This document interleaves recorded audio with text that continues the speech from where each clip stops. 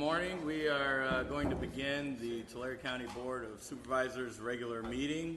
If everyone could please stand for the Pledge of Allegiance that Supervisor Shucklin will lead, followed by a moment of silence. Please join me in saluting our great nation's flag. I pledge allegiance to the flag of the United States of America and to the republic for which it stands, one nation under God, indivisible, with liberty and justice for all.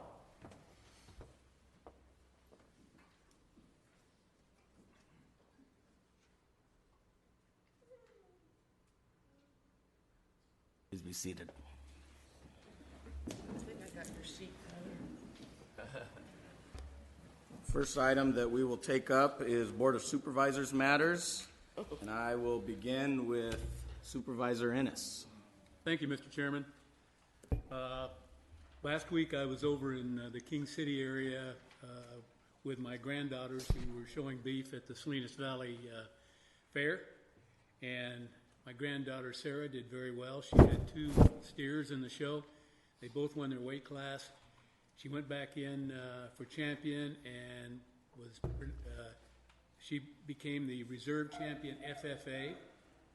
And really the bright part of the whole deal was when she went to the sale on Saturday. We couldn't stay over there. We had to come back.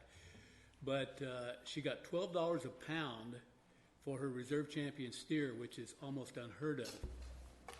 Then she took her second steer in and got $7 a pound. So between the 2 steers, she did very well at the fair. So it was amazing.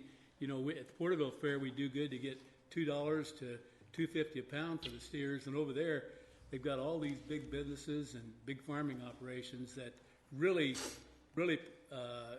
work with the kids and try to make sure that their projects get paid for. But she got hers more than paid for. That's her college fund. So that's good. She's thinking she'd like to be a veterinarian, which is very expensive to go to school for that. So anyway, yesterday we had the TCAG meeting, and of course we went over the bridges like we did in our meeting here and updated everybody on our bridge program. 355 bridges in the county, over 3,000 miles of road. We also talked about SB1 and the things that could happen if it's overturned. We'd have to go back to the drawing board with the projects that we've got on tap to go forward. But all in all, it was a good meeting yesterday, and that's about all I have. Very good. Beef's on the menu at the Ennis household.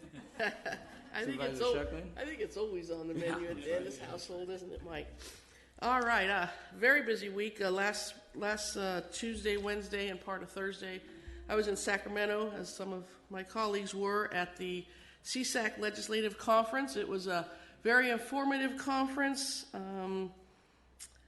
Had some talk with some legislators about current things that are happening. I attended the Administration of Justice Policy Committee, where there was a lot of talk regarding mental health for inmates, mental health courts, and things like that. And it was kind of interesting to me because a lot of the things that other counties were talking about implementing or wanting to implement, Tulare County already has, such as the mental health court, such as ride-alongs, mental health workers riding along with law enforcement. So it's always nice to hear that we're a little bit above what everybody else is doing. Last Thursday, we had the culmination of our Youth Challenge Awards, which is a step-up program where middle school and high school throughout Tulare County sign up and take on a community project, which they work on throughout the school year. And on last Thursday, we had the awards, and it's really amazing to see these school kids come up with community projects such as suicide prevention, child abuse awareness. They did programs for veterans. They did programs for the elderly, programs for veterans, bookmobiles, food pantries. So there's a lot of brightness out in our community with our youth. So that's always good to see. We gave out $15,000 in awards to those schools to help them sustain these projects. Last Friday, I attended Senior Day in the Park, and that was another great event that was put on by various organizations. KTAAA, which is our Kings Tulare Area Agency on Aging. That's a mouthful.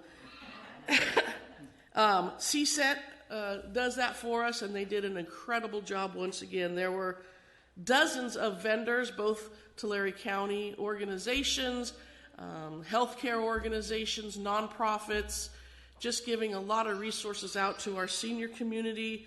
There was food, entertainment. We had from mariachis to the king himself. Elvis was there. So a good time was had by all. Just to clarify, were you there as a participant or a supporter? I'm not. Well, I was at both. Okay. Not because of my age as a participant, but just to be there. So, all right, not yet. I also was at the TCAG meeting yesterday. Last night in Tulare at the Edison Ag Education Center, we had another Step Up program, which was the graduation of our #LEAD program. #LEAD is a leadership program that's offered to juniors and seniors in high school in Visalia, Tulare, and Porterville. And in those three cohorts, we graduated 63 youth who will be going on. Some are going on to higher education, such as UC Irvine, UCSD, and of course the great Fresno State. I did not hear any that were going to UCLA. I again want to thank CSET, who facilitates that program for us and does an incredible job, and also Southern California Edison. As far as today, I'll be attending the Visalia POA meeting. Tomorrow we have our meeting with the Retirement Board, a joint meeting. Thursday, I will be at the Heroes Breakfast at Quail Park, and I know our law enforcement will be there. Every year, Quail Park does an incredible breakfast for our public safety folks, and they give out some great prizes and just give them a really nice breakfast. Also on Thursday is our Wellness and Recovery Picnic, I believe, at Mooney's Grove Park, which I will be there. Man, I'm busy this week. Friday, I have the San Joaquin Joint Powers Authority, also known as our Amtrak Committee, in Modesto, but I'm getting a reprieve. I get to call in because I rode the train a couple of weeks ago, so they're giving me that. And also, our Tulare County Fire Department will have its Academy graduation on Friday night. Saturday, I will be at the Visalia Pride Celebration. And lastly, tonight, I back up, is our Visalia Chamber of Commerce Leadership Visalia graduation with our own board representative, Samantha Ferrero, as one of the graduates. So I will proudly be there. I might even yell out something, Sam, so don't be surprised. Air That's horn. all. Yeah. That's all I have. Supervisor Vanderpool. All right, thank you, Mr. Chairman. First of all, I have to say congratulations on your first meeting chairing the Board of Supervisors. And boy, I got to tell you, you brought a fan club. I appreciate all the support. My first meeting in 2013 that I was chair, I probably didn't even have 1/10 of the audience filled. But your first meeting, congratulations, you filled up the house. So good job. A couple things I wanted to go over. This week on Wednesday, I will be drawing the 50/50 raffle down at the Early Mart Rotary. That is a wonderful organization in the community, and I don't know why they asked me to do that. You know, you're in a no-win situation. You got all these people in the audience that are hoping that you draw their name, and most of the time it's not their name. You just draw a ticket from someone that's not even there, and so you got a bunch of people that end up hating you after doing it. But they want to make sure it's something special, and it helps raise several $1,000s for the Early Mart Community Rotary. Plenty that hate you before you vote. Yeah, that's too, right. so. I didn't need to draw the ticket to be hated. This week we also on Wednesday have a joint meeting of the Retirement Board, which I sit on as the board's representative, but also with the rest of my colleagues from the Board of Supervisors to discuss the use of pension obligation bond proceeds and other matters. I also have a Retirement Board Administrative Committee meeting following that meeting that day. And then the International Agri Center meets this week at 4 o'clock on Wednesday at the Heritage Complex. And those were the things I wanted to go over, and I hope everyone has a safe and a wonderful Memorial Day weekend. Thank you. I just wanted to point out that Supervisor Worthley this week is in Washington, D.C. lobbying on behalf of the San Joaquin Valley Air Pollution Control District, working on air quality issues that impact all of us here in the San Joaquin Valley, which is why he's not present today. Last week, I also attended the CSAC Legislative Conference, and the two items that I really wanted to to get support on from CSAC and the Ag, Environmental and Natural Resources Committee. There were 2 action items. One, to take a position of support for SB 623, safe drinking water measure. There's also part of the budget trailer bill, as well as the November water bond that Dr. Jerry Merrill has been promoting throughout the state of California. And there was lively debate on both of those fronts, but they both passed out of the committee with a wide range of support, and that will go before the executive committee of CSAC for formal recognition and support from CSAC. So I think that's both of those have huge implications for water, whether it's water supply in Tulare County or just water quality issues. And so it's a great step forward. Those things aren't easy whenever we're looking at fees or looking at going out and going into debt for a bond, but there's something that are greatly needed for Tulare County and the rest of the state, so I was very pleased with that. This week I have several meetings, and I would just want to echo Supervisor Vanderpool's comments regarding Memorial Day weekend. This is a great weekend that we get to honor those that have given us the ultimate sacrifice in service to our country, and I know there's a lot of great activities throughout all of the county, and I would encourage you all to honor those who have fallen and given so much to allow us to have opportunities like we have today. With that, I will move on to item number 2, present a proclamation recognizing the importance of organ donation in Tulare County, as well as recognizing the month of May 2018 as Organ and Tissue Donation Month in Tulare County. And if Sheriff Mike Boudreau would come up, I believe he has a few words and a video to show us.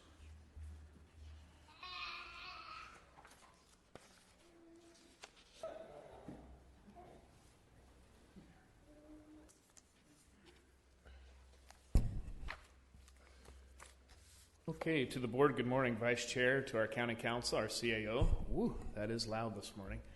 It's good to see everyone this morning, and thank you. I'm your Sheriff, Mike Boudreau. I wanted to talk this morning about how the Sheriff's Office is a huge supporter of organ donor and tissue donations, not only through the Coroner's Office, but the last year, I'd like to introduce Sergeant Michelle Price to my left, my right, your left. Sergeant Price donated one of her kidneys to Deputy Dwayne Bass and saved his life.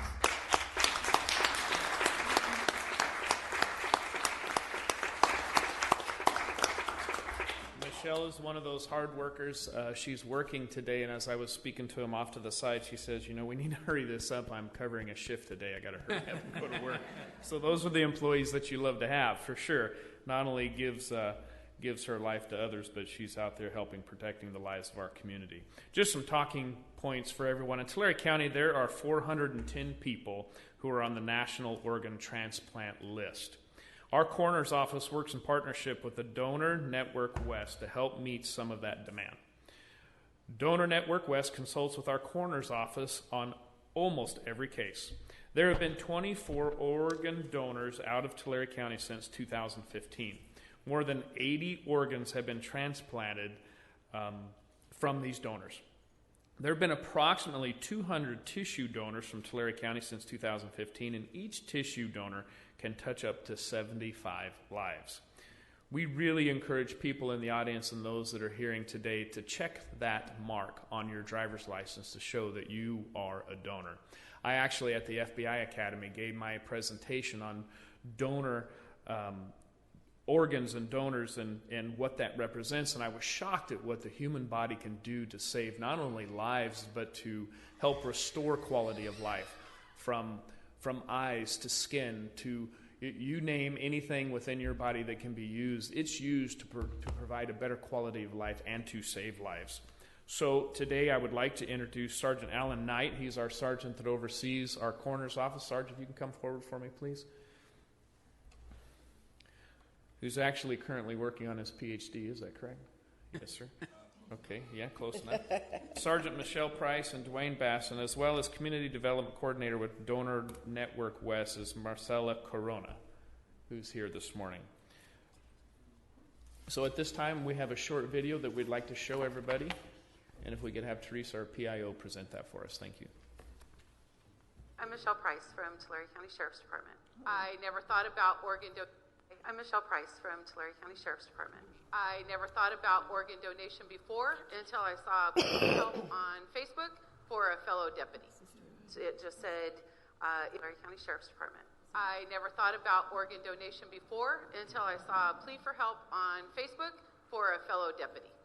It just said, if you want to be a donor, here's the application. And as soon as I saw that, I said, why not? Might as well give it a shot. And I filled it out that night, faxed it away that night, and they called me the very next morning.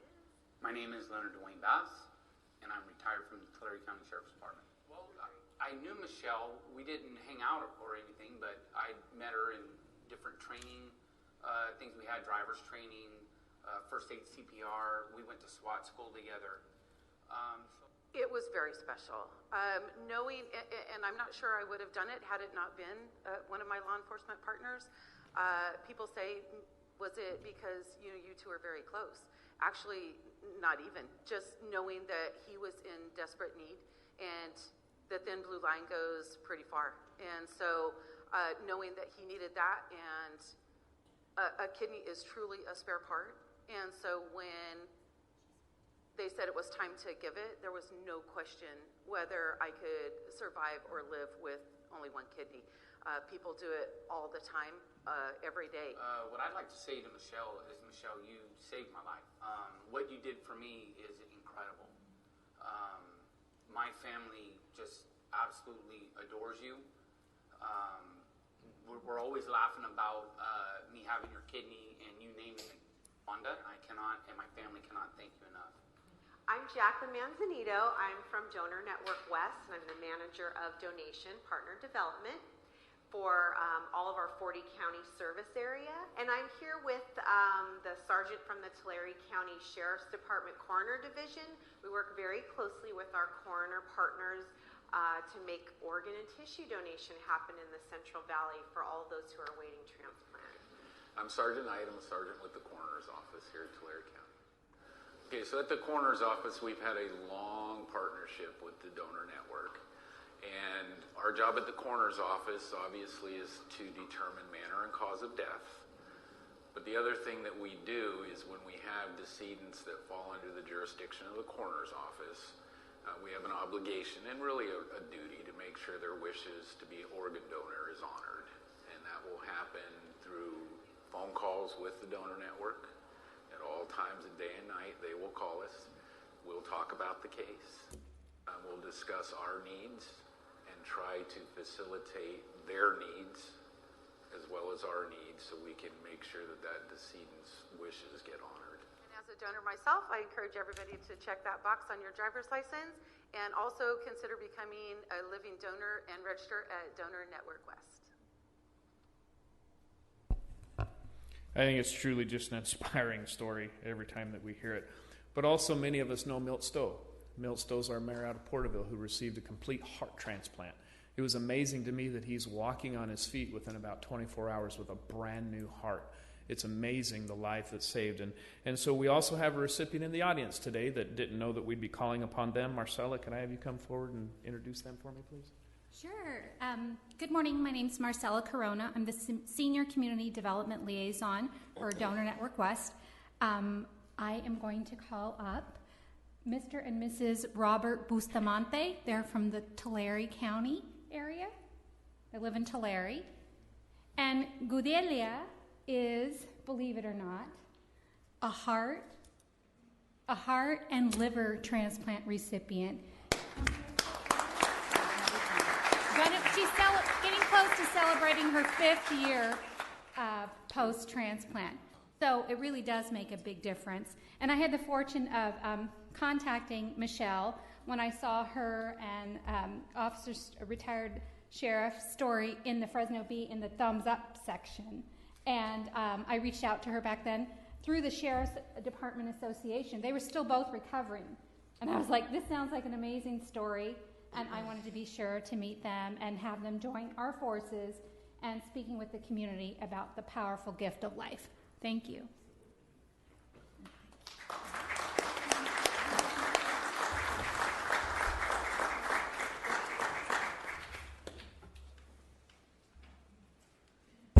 You guys would join me in the well.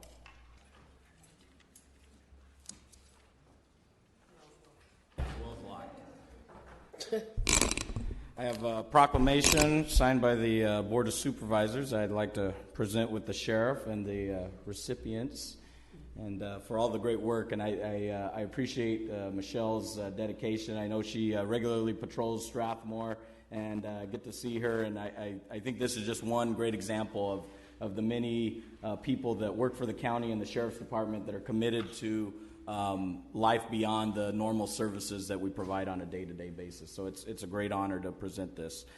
This proclamation is recognizing the importance of organ donation in Tulare County, whereas more than 410 individuals in Tulare County are currently on the National Organ Transplant waiting list, and 22 patients die each day across the nation due to the shortage of donated organs.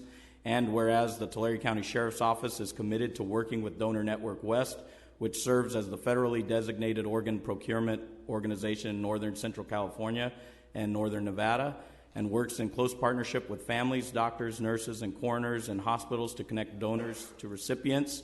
And whereas Sergeant Michelle Price serves as a role model for organ donation. In 2017, she donated one of her kidneys to retired Deputy Dwayne Bass, knowing that organ and tissue donations are life-giving acts recognized worldwide as expressions of compassion to save thousands of lives each year.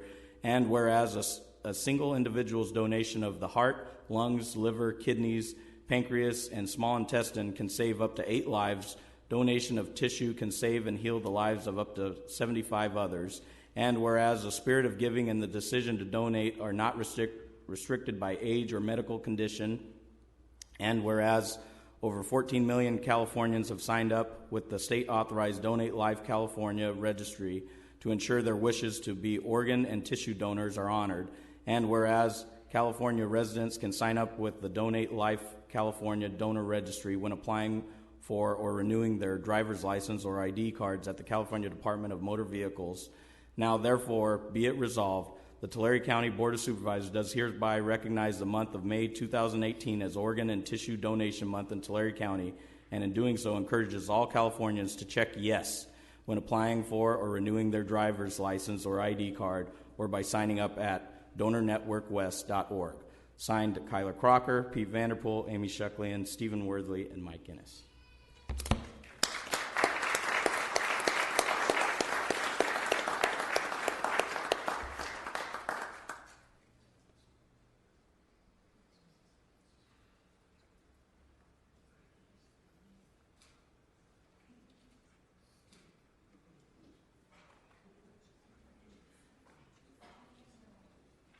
Yeah.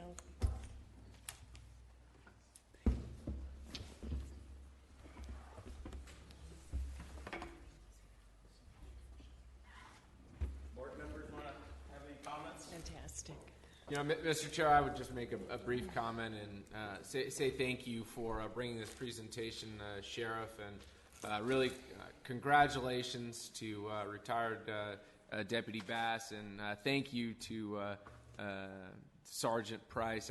What a moving experience. I mean, it gave me chills to know that Deputy Bass has his life because of Sergeant Price. It's really an amazing thing to be able to give the gift of life.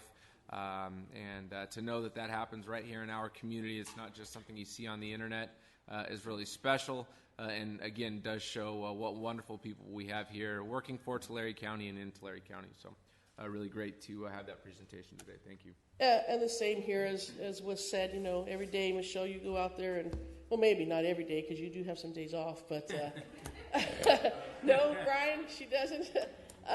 But to do what you did, and it's nice to see this all, you know, come to fruition, because I was at the DSA holiday party when it was first announced a couple of years ago that you were doing this. So being able to follow through with that. It's just an incredible thing. Thank you. And Deputy Bass, the best to you, too, and your family. Thank you, Michelle and Deputy Bass. What a great thing to do. It makes me kind of emotional.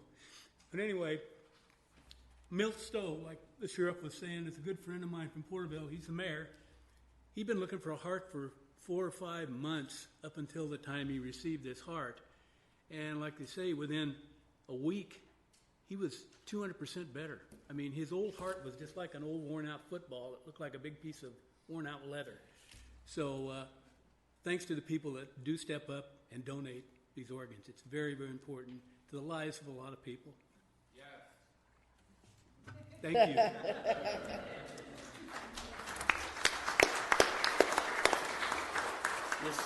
This is an action item, so I would entertain a motion. Move approval? Second. Any public comments? Please vote.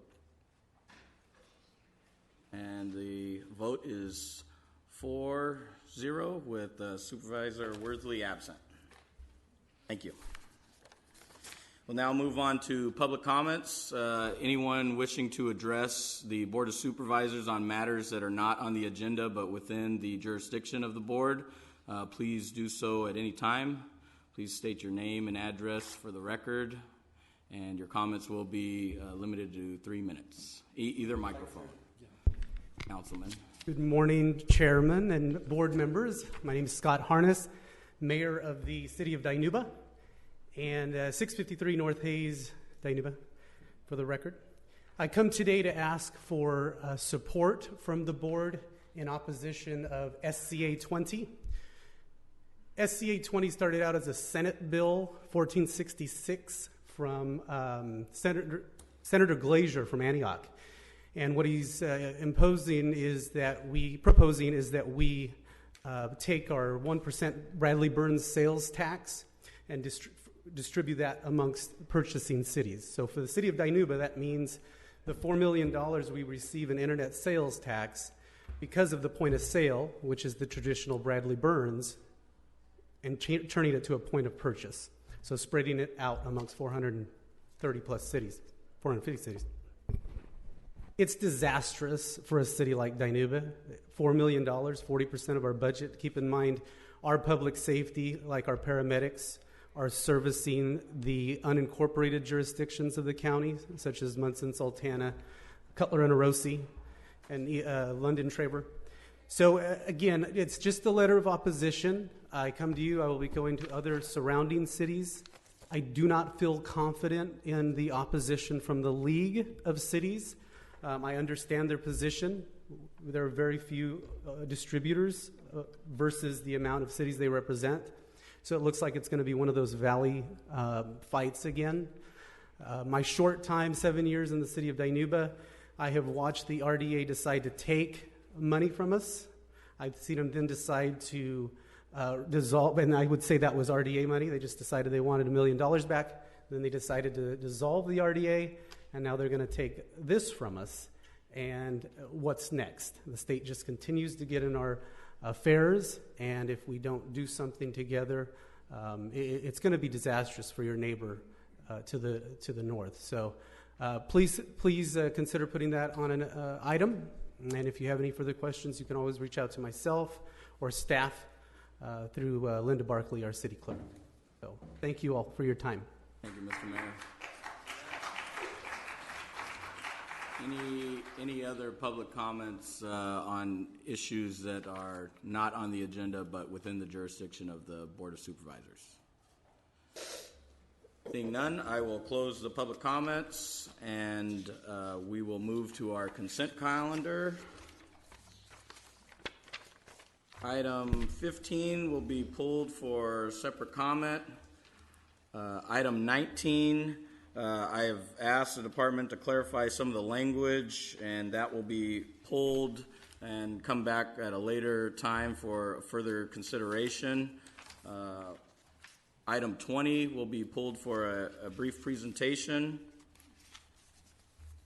Is there any other items that the board would like pulled? Item 34. Item 34.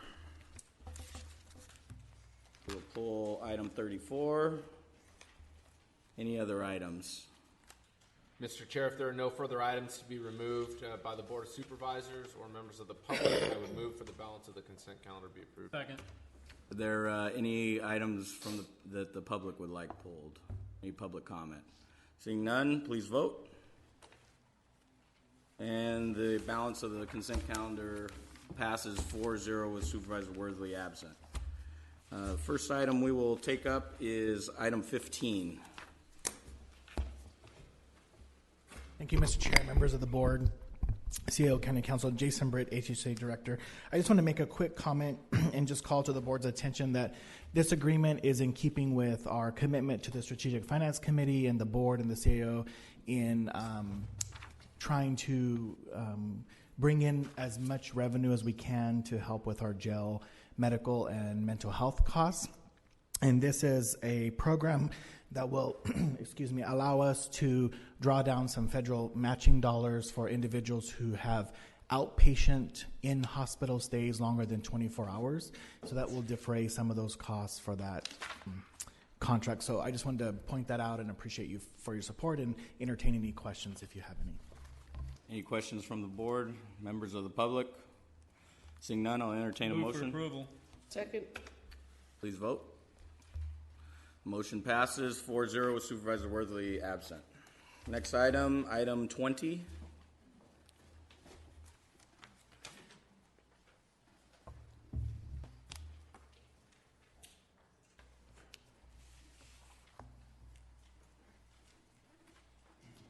Vice Chair Crocker, Board of Supervisors, Mr. Spada, Ms. Peterson. Kim Dorick, the Mental Health Director for Tulare County Health and Human Services Agency, and I have a brief presentation this morning. I'm pleased to discuss with you a pilot project that is a collaborative effort between the public health and mental health branches of HHSA. In that vein, I'd like to acknowledge Karen Elliott, the Director of Public Health, and her staff for their generous assistance in this planning of this pilot project.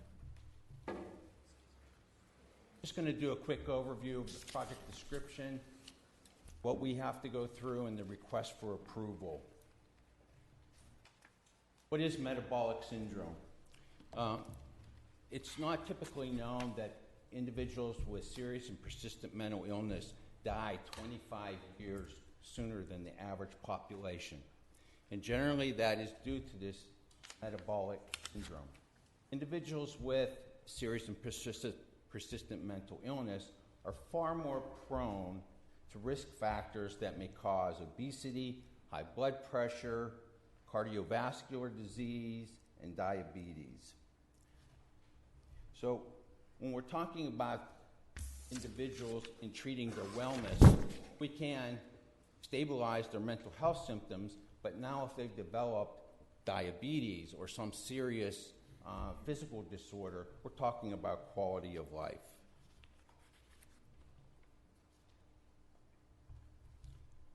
The project description, we're really trying to decrease the negative health factors and increase life expectancy. How we're going to do this, a licensed medical provider from the Visalia Healthcare Clinic will see participants in this pilot study at regular appointments and do an assessment to see if they have any of these risk factors. If they do, they will be set up with their PCP, or we will get them PCP, or if they need a specialty physician. At the same time, our psychiatric providers will be acknowledged of this issue and their treatment team. We're also going to provide education to the individuals in terms of improving their nutrition, increasing physical activity, reducing stressors. We'll also provide training to our staff to be more aware of the signs and symptoms of the metabolic syndrome. For this pilot, we are going to first utilize individuals that receive injected psychotropic medications.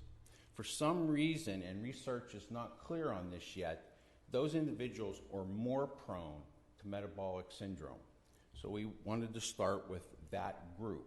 And those people will be at our Visalia Adult Clinic. We have 120 people that we're looking at initially for the pilot.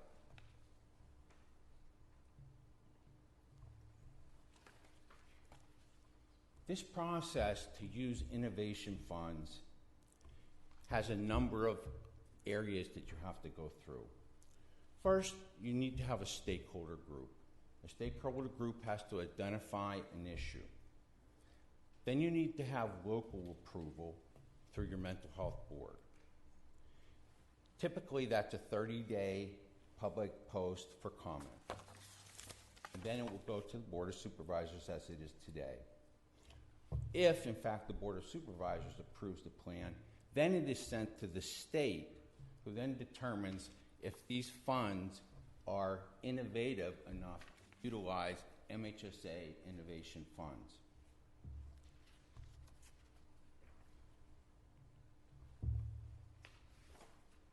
We did receive a public comment during the 30-day period that felt that we did not use the correct stakeholder group. We do have an innovation stakeholder group, but we do a larger process every 3 years. And during that time, in 2017, we did a 3-year plan for the Mental Health Services Act, which included 884 surveys and 28 focus groups. Out of those groups, 29% of the individuals indicated that a problem area was untreated physical conditions. So from there, we went on and did the research in terms of metabolic syndrome. So we did follow, per California Code of Regulations, Section 3300.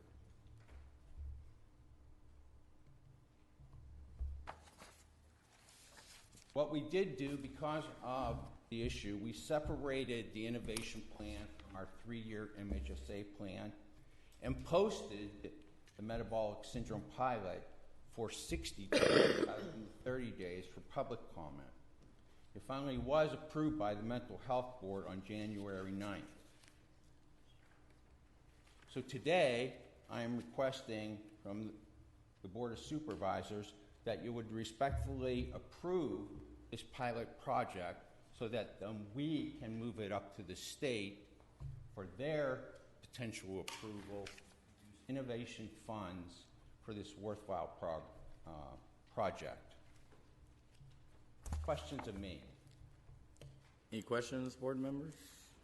Comments? I'll just make a comment. Dr. Dirk, thank you for doing a presentation on this. I think that we have a great staff in the mental health branch, and you guys do a great job of using all resources available to you to come to conclusions and what you ultimately end up bringing here to the board. And I appreciate the utilization of the vetting processes that are in place. And they too have given the recommendation to this to get to this point. And so I'm very happy to see this move forward, and I'm very supportive. With that, I'd move for approval, Mr. Chair, if there's nothing further. Any comments from the public regarding this? Seeing none, I would second that and say I believe it's a very worthwhile program too, and that's one of the major problems throughout, not only Tulare County, throughout this nation is mental health. Anything we can do. Thank you.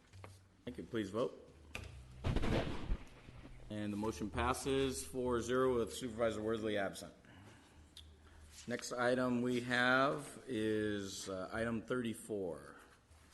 Approve a memorandum of understanding for the Central Valley Regional Bomb Squad with participating agencies effective the date of last signature and ongoing until terminated for the purpose of forming a cooperative partnership between the agencies to facilitate safe and efficient responses to incidents concerning any explosive ordinance. All right, we got it. No questions, Sheriff. Just comments as far as I think this is a great thing. I know when I was on the city council with Visalia, Tulare County and Visalia, work together on that. And I think any time that we can pull together and collaborate with other agencies, it's good for not only our county but our region. I know financial savings and whatnot.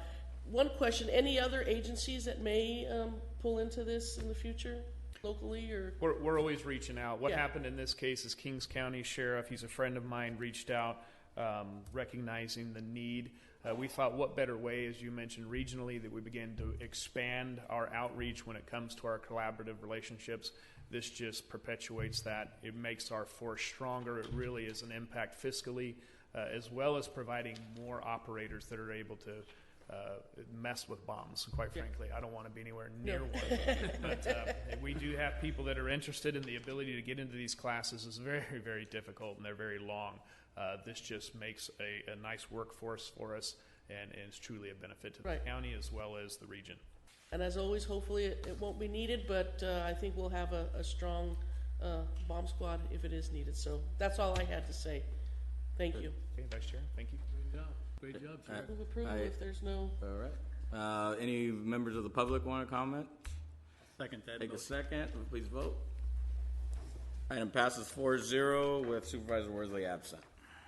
Next, we will go to our public hearing that's scheduled for 9:30, as we're after 9:30. There's a request from the Solid Waste Department to consider an increase to the franchise hauler's maximum collection ancillary rates for service areas A, B, C, D, E, G, H, and J. X, Y, Z. ZK, elemental P. Good morning, Bryce Mr. Howard. Good morning, Bryce Howard, Director of Solid Waste. Today we're here to request a rate increase for our haulers that pick up the trash and the recyclables and the green waste in the unincorporated area of the county. This is an annual process. We did this last year as well.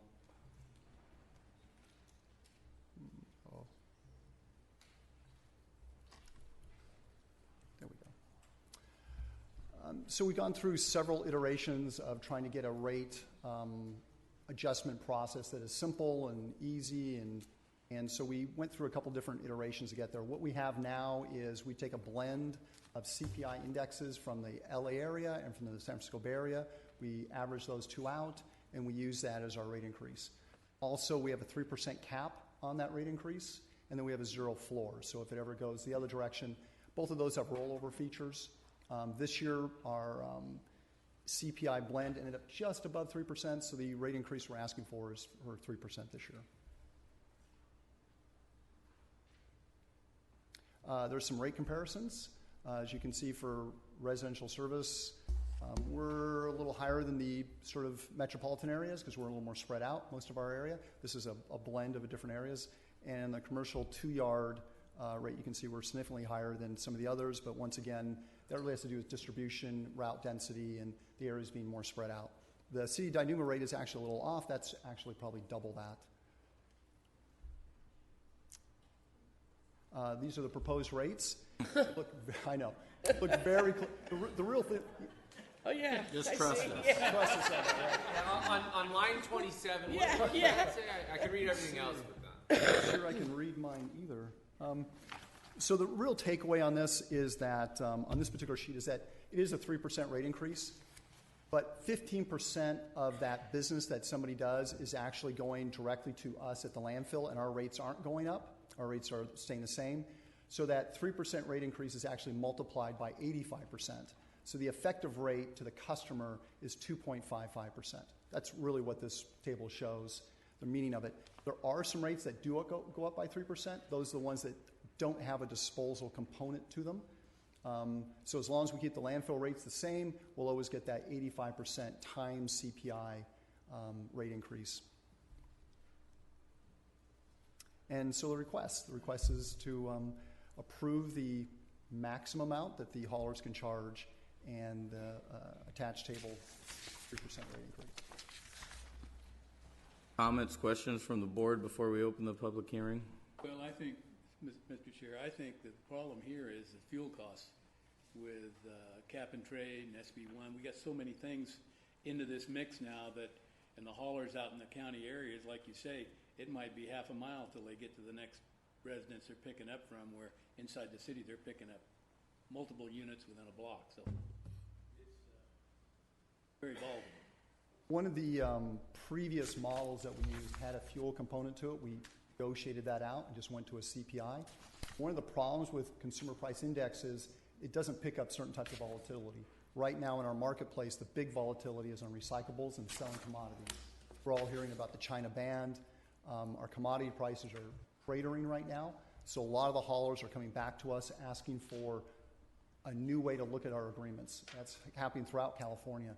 So I would suggest that sometime this year, this calendar year, we'll come back to you with probably some sort of amendments to our existing agreement to take into commodity volatility. The other thing we're looking at is organics. The state of California has implemented organic recycling. We have to take food waste and recycle it. So all commercial entities of a certain size will have to have a food waste recycling component to it. That'll be another cost and another negotiated item. We'll have to come back to you sometime this year. Very good. If there's no other comments or questions at this time, I will open the public hearing. Any member that wishes to speak on this item, please come forward now. You have 3 minutes to address this board regarding the item. Seeing no interest, I'll close the public hearing. Any further comments or questions from the board? I would just make the comment that I know that you mentioned in your presentation that this has the potential to go down too. It never seems like that happens. It's always going up, but we are very fortunate to have service providers throughout the county that can provide this service in a very rural setting, that locations for pickup are spread out all over the place, and this is still a very reasonable rate. So with that, I would move for approval, Mr. Chair.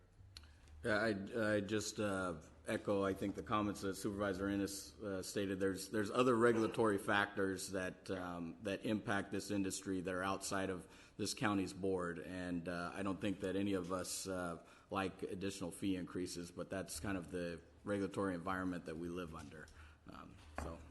I'll second that motion. Please vote.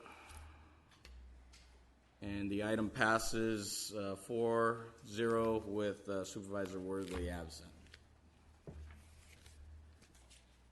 Thank you.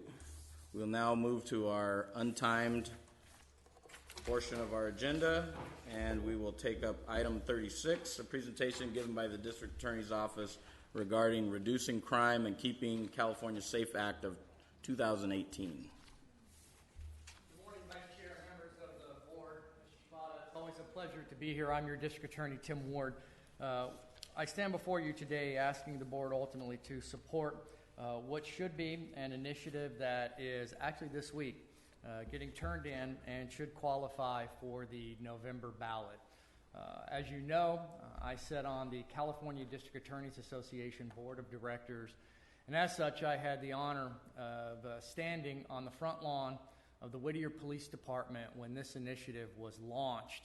And what we and the District Attorneys Association and members of law enforcement across the state, retail industry, and others are seeking to do is address a strategic, narrow address of correcting some of the wrongs from Prop 47 and really Prop 57.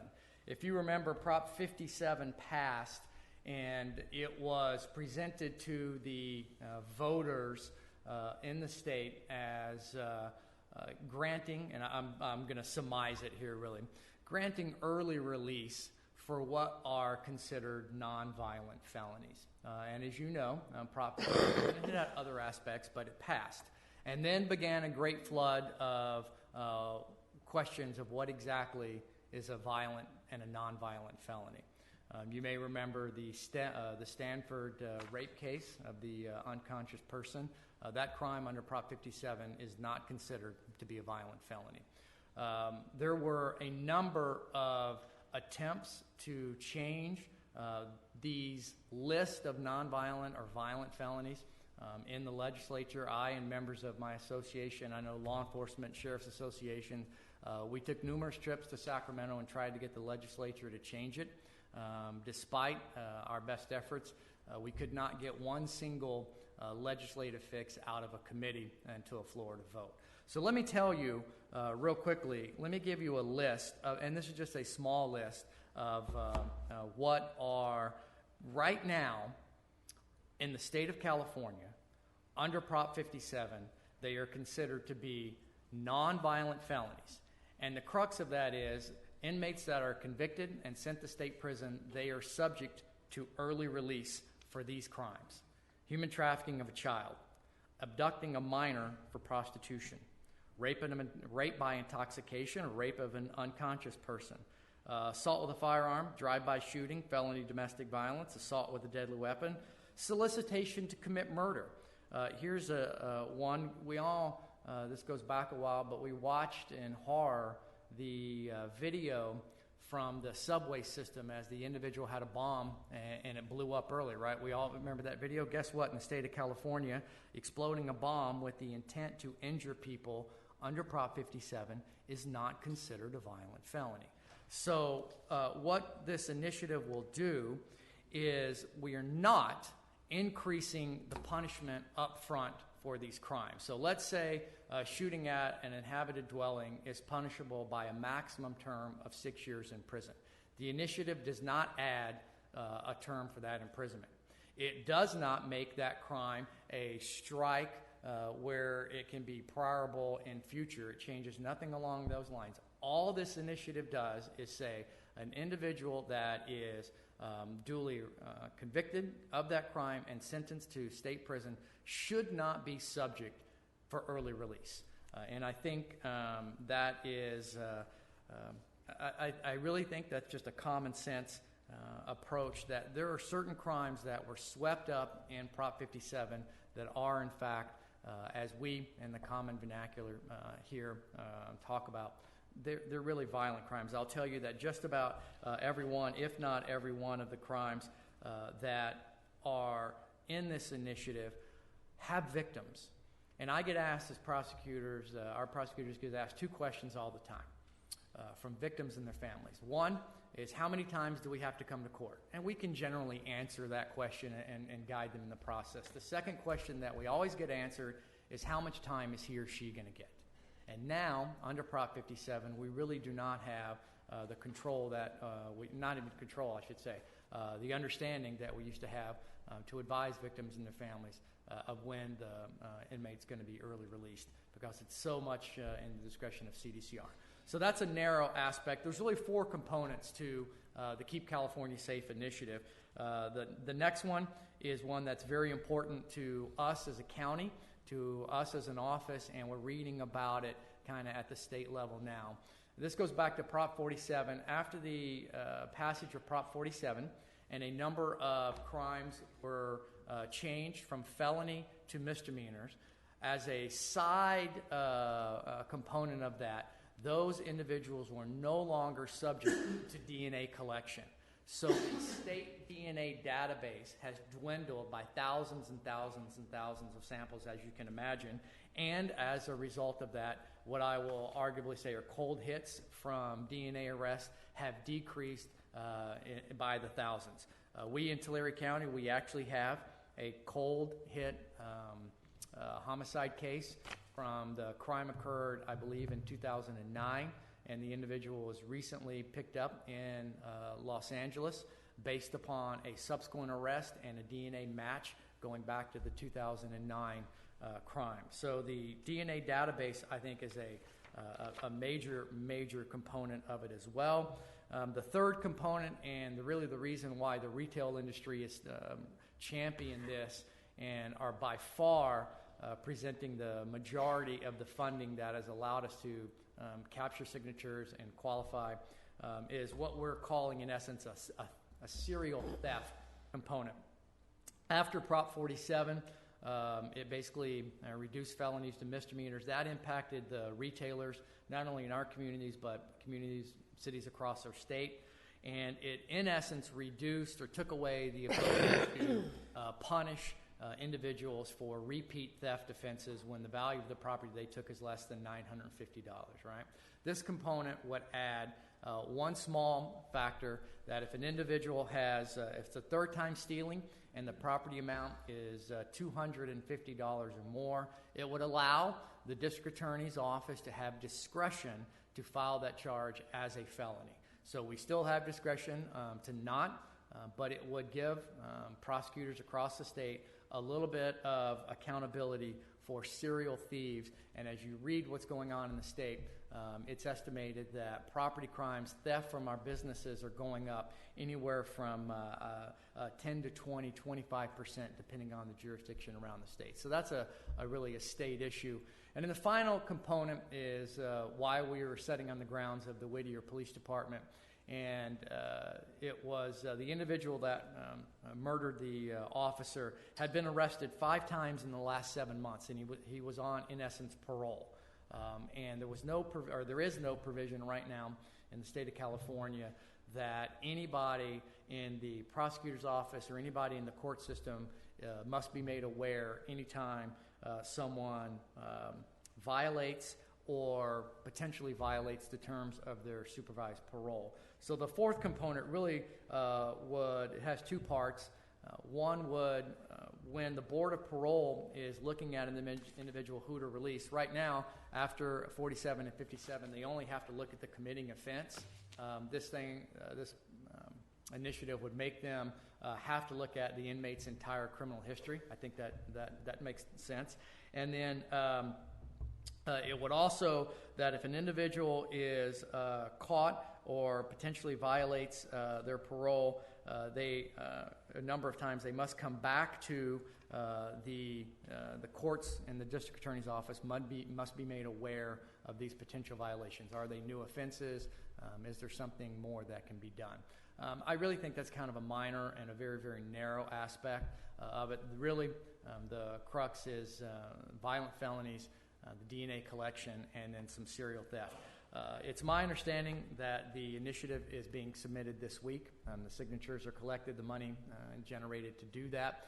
I anticipate that there will be more news on this going forward. So I'm not asking the board to write a letter or do anything other than just vote in support of it. And as the initiative rolls out, obviously the political state, if you will, is focused on the June election. This will be on the November election. So time will come for more marketing. But I think it's important that we as an association, I know the state police chiefs are looking at it. I believe the sheriffs are as well. And I know our local police chiefs support it as well. As it rolls out and we get more of the marketing machine up and running, we may come back to the board, ask for more on that. But I think it's important that when this is publicly announced in the near future, that we can say that the Tulare County Board of Supervisors stands behind law enforcement, not only in our communities, but across the state, saying this is a common sense, small, narrow, strategic fix for parts of Prop 47 and parts of Prop 57. We're not unwinding the whole ball of wax, just taking a common sense approach really to help victims and help our merchants that are having a tough time in the economy. So with that, I would ask that you support Keep California Safe 2018, and I'll be more than happy to answer questions. I believe this is just a presentation, so okay. I don't think that we can take action at this time.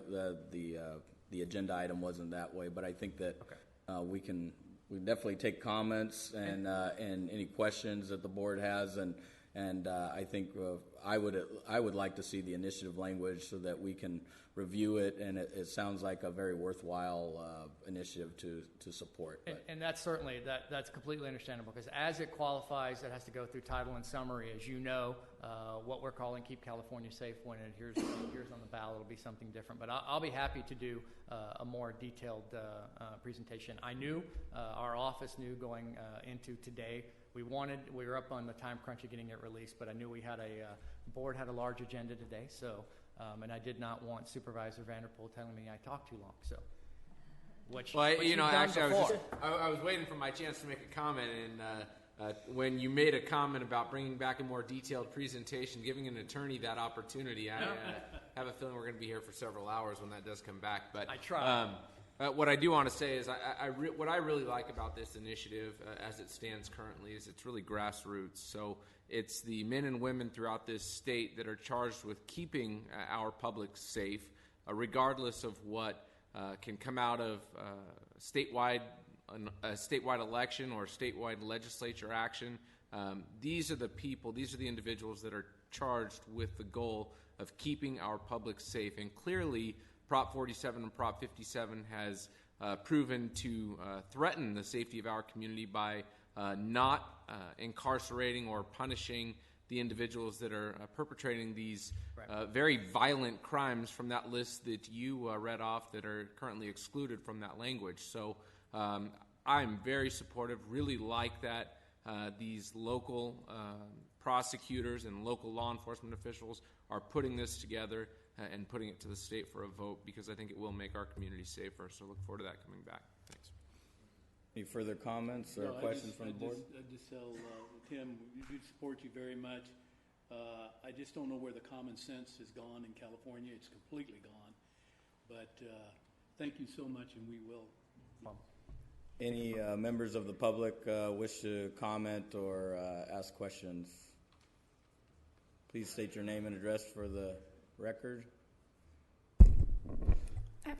Abigail Solis, 753 East Quill Avenue, lifelong resident of Tulare County, also a school board trustee for the Early Mart School District Board of Trustees. I did have a clarifying question about the presentation. I support most of what was said, but I wanted to clarify.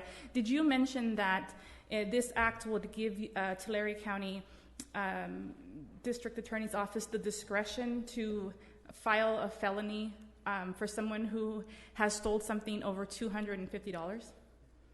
So the language, in essence, revises the theft threshold by adding a felony for what we're calling serial theft. When a person is caught for third-time theft, and the third-time theft has a value of $250 or more, it would be what California calls a wobbler, and the district attorney's office would have discretion to file it either as a misdemeanor in the new offense or a felony charging the prior theft offenses. Kind of like what we used to have in California, petty theft with a prior, which was a wobbler as well, and could be filed as a misdemeanor or a felony. This would allow us to do that and, in essence, drop the dollar amount from $950 to $250 and add a provision that if a person has 2 or more prior theft convictions, they can be charged as a felon. So I just like to state that my opposition and hope that you will really consider why people in Tulare County are stealing things at $250. There is there's facts that show that people in Tulare County are suffering from food insecurities, are suffering from low unemployment rates, and sometimes are forced to do things that they later regret because of financial insecurities. And it would be awful to place a felony on someone, as you know, that's a lifelong consequence, and it adds to the inability to be able to get good paying jobs. So I would just like to publicly express my concern for that provision of an otherwise good idea. Thank you. Thank you.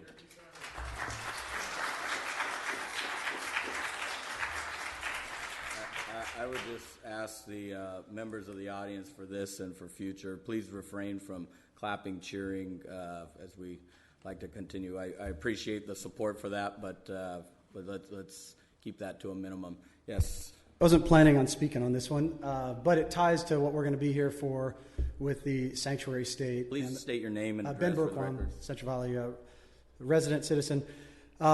This is the fight that we're in the state of California, the lawlessness by the left in the state of California, the nonsense that some criminal, an excuse that they're going to do 3 burglaries, steal 3 times, and we're going to care that it's because they're disenfranchised.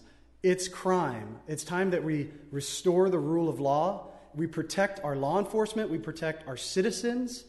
And we hold criminals accountable. Thank you, District Attorney. Thank you, all law enforcement that protects and serves. I absolutely support this. Thank you. Sir, any other public comments regarding that item? Sure. I also wasn't planning to speak on this Please matter. state your name and address. Sure. I'm Barry Kaplan from Porterville. I also have a question for the district attorney in terms Please of this direct presentation. comments and questions to us, and if we can direct that. Okay, that's fine. So, in the earlier presentation on the rates for the trash pickup, there was plenty of discussion about prices being tied to the consumer index and rising based on the economy. what we heard today in this presentation, that there would be, that this bill as proposed, or this prop as proposed, would be a fixed number, whether that's the right number or not. If it's selected and if it's passed, then after time, what's $250 today or next year, 10 years from now, maybe when someone has this third charge wobbling on them, $250 then might be more like $50 today. And I don't know if that's the intention of the district attorneys groups and the law enforcement groups that are writing this or not. And I would ask you to ask the district attorney to clarify if it's his intention that this bill not take into account inflation or other economic forces. Thank you. Thank you. Any other public comments regarding item 36? Please state your name and address for the record. My name is Jane Bodine, 26160 Road 108, Tulare, California. I also didn't come to speak on this, but I couldn't help but come up. My brother has been in prison for 27 years. He now is at Vacaville Hospital, the California medical facility, in a stroke. He is paralyzed on his right side. I do not trust the district attorney of our county to make decisions about either or, about people going to prison. Our district attorney, Mr. Ward, has sent people to try to keep my brother in prison. My very biased opinion is that he shouldn't be in prison. The reason he is in prison is because this county did not step up as far as mental health services. I have met so many really wonderful inmates who have been in for 20, 30 years because they did something, either because they were mentally ill or drunk or post-traumatic stress situations, who at this point, in my, again, very biased opinion, should never stay in prison that long. Our California Department of Corrections and Rehabilitation is very skewed to vengeance rather than redemption. I just wanted to say that. Thank you. Any other comments from the public? Seeing none, Mr. District Attorney, did you want to make any comments regarding some of those said? If not, I have a comment. Yeah, go ahead. Tim, you're going to bring this back to us, right? I mean, we're hearing a lot of comments right now, but I would encourage those folks to keep an eye on the agenda and come back and speak at that time. This was just a precursor to what is ahead, correct? Yeah, that is correct. So, okay. What we anticipate. Speak into the mic. What we will anticipate is that in the very near future, it should go through the process and qualify for the November ballot. Once the June election is done and behind us, for clarity's sake, I'll come back and do another presentation. By that point, we should have title and summary and know a little bit more about what and how it's going to appear on the November ballot. But the language of the actual initiative is pretty much out there. And there's a webpage, Keep California Safe. There's some information online, but I'll be more than happy, Supervisor Shuckling, to come back and do that. Thank you. Very good, and we'll make sure and ask staff to review that and go over that initiative. Seeing no further comment by the board, we thank you, and we'll move on to item 37, a request from Human Resources and Development Department to authorize an agreement with BMG Money effective June 1st, 2018 for the purpose of offering emergency loans to employees. Ms. Sustrom.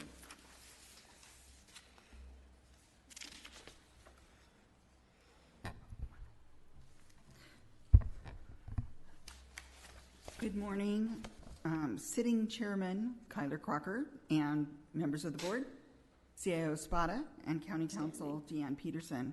I'm Rhonda Sustrom. I'm your Human Resources Department Director. And today we're presenting an item requesting approval of an agreement with BMG Money to offer unsecured loans to county employees and to authorize the chairman to execute the agreement with BMG Money effective June 1st, 2018.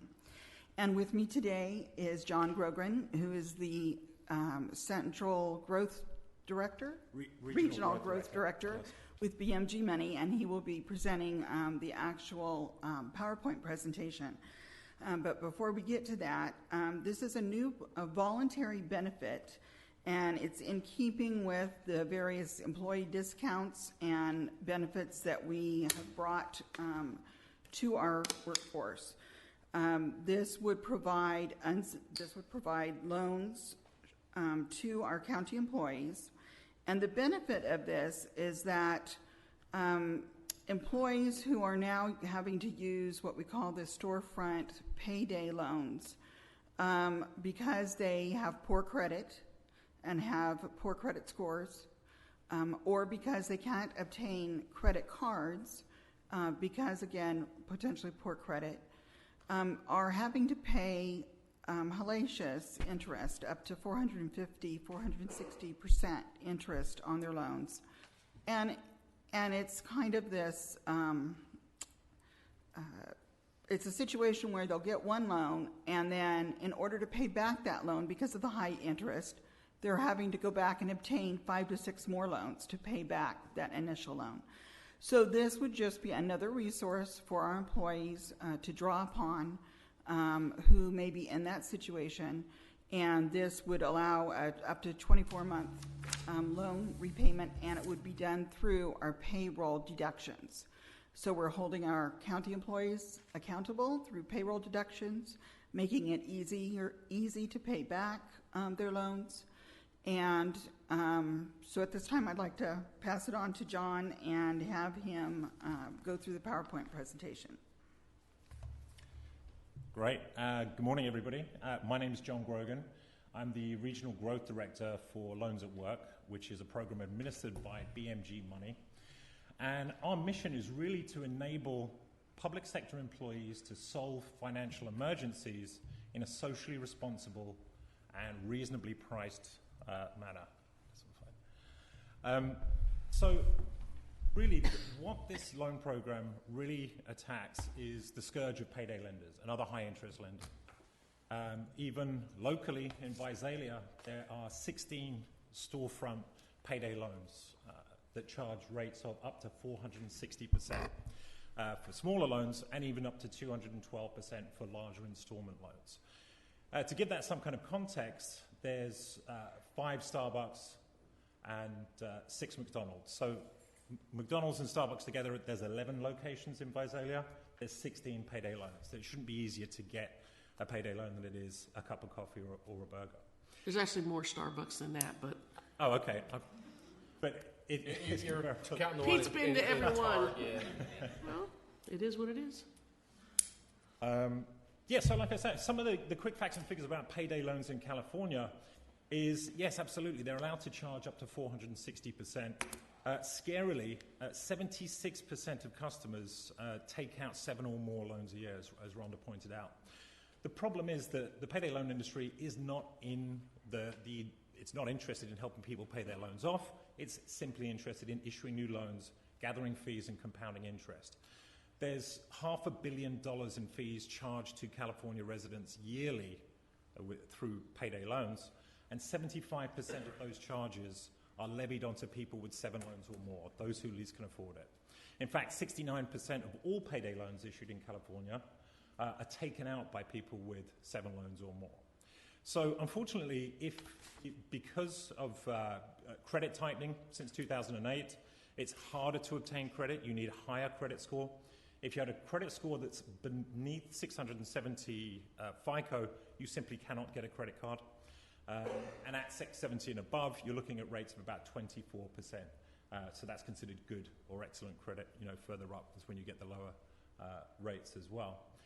So Loans at Work really is a solution that's been running since 2011 in Florida and other states that enables all public sector workers, where the loan program is in effect, to borrow between $500 to $5,000 and then choose to pay it back via payroll over 6, 12, 18, or 24 months to make sure that if they have an emergency, perhaps the transmission goes in their car, a car they need to go to work, they break a crown, a child has an ER visit, a pipe burst in their house, whatever the emergency, and they crop up fairly frequently, more so generally when you can least deal with them, that you don't have to resort to go to a payday lender to solve a $2,000, $2,500 expense and then, be subjected to 5-6 plus years of interest and large amounts of loans.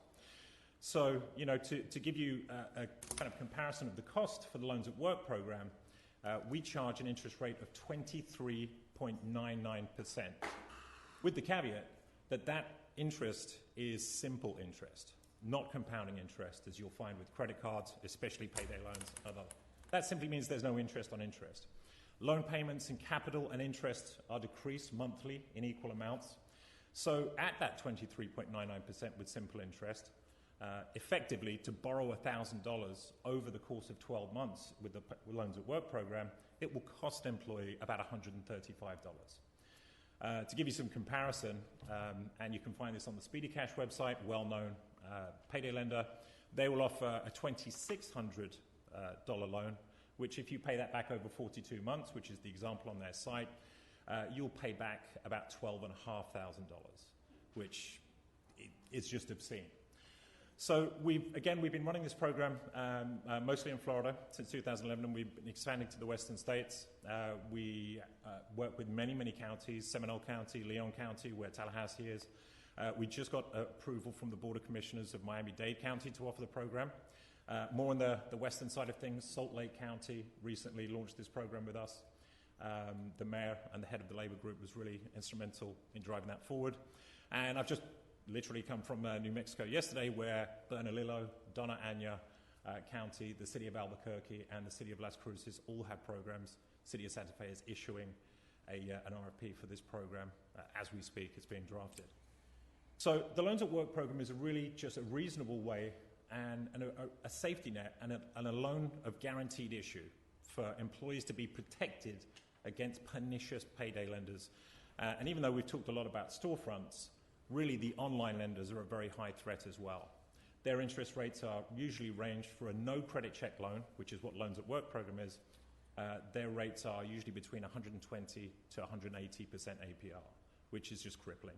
It's you'll pay back 2, 3, 5 times as much, depending on the repayment schedule.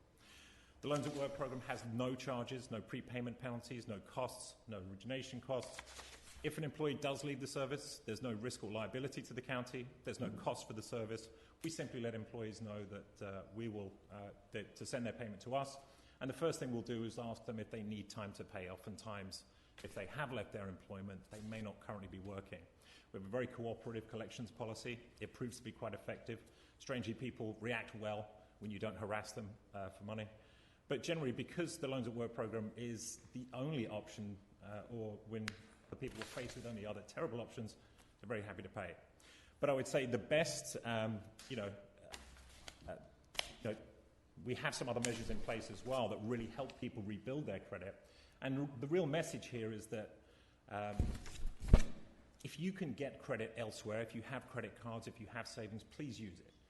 We do so much that on the first page of our application, we actually indicate to borrowers you may be able to borrow at a cheaper rate from your credit union, and we provide a link to a credit union of the county's choice on the first page of our application. But if you don't have that option, please go ahead, but look into a payday loan store. We report on-time payments to credit bureaus, and of course with payroll deduction, that's 100% of on-time payments. And for those of you that know what a high impact that has on credit scores, this will enable these loans to bring people's credit scores up to the level where maybe they can obtain interest at more traditional rates. We have measures of only one loan at a time, one loan per household, and we means test all the loans to make sure that repayments do not exceed 10% of people's take-home pay every single pay period. So they have the ability to pay, and they're not going to get into trouble with the loan, is the idea.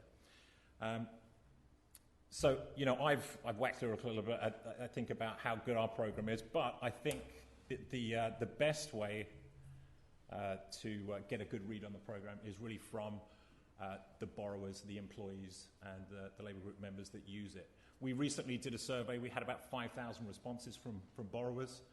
They rated the application process here. As you can see, about 96% rated it 4 or 5, with the majority in the 5. we also asked how likely it would be that you recommend this service to a friend or colleague. Overwhelmingly positive. This has a huge effect on employees' lives, especially those who have nowhere else to go. You can see that if we look at the different uses for the Loans at Work program, and this is from the survey from 5,000 borrowers, it's auto repair, it's home improvement, it's paying off payday loans and other emergency expenses that would otherwise have them walking in to payday loan stores or going online and being pursued, really, these days by other high-interest lenders. So there's no credit check for the loan. All they have to do, they don't even have to approach HR. They hop onto our website. The application process is extremely simple. They can do it from their phone. We have a full support customer service line, 0800 number, and chat support round the clock for people to help with their application. If you apply on Monday morning, the money will be in there on Tuesday into your bank account. We give the same rate to everybody, regardless of economic circumstance. You can even have had bankruptcies as long as you don't have an active bankruptcy. You don't even need to have a bank account. Just by virtue of being an employee of the county with 1 year of service or more, you're able to access the Loans at Work program. So just to sum up, it's really the message is that this loan isn't for everybody. If you can borrow at rates that are reasonable, please do so. But if you're in a situation where you have a low credit score and you really only have bad alternatives, then please don't use them. There's a program here to help you solve those problems rationally and reasonably. That's it. I'll take any questions.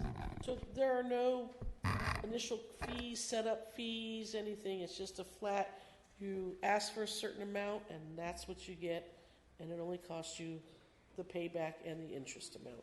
Precisely, yeah. So employees, it's means tested, and we want to make sure that repayments aren't more than 10% of net earnings per pay period.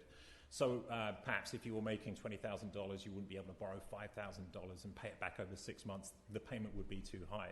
So oftentimes if we're on the cusp of that, we'll work with borrowers and say, well, maybe we can borrow a little bit less, or maybe we extend the payment term. We want to make sure that you solve your emergency, but at the same time, you're not getting into trouble. Yes, no application fees, no late fees. Even if people do separate or term from the county, we charge no fees whatsoever, no prepayment penalties. We've never litigated against the borrower. We never intend to. With regards to cost for the county, yes, absolutely, even administrative costs that might be incurred through bank wires or printing up documents to advertise the program, fully reimburse that as well.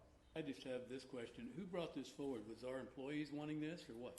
That was a question I had too. Yeah, I was wondering, do we get inquiries from employees, Rhonda, asking about We have done surveys of our employees as part of the discount program, and we've done surveys through our health fair annually as part of services that they would like to see. We've had requests for financial education and financial services. We have not had a specific request for an actual loan program, but this came to us as a program that's being now offered in California. There are 2 other Valley counties I know that have been talking with BMG, and we saw it as a way and just another resource to help our employees. It's completely elective. They decide whether they want to pursue a loan or not. Our agreement, the proposed agreement, has a 30-day termination clause in it for either party, the county or BMG, to terminate. And it is a non-exclusive agreement. So should we find other financial resources that would benefit our employees, we could bring those forward to the board as well. Any further comments, questions before I open it to the public? Just a question that I have. John, would you maybe just go over real quick what your borrower profile typically looks like? I mean, I'd like to know what type of people use these services. Absolutely. It's a very, very broad range. You would expect sometimes it's people on the lowest income, but that's Speak not into the the case. microphone, please. Yeah, sorry. The initial assumption would naturally be that it's people on the lowest incomes that access these kind of loans, but people have cash flow issues, expenses, and other things that prevent them from being able to cope with an emergency for a myriad of reasons. Our average borrower is 46 years old and has 10 years tenure with their employer, has an associate's degree, and in Florida, which is where our data is skewed, makes about $46,000. So over here, I'd imagine it's the low 50s. So many employees use this, police officers, fire officers, really teachers especially, make great use of this program, and there's no real type. Financial emergencies by their nature can affect everybody, and for whatever reason, what might have happened, a couple of missed payments on a credit card, perhaps a divorce, or whatever reason that's affecting your credit, people can need to access these tools in a really easy way. And sorry, I forgot to make a point as well. This program also comes with financial literacy as standard.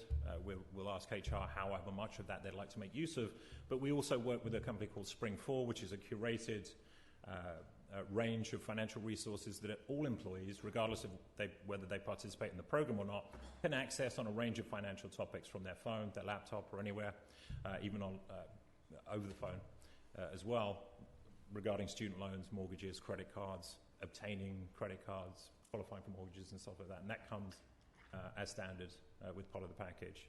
We have good, generally broad-based support from the labor groups. In California, a couple of examples from SEIU Local 99, which is the SEIU unit for LAUSD, and also the United Teachers of Los Angeles. More recently, but not in this presentation, also Long Beach firefighters endorsed us, and San Diego police officers as well, as we're just starting to get established. But it's a tremendous problem that's going unchecked. There's no real pressure to reduce those rates. Just coming back from New Mexico, even yesterday, the state has imposed limits of lending there, but the only limit they were able to impose was 175% APR, so lenders can't charge more than that. So still eye-watering, but we're still 460% in California. With that, I would open up to public comment. If anyone from the public would like to speak to this item, please state your name and address for the record, and your time will be limited to 3 minutes. Good morning. My name is Graciela Martinez. I live in Goshen, California. And if I was an employee, a county employee, I would be overjoyed that I had a bank at my job site. My question is... Please address it to the board. Oh, my question is, where is this money coming from? What is going to seed this? I'd like to know where the money is coming from to provide this program for county employees, which I think is a great idea. I just want to know where the money's coming from. Thank you. Are our taxes going to go up? I'd love to answer that. Absolutely. This doesn't cost the county anything. The money comes from BMG money. We finance all loans. We take the default risk on all the defaulted loans. It doesn't cost the county 1 cent. Again, admin expenses are catered for as well. It's truly cost neutral, so it doesn't affect costs in any way whatsoever. And the county is not involved with the issuing or collection or underwriting of the loans at all. Any other public comments?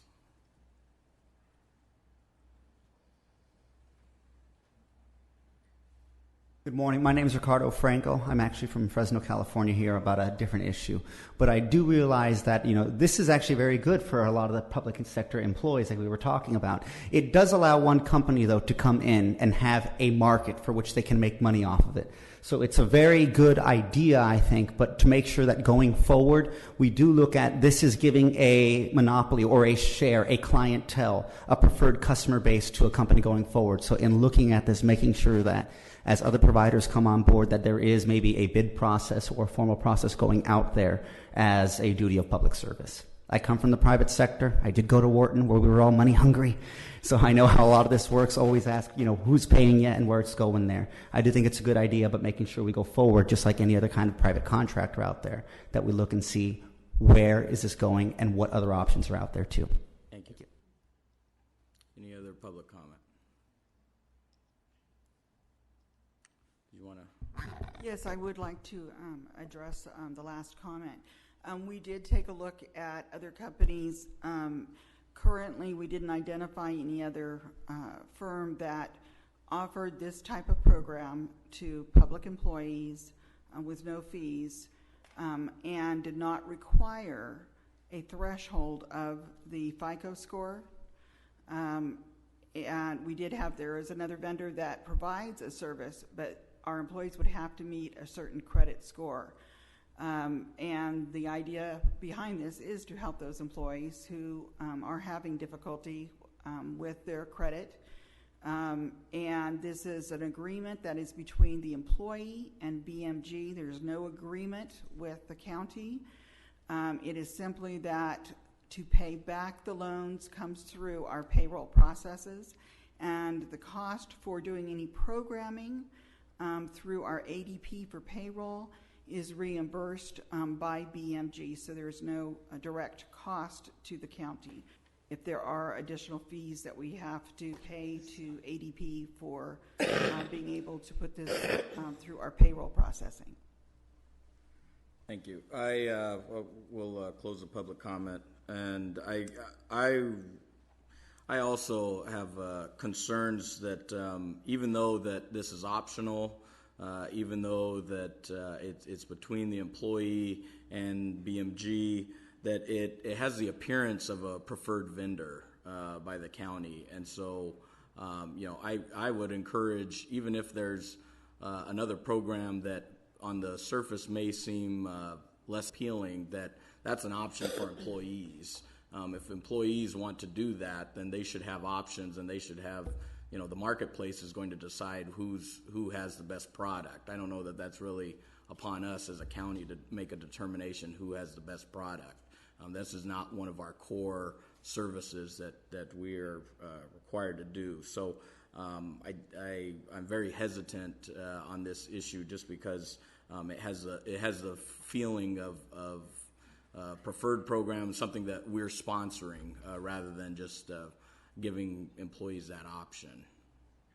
Should another company come to us and doesn't have what you were just talking about, the FICO score requirement and whatnot, would we say, okay, now you have a choice between BMG and ABC because they're offering the same thing, same requirements? Would we do that? Certainly we will entertain proposals by other firms and see what services that they would provide. In our discount program, we have several vendors maybe providing similar products, and yes, our employees determine which vendor they want to purchase those products through or get that discount through. So we would be open to doing this. This is really kind of our, I'd say, first venture into providing financial wellness, and we do see it as financial wellness for employees. We hope to be bringing more of that to our health fair and bringing education and information to our employees. Currently, they have the option through one of our vendors to apply for bankruptcies, to get some legal services, but there are fees associated with those services that our employees have to pay. Quick comment. I've been working with John on this for quite a while. He reached out to me, and I was able to sit down with him and meet with him. And I really appreciate the presentation, and I definitely think that Rhonda's titling of this an employee benefit is very appropriate.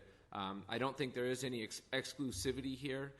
Should another company come along and have a similar service and be able to serve as a benefit to our employees, I don't see any reason why BMG would come and oppose them being added to the list of vendors that can provide this.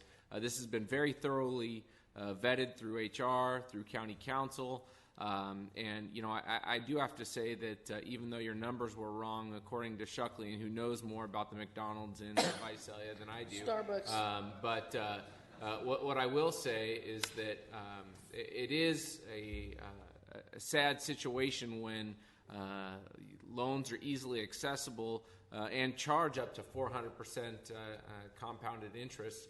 And I think that having something available to our employees to where that's not the only option that they have available if an emergency were to hit them. If their credit scores aren't at the level to get them traditional credit, is a real benefit. So I'm very supportive of this. I think it's a real option. I don't think there's any negative to this, nor do I think that if any vendor that could provide a similar service were to come to the county in the future, they would be limited or have any difficulty being added to the list of providers. So I would be very happy to move for approval when that is appropriate. A couple more comments. Sure. Yeah, I think it's important to have the option available. All of our employees are adults, so they're going to make that decision. I don't like the interest rate as high as it is, but it is lower than compared to the storefront payday loan places. I do like the idea of maybe offering some financial wellness type classes to our employees like we do in our trainings to help them, maybe for those who are new to the workforce and whatnot and don't understand the budgeting process. Also, I know a lot of people don't like this, but when folks come and inquire, do we mention to them about the option of their 401k loans also? Yes, that is an option for those that have put money into their defined contribution. Right.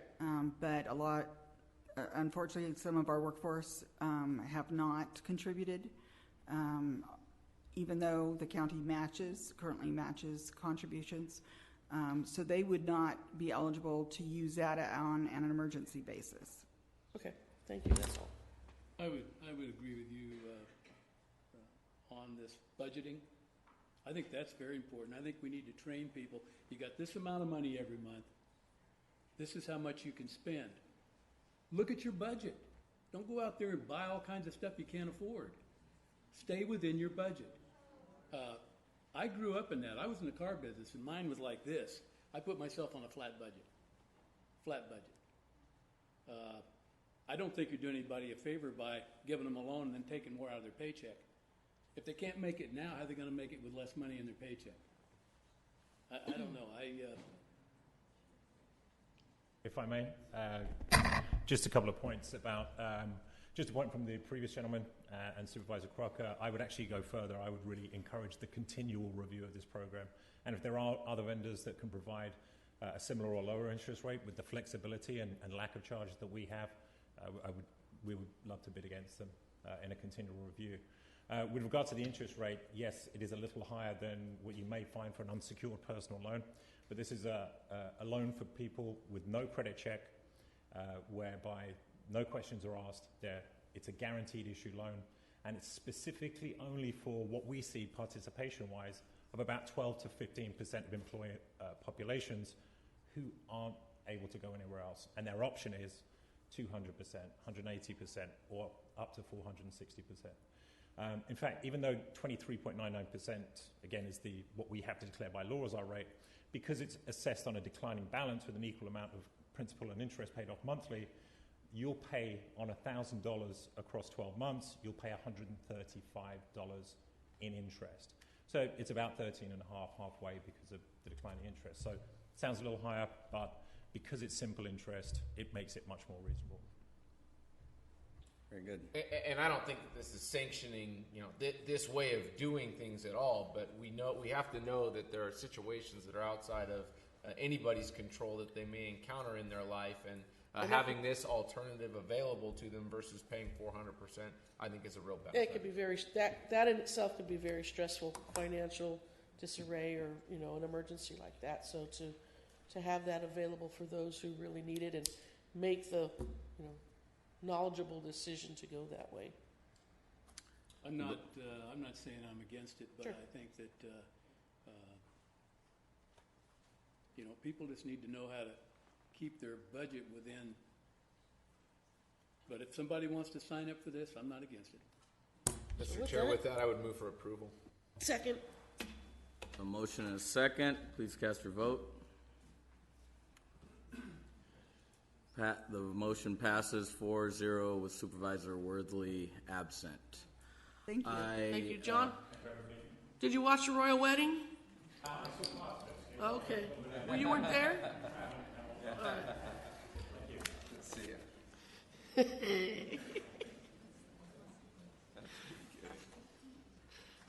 We'll now move to item 38.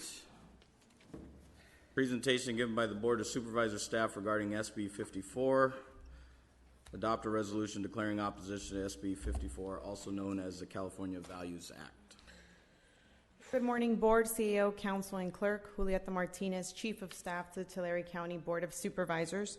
I am here today to present a draft resolution declaring opposition to SB 54, also known as the California Values Act. Senate Bill 54 was introduced to the California State Legislature in 2017 and approved by Governor Jerry Brown in October of that same year. The bill's stated intent was to prevent state and local law enforcement agencies from acting as agents of Immigration and Customs Enforcement, also known as ICE. Under SB 54, local agencies are prohibited from holding potentially deportable immigrants for ICE unless they have been convicted of a serious or violent crime or misdemeanors that could be classified as felonies, or a judicial warrant has been issued. Local agencies are also prohibited from some of the following actions: ask someone their immigration status or detain solely because of that status, hold someone past their jail release date based on a civil immigration warrant, assist in arrest based on civil immigration warrants, provide detainees information unless that information is already public, provide office space for federal immigration agents, allow local agency officers to be supervised by other federal agents. Local agencies can respond to requests from federal agents if release dates and times are already publicly available. Respond to the request for transfer from ICE when the detainee has already been convicted of a serious violent felony or the individual is a current registrant of the California Sex and Arson Registry or a judicial warrant has been issued. Permit ICE agents to interview detainees in a jail if certain requirements are met. Participate in joint local law enforcement task force as long as the primary purpose is not immigration enforcement.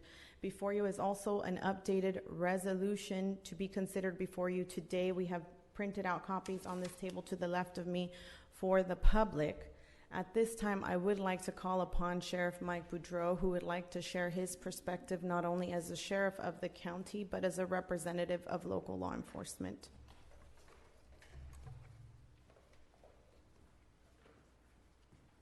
Vice Chairman and members of the board, thank you for hearing me this morning. You know, this is a very emotional subject. I think for all of us in the county, I think for all of us in the state. There's a lot of emotion that's behind this. Let me start out with, I was born here, I was raised here in Tulare County. Many of my friends were here and their parents were here undocumented. None of which of those families ever violated one law other than an immigration issue, which quite frankly is bigger than local law enforcement. That's a federal and state issue that needs to be handled at federal and state levels. My concern becomes with SB 54, and my main reason for opposition of SB 54, it has truly tied the hands of local law enforcement, representing the people who live here. Now, when I first came to the board, I mentioned that. I specifically chose those words, the people who live here. I did not segregate based on race, based on religion, or based on immigration status. I will, as the sheriff of this county, provide public safety for the people who live here. I've been in law enforcement for 32 years. I have been a patrolman, or I have been in the homes of people who live here who are undocumented, where they are victims of rape, victims of domestic violence, victims of every crime that you could imagine that we provide public safety for. Not one time did we ever ask immigration status. We learned many years ago that that was not appropriate, nor would we ever do that. In law enforcement and even in our jails, we do not ask immigration status. Never have done that.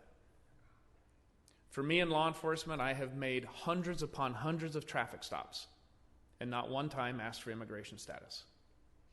My concern is that if you are here undocumented committing crimes, If you're committing crimes in our community that is posing a threat and danger to the public safety, I need every tool to be able to provide public safety for the people who live here.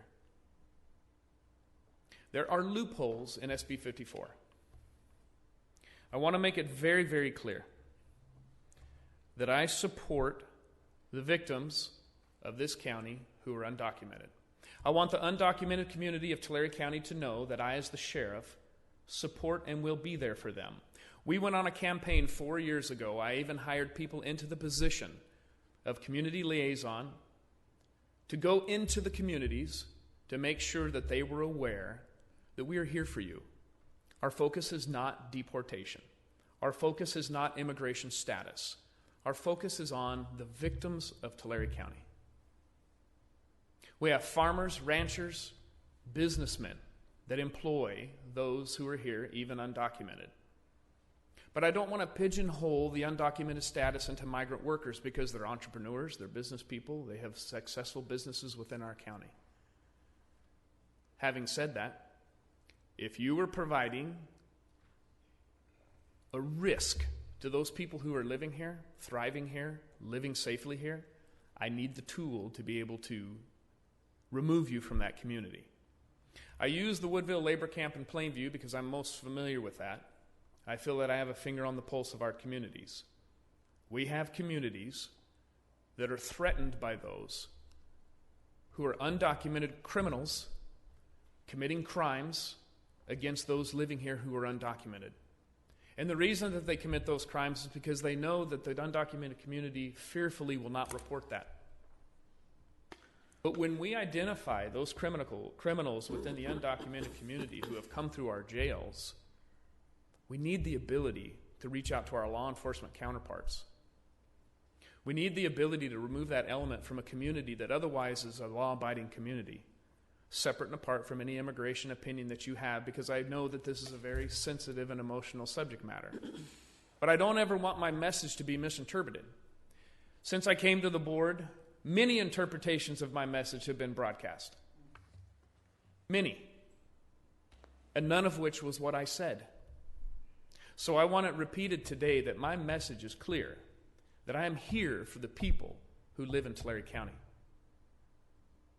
We have an officer by the name of Puma Franks that works for us. She was brought here. She's a DACA child dreamer.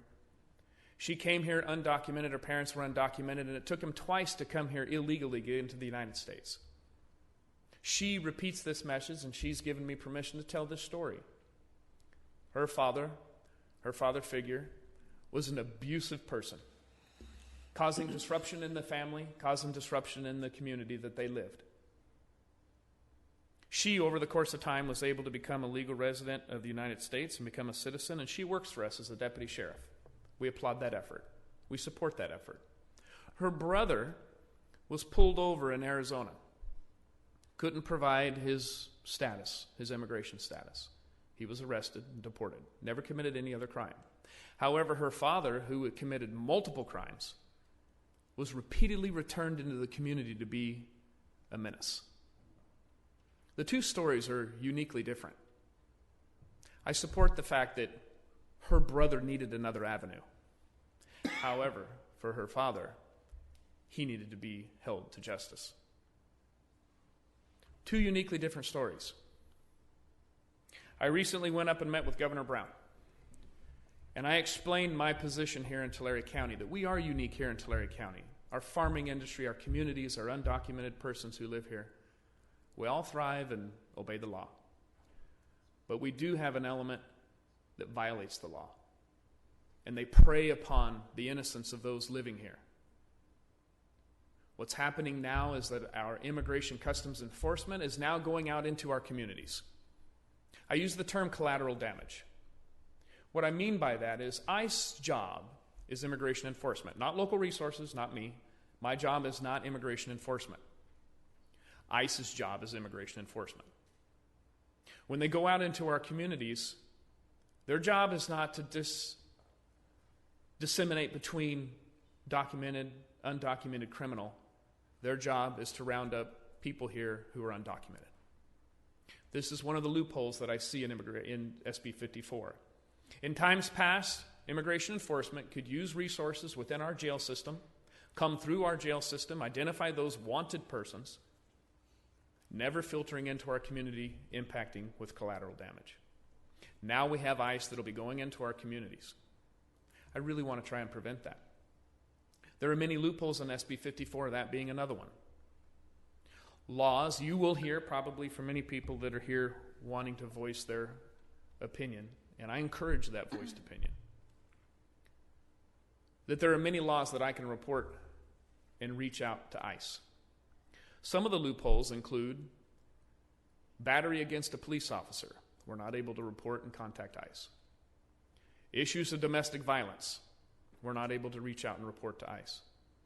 Issues of ICE going into our community versus our jail system as a local resource and tool for law enforcement to make the people who live here safer is not at our disposal. You'll hear that it is. It's not. Governor Brown, admittedly within this meeting, said he recognized the loopholes and that there likely needs to be some change within SB 54. And that is being taken before his advisory panel. Where that's going, I can't stand here and say today. But what I can stand here and say today is that we are less safe because of the way this is written. I believe in opposition to SB 54 is a wise choice, but not because of immigration enforcement. Let no one come up to this panel and come up to this microphone today to say the sheriff is against our undocumented community and using resources to enforce immigration status, because that is not the truth. I'm here for the people who live here. And when you remove a tool of me being able to identify a violent criminal, or even one who's less violent that has slipped through the system and causing a menace into a community such as a Woodville or a Plainview, I know of people within those communities that have slipped through the system who are extorting, making innocent people pay rent to live there, waiting for their children to become of age to use as prostitutes if they can so influence them to do so, influencing their children to become involved in drug dealing and gangs. Ordinarily, these undocumented families, law-abiding families, would never participate, but they're being extorted and influenced by this criminal element that I no longer have the ability to identify within my jail system and use ICE as that resource. Truly, my opposition today to SB 54 is to support our undocumented community. I'm here in support of the people who live here, because there are loopholes in SB 54 that are unrecognizable and weren't recognized at the time, and I don't want any of us to get caught up into a false narrative. And that false narrative being that we are here to use our resources for immigration enforcement, that is a false narrative. The opposition to SB 54 is in support of the safety of those who live here, including our undocumented community. The sheriff's office never has been involved in immigration enforcement, nor will I in the future. I want that clear to our board. But there are loopholes, board, and the loopholes are impacting our undocumented community in a negative way. So with that, I know that you have many people to hear from today, but I wanted my position to be clear. I never want a false narrative to be carried into my position. So thank you for hearing me, and I will open the floor to others for public opinion. Question? Yes, sir. Thank you, Sheriff. Couple educational questions for me. So you talk about undocumented criminals preying upon other undocumented citizens. Do you think that this now will prevent those who are being preyed upon that are undocumented, keep them from reporting because of their fear that if I report, although I'm the victim, I may end up being deported or anything like that? I think opinion. that we were making positive headway. We, for the last 4 years, have been in our communities, reaching out to our communities, our undocumented communities. I think that the rhetoric behind SB 54 has made it worse. I think they're in more fear now to ever report anything because of the rhetoric in the media. I also feel because of the loopholes within the law itself leave so many open-ended questions that we truly have people in the undocumented community that are afraid to report crimes. I say that's true. one other question. In your opinion, by us, say we approve this opposition, what will that do? I mean, I know there's a lot of litigation going on. You say you met with the governor, and he even says, there's issues, and they're looking at it to, close some of those loopholes. So what will us doing a resolution to oppose this today do? Let me say this. We are abiding by SB 54. Right. I have met with multiple people throughout the community, reinforcing my message, but also make it clear that we abide by the law. We are following SB 54. An opposition to SB 54 sends a very clear message that there needs to be correction, or because of what it represents to the community itself, that I've seen in law enforcement, you'll hear other stories, that there needs to be corrections. And your opposition to that sends a message that there needs to be corrections within the loopholes. Thank you. I want to make it very clear. Your opposition to 54 should never be that you were against our immigration, our undocumented community, because that's not the message. The message is that there are loopholes placing people in our community in far more danger than before. And the correction of those loopholes need to be addressed. Thank you, Mike. Any other comments or questions from the board before we open this up? Board, if I may add that we have been receiving many phone calls, emails, messages through our county webpage, which have all been in favor and opposition on both sides of this matter before you today. Those have all been forwarded to our chief clerk for the record, the board, council. So people who have been submitting comments prior to this meeting have been taken into account and their messages have been received. Thank you. I do recognize that this is a very deep issue that has a lot of passions on both sides of it. So I would just remind the audience that if you are going to speak or just listen, to be respectful of other people, whether you agree with them or you disagree with them. Keep your applauses down. No applauses, no cheering, no clapping. Or jeering in a negative sense. That's one of the great things about democracy, is we have this opportunity to share our opinions and communicate that in a fashion. So I've had several individuals that have filled out a public comment form. If you'd like, there's additional public comment forms at the front you can fill out. Otherwise, you will have an opportunity at the end if you do not. And I'm going to go through and read off the names that I have currently to ask. You will be limited to 3 minutes, and because there are quite a few comments, we are going to be fairly strict on that. So please be concise in your comments. Try not to be repetitive of what other speakers have to say, and we will begin with Real Mitchell. And either microphone is available, and please state your name and address for the record.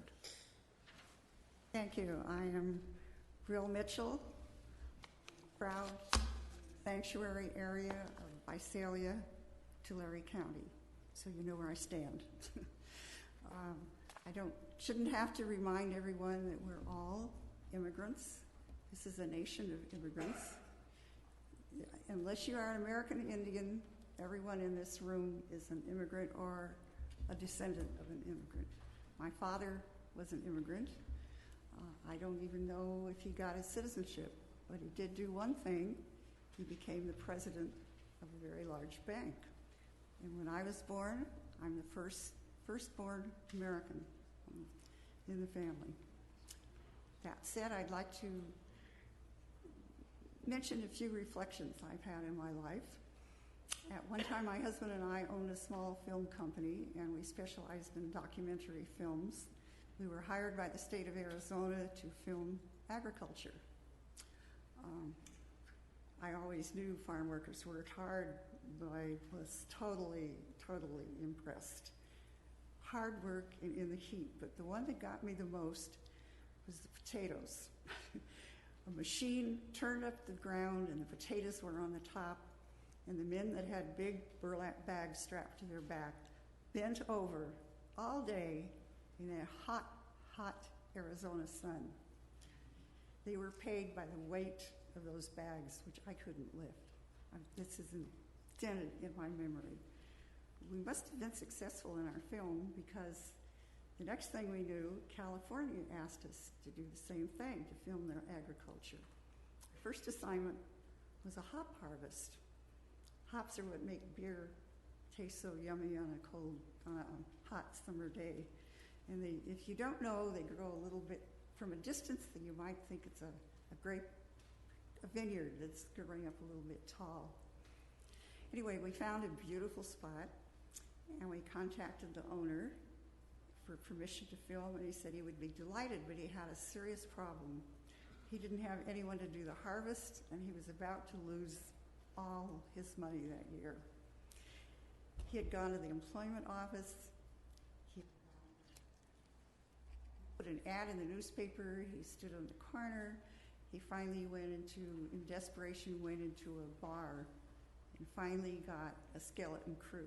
The reason this happened was they had stopped the Bracero program. Previously, he had people come in to work and they would do a fantastic job. They would make their money, go home, take it to their families, and he prospered. This year, he was about to lose everything. But he said, go ahead and film it if you want. So we tried. Ms. Mitchell, could you please summarize your comments? Okay, that's the end of that one. I'll let you draw that. Also, I want to talk about... Ms. Mitchell, your time is up. Oh, will you please don't take the sanctuary city away from us, because these are great people. Thank you. Sorry, I needed 5 minutes. Next, we will ask Mr. Andrew Glazer to come before the podium.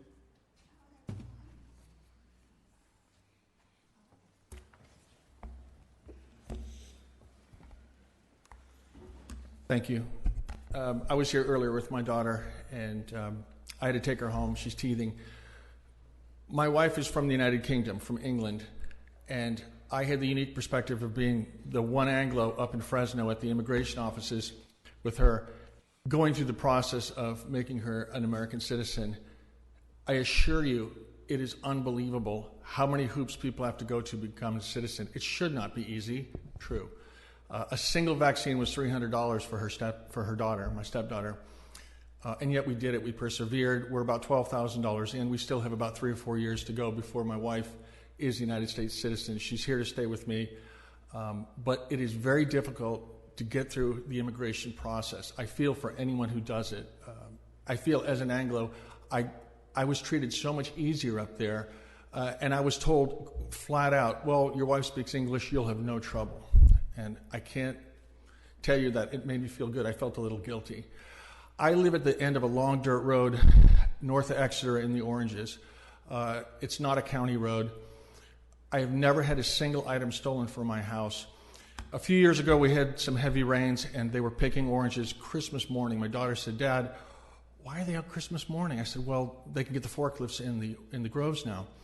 It gets muddy. It's very hard. The farmer was frantic to get the citrus picked.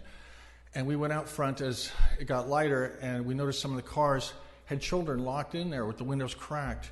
My daughter said, what are they doing here? Why aren't they at home? I said, honey, their home's about 1,000 miles away.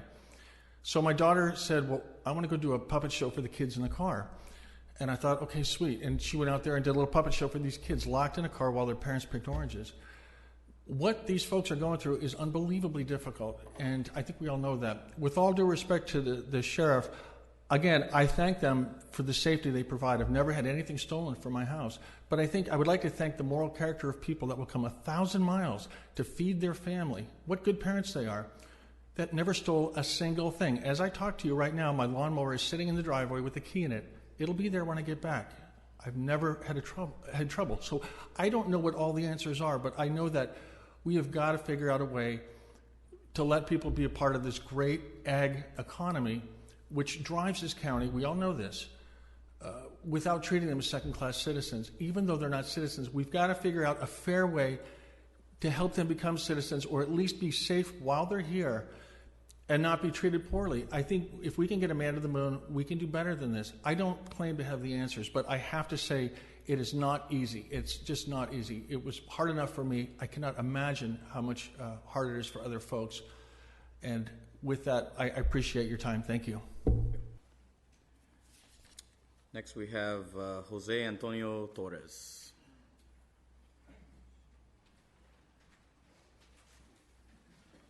Either microphone works.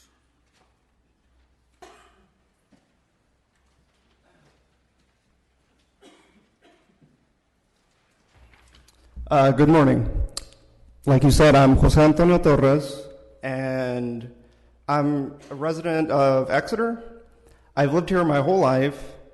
I am a first-generation college graduate, first-generation citizen, and this whole let's make Tulare County not be a part of the sanctuary state is ridiculous. Because, I mean, what they said earlier, what Amy Shucklin said earlier, what value does it do to do this? Like, what's the reason behind this? And I know the sheriff said that we're not gonna like round people up or whatever, but why do you need that power then?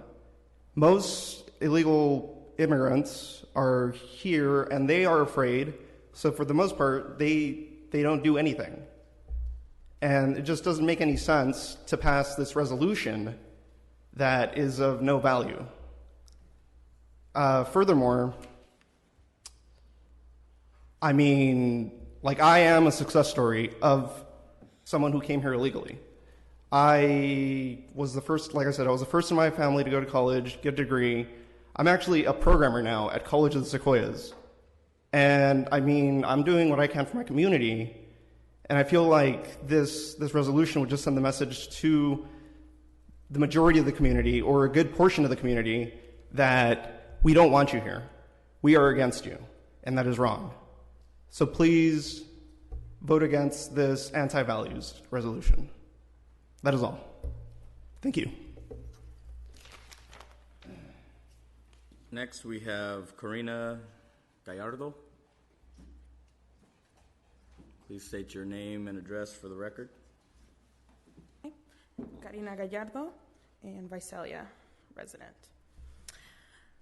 I am a legal immigrant, and I am here to stand with our community. And I oppose the resolution against the California Values Act. Immigrants are a vital part to Tulare County, and you don't need to be reminded of that. You know that. You see it every day. The California Values Act is in place to protect family, friends, and our neighbors. California is fully within its rights to limit the use of our local resources towards ICE raids and deportations. This divisive resolution doesn't address the real issues that is plaguing our communities. We really should be spending more time talking about resolutions towards immigration reform. How about access to health care? How about education for everyone? Public infrastructure that is needed immediately. Higher wages and housing. How about clean water and air and clean energy? We are your neighbors, your family, and your friends, and even your coworkers. And we all deserve to feel safe in our home, in our schools, when we go to the hospital, when we're out grocery shopping to feed our children, and in our homes, always. It is not the time to turn back on the immigrant community. We need to come together and show that we can find solutions together. Thank you. Thank you. Next we have Caesar Erhard. I believe it's the last name. I may have got that wrong. Can you read the next few names so we can prepare? I'm not going to do that. I apologize. But is Caesar? Not here. Okay. Joshua Solier.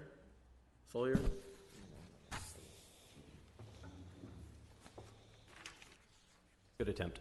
My name is Joshua Soulier. I'm Porterville, California. In criminal law, there's a thing called Blackstone's ratio. Simply put, 10 guilty escape. It's better to have 10 guilty escape than one innocent suffer. The reality is that even if putting this resolution forward and it does somehow make a difference in making a change, the issues that the sheriff has brought up, the ICE raids that occur currently, they won't stop. Back to Blackstone's ratio. At the end of last year, 8,000 ICE investigations were looked at. 1,200 of those were U.S. citizens that had been detained. One specifically had been detained almost 5 years. Now, I'm not trying to put this on one specific administration. I am saying that we have seen a dramatic change in how things are done since January 2016. Forgive me, 2017. I won't tell you that this is morally bankrupt. You know that terrorizing a subset of people is bad.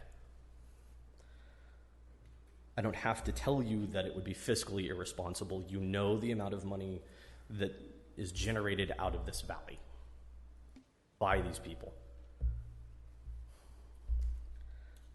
So I will tell you that if you have a problem with SB 54, which no one here, I'll put money on it, no one here will tell you that they want a sexual predator left in their community. They don't want a sex trafficker left in their community of any race, religion, gender, creed, nationality, period. That's a full stop situation. Nobody wants that. If you have problems, though, perhaps you should try and fight to get in the door to have the conversation. Or a perfect example, D.A. Ward put up his resolution or his proposal for the November ballot, which from the sounds of it seems like it would cover quite a few of those loopholes, converting many of the things that show as nonviolent felonies would be turned into violent felonies again. I'm saying we're having the wrong conversation. Instead of shouting and screaming that we should be saying no to this, we should be saying, how do we fix this without terrorizing another community? Thank you. Next, we have Barry Kaplan. Good morning, everybody. I'm Barry Kaplan. I'm here to represent 500 Tulare Countyans from Porterville and beyond, called Porterville Equality and Fairness for All. I sat here and just listened to the sheriff's Orwellian speech. He insisted that he's not asking you for support in breaking California law. That's exactly what he's doing. SB 54 is the law. He wants to do otherwise, period. Okay? Who's going to be affected? Our undocumented citizens, even though that's what he said is not going to be affected. Now, I'd like to give you a little bit of recent history about Tulare County. We had two of these hearings recently, 2 weeks ago and 6 weeks ago in Porterville. And during each of those hearings, our elected officials in Porterville decided resoundingly, after hearing the public comments you're going to hear today, that this was the wrong thing to do. In Porterville particularly, we're constituents of Mr. Ennis, and we expect him to respect the votes and speeches of his constituents in Porterville. Secondly, we heard about Mr. Stowe, Mayor Stowe, and his heart transplant. He actually had the last word at these hearings, and he attended the hearings from his hospital room. He made the effort specifically because of how important this is, and he got the last word as mayor. And I'll wait for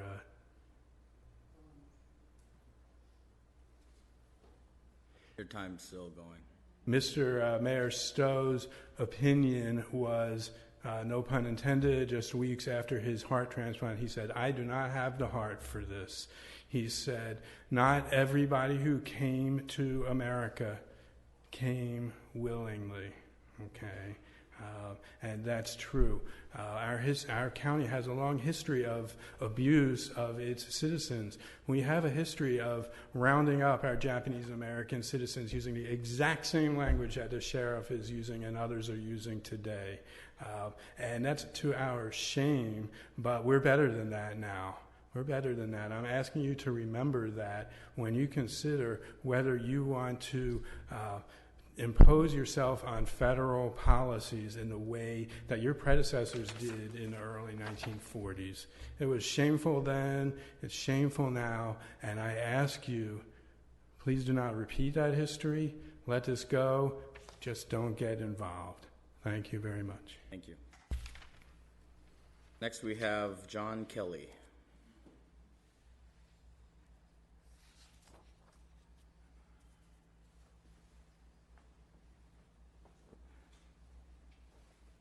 Both microphones work. Yes. Thank you for this opportunity to speak to you. I'm a retired educator here. I was a migrant school teacher for many years. I wound up being a high school principal. I worked with the immigrant community for over 20 years here in Tulare County. I'm also with the ACLU. I'd like to clear up one comment that was made earlier about the left. I do not believe that the left in the United States is building a concerted effort to work against crime. I think we're just as concerned as anyone else about crime. I support our sheriff and his efforts to keep this county safe. I just have a really honest disagreement with him about how this thing is done. And I just want to go over a few brief items. The immigrant community, to the best of my knowledge, does not support this resolution. And that's the community that our sheriff says that he's representing and trying to keep safe. And I think you should really take it into account that they largely do not support this effort today. Secondly, and most importantly, even though he sincerely believes that this is a good thing to do, he cannot do anything about the overreach of ICE. I mean, all you have to do is watch television, listen to the radio, look at commercial news sources or alternative news sources, and every day we hear about people that are being deported. I just heard about a physician who worked in the United States for 30 years who got deported. They left his family here. They're showing up at schools. They're showing up at hospitals. I don't believe the sheriff can guarantee for 1 second that they will not overreach here in the county, and I don't believe for 1 minute that we should encourage them to do so. That's part of the problem with his plan. Third, if there are loopholes in this law, by all means, I think the sheriff and everyone who disagrees with it should do everything in their power legally to go to the state and lobby against it and change it. And I'm not opposed to that, but I am opposed to this because it feels like one gigantic fudge. That's what they're kind of asking. That's the law of the land, but we'd like to have your permission to sort of fudge things. We want you to allow ICE to have their way here, and I do not believe that's in the best interest of our community, and I don't believe that he can guarantee that. It's going to cause loss of jobs. Immigrants are going to be absolutely terrified when this happens. We know for sure they show up at schools. The thing I would ask you is to really look in your hearts and ask yourself if you honestly believe that this is in the best interest of our community. And we just need to really think about it in terms of real humanity. This is the wrong move. It's part of a national movement and a statewide movement to rally support, and I don't believe that that is your role. Your role is to listen to the community. His role is to enforce the law of the land. Right now, SB 54 is that law. Thank you. Next speaker we have is Nicole Salaya.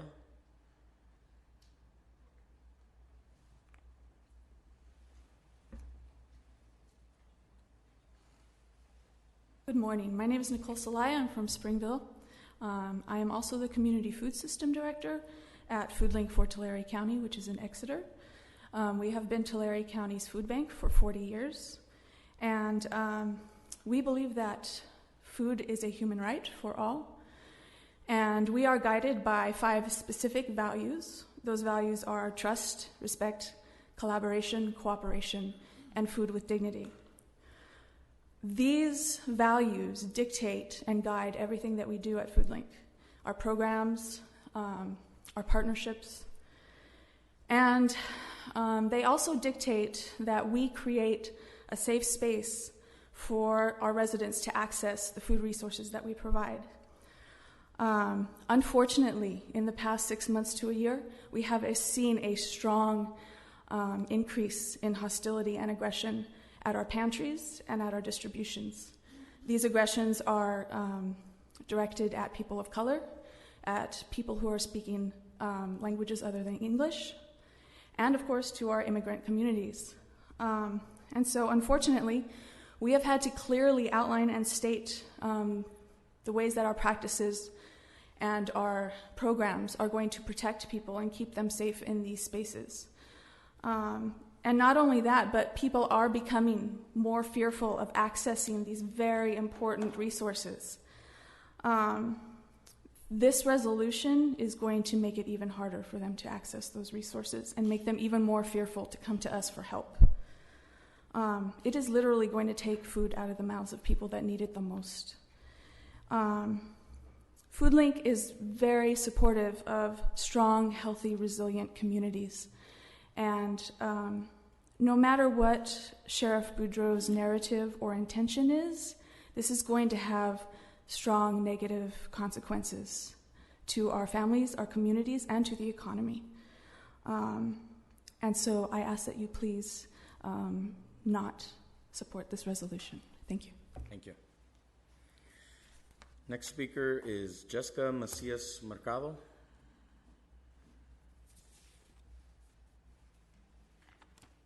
Hi, my name is Jessica Macias Mercado. I've lived in Visalia since 1998. I apologize for the wardrobe. I have finals all day, so I'm actually a dreamer. I came into this country in 97. I've been here ever since, never left the country, which is actually a prerequisite to be able to be DACA.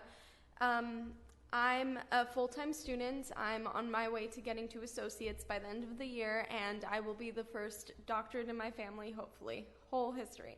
I would actually like to mention also a little bit about myself. Growing up, I had a very abusive father. He's now a citizen, and I was undocumented. My mother was undocumented. We didn't know what to do. There was no escape. My father would beat us. He was emotionally abusive, and we couldn't call immigration. This has been happening since before SB 54. This is not protecting anyone. They are already protected because people have been scared. Just last year, my mother's friend, her husband pulled a gun on her. She was undocumented and she could not call immigration. She felt like she could not call immigration or the police because she did not want her husband deported. She did not want to be deported. A lot of these cases aren't because, I'm going to be safe and they're going to be deported. It's a lot of psychology as well. There are cases of people who are citizens that still don't call the police because they don't want to get their significant other in trouble. They love them still. This is not about SB 54. This is about humanity and it being in the wrong places sometimes. I would also like to say that in going against SB 54, you are sending a very strong message to your constituents, to your people. We are your people. We have lived here. We have voted you in. We have supported you throughout your path. Miss Shucklin, I saw you when I went to El Diamante. You came into the LGBT club, and I remember meeting you. I don't think you recall, but I remember seeing your guys' faces and ladies' faces. I'm not sure how to state that properly. We are your constituents, and we really ask that you support us back. We support our agriculture, our workers, and protect our community, because we would like to see you protecting us like we've been supporting you. Thank you very much. Our next speaker is Ruth Sosa.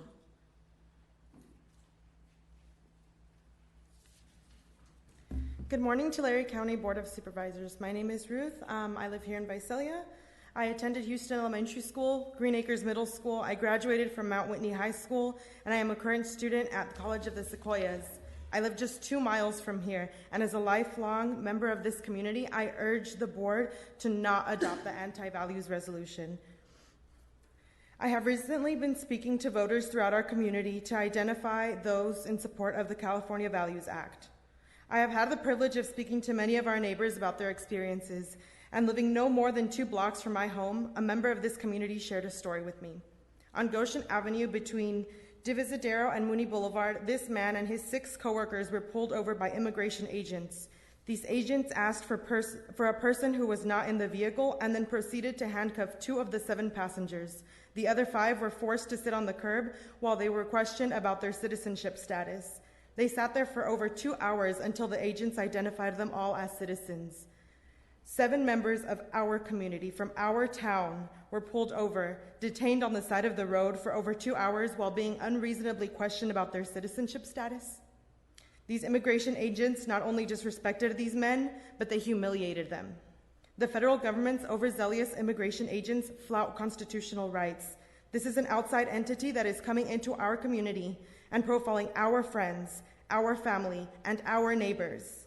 Documented or not, these immigration agents lack respect for our community. They tear families apart. They racially profile. Our county is under no obligation to do the same. The California Values Act is vital. It protects due process for everyone in our community, including undocumented immigrants. Due process is something that is greatly valued in California, and it should continue to be valued in the Tulare County as well.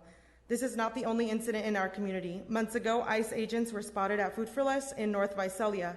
A picture of the agents and their cars was shared through social media platforms, spreading fear throughout our community. I worked at Food for Less during this time, and I remember regular customers avoiding the store for weeks. The presence of ICE near that store even affected sales of other smaller businesses in the area. People are afraid to leave their homes, even to purchase food. This hostile environment was created by the presence of ICE agents at a local grocery store. By adopting the Anti-Values Act, you will be recreating this feeling of fear and anxiety throughout our county. Our community will be afraid of our own law enforcement. Our local police and sheriffs should not be acting as deportation agents. Instead, we need our law enforcement to focus on actual community priorities. I am also a youth organizer with ACT and for Women and Girls. ACT has been conducting voter engagement outreach to identify Tulare County residents who support the sanctuary state law and sanctuary city policies. We have canvassed Woodlake and North Visalia and phone banked rural Tulare County. So far, we have identified 1,242 voters in your districts that support the California Values Act, and we will continue to identify these voters and turn them out to vote. We urge you to not adopt the Anti-Values Act. Next speaker is Diego San Luis Ortega.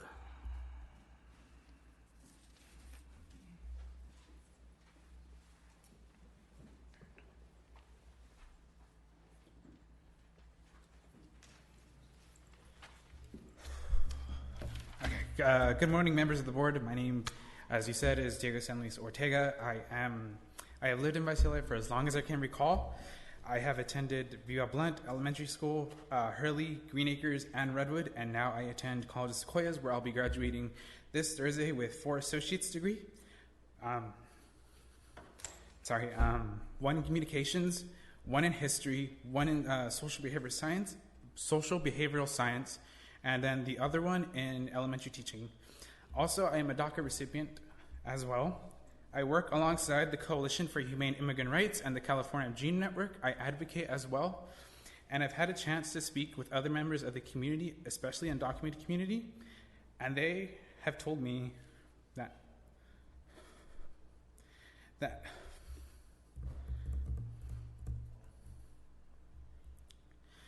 they have been scared to come up here because they fear that removing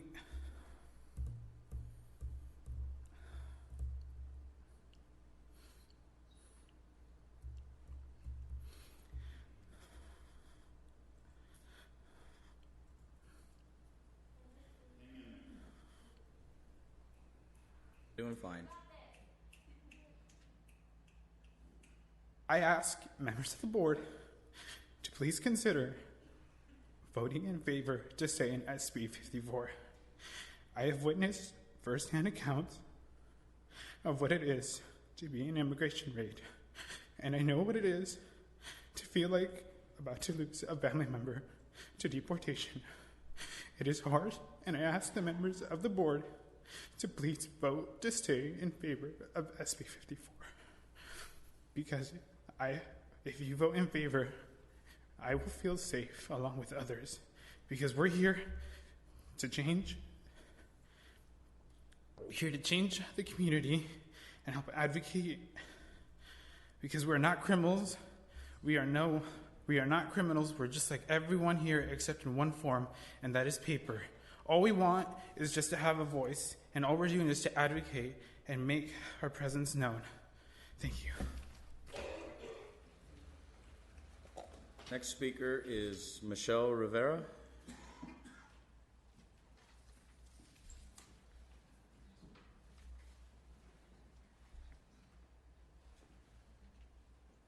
Hello, thank you. My name is Michelle Rivera, native of Daidiba, and I'm here with the rest of my peers just in support of opposition of SB 54.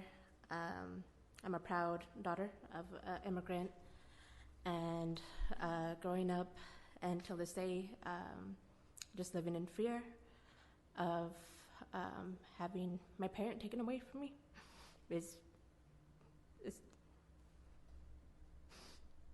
it's hard because she has so much love for this community, and she made it her own, and she puts all her heart and effort, and just to, if this was passed, it's just completely saying the opposite, that her love is not valued. So I hope that you guys vote opposed to SB 54. Thank you. Next speaker is Daniel O'Connell.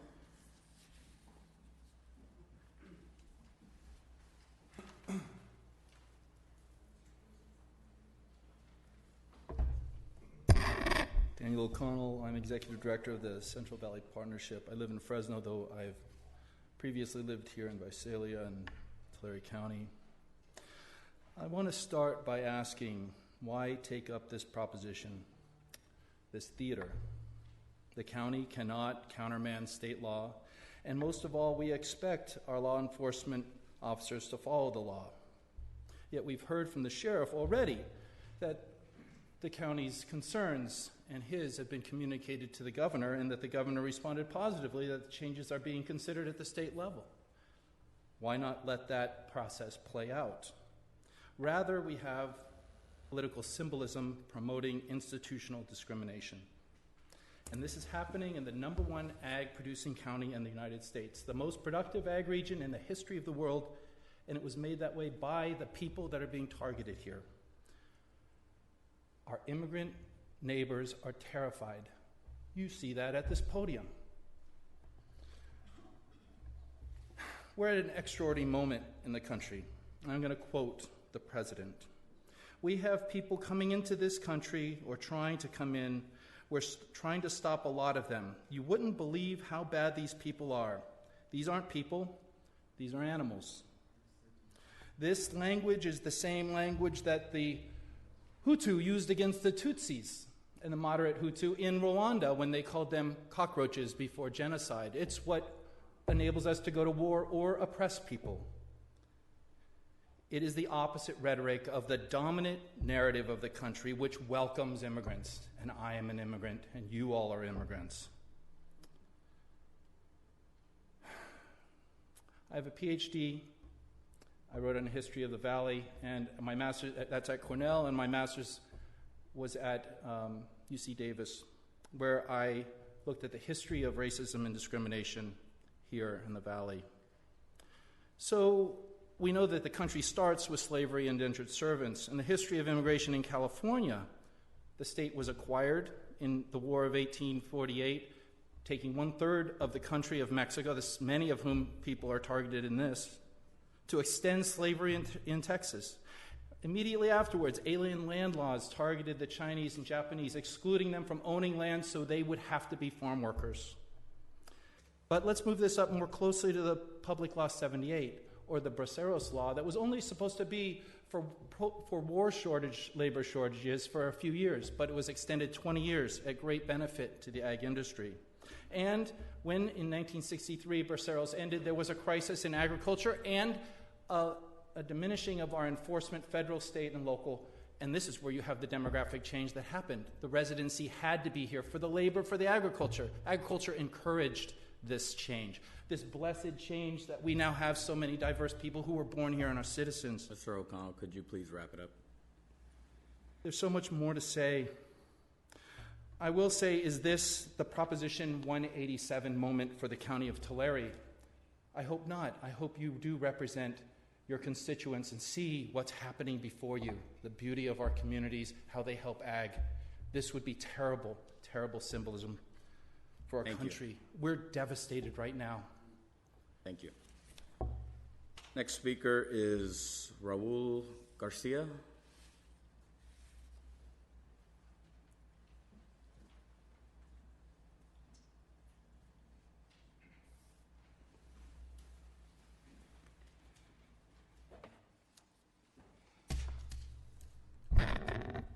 God damn, I shouldn't even have to be up here because it shouldn't even be happening. Anyways, hello, Board of Supervisors. My name is Raul Garcia. I'm the co-outreach coordinator for the Coalition Advocating for Pesticide Safety, and I also work with the Coalition for Humane and Immigrants' Rights. I was born and raised in Porterville. I still live there to this day. And I'm speaking in regard to the proposed resolution regarding the California's Value Act. The assumption that the California Values Act makes it difficult for law enforcement to enforce the law is clearly an appeal to authority that asserts that because law enforcement officials are, the ones enforcing the law, they are the only ones that have the authority or the ability to gauge on how this law affects their efforts to, their ability to enforce laws in the state of California. Essentially, this is a type of defeasible argument in which a claim is, quote, a claim of authority support is evidence for an argument's conclusion. While a law enforcement official's view on this law is especially valuable, let us not ignore the point of view of our community members that have to live within our communities. Well, yes, so do our law enforcement officials. But we don't get to drive around in cool cars with lights on them and stuff like that. As we know that one of the biggest frustrations for our law enforcement and legal officials is the failure to report crime. One of, if not the largest factor that prevents our undocumented community members from enforcing crime is the fact that they are undocumented. And not being able to, report crime is a huge frustration within the legal system. And having community members that are afraid to do so is, I know is a huge headache. And it is extremely frustrating. Sheriff Boudreaux asserts that, just because one man in Arizona was deported, even though all he did was just get pulled over, but another man in California who was abusive got to stay here, that should be grounds to oppose this law. I'll be the first to say that, well, not the first, but I'll say that no, it's not grounds. And I'll be the first to say so far that is the California Values Act perfect? No. But those shouldn't be grounds to completely oppose the law, rather work within the legal system to fix it. To put it shortly, instead of attacking or making our immigrant community feel attacked, we should address the real issues that make these people criminals and those that are, cherry-picking cases like that of, what's her name, Kate Steinle. Thank you, Raul. Thank you. Next speaker we have is Roberto De La Rosa, Jr. Good morning. Good morning. My name is Roberto De La Rosa, Jr. I'm from Porterville. I'm here to ask you to oppose this resolution. Our organization, Hola Raza, opened its doors here in Visalia in 1979. We have 3 service centers servicing Tulare County. We've been assisting immigrant families in Tulare County since 19 79, and we have carefully listened to their concerns about municipal and county efforts to diminish the protections offered by the California Values Act, SB 54. It is our community's opinion that the proposed resolution in opposition to SB 54 is not motivated by democratic principles or as a matter of constitutional law, nor is it based on the law of the land, the state, or the county. It's based on a political maneuver where Tulare County's immigrant population will be placed in great jeopardy. Perhaps the Tulare County Board of Supervisors had deliberately selected May 22nd to attempt to fool Tulare County voters with bogus arguments with only 2 weeks for the upcoming elections. Our community believes that this is a twisted political plan that is traceable all the way back to the White House. It would appear that the Tulare County Board of Supervisors apparently intends to abuse the political authority granted to them by all voting Tulare County residents for the sake of joining a handful of anti-immigrant Southern California municipal governments and San Diego and Orange County. And while we respect each local government's autonomy, we find it shameful for the Tulare County Board of Supervisors to join the anti-immigrant movement to advance its political agenda. It's Governor Pete Wilson Proposition 187 rhetoric once again. Inhumanely uses our Latino farm worker immigrant population as its scapegoat, while hypocritically recognizing them as one of the county's economic engines. In fact, the real and immediate threat to the safety of the people of Tulare County is not the immigrant community, protected by the California Values Act, but by the Board of Supervisors, who seem to represent Tulare County's elite and one political party. Each Tulare County resident is entitled to representation at the Board of Supervisors chamber, regardless of political affiliation, national origin, race, citizenship, age, or sexual orientation. We are all children of God, and we all pay our fair share of taxes in Tulare County. I'd like to ask those in the audience to stand that are against this divisive resolution. Please. Thank you very much. Thank you. Next speaker is Graciela Martinez.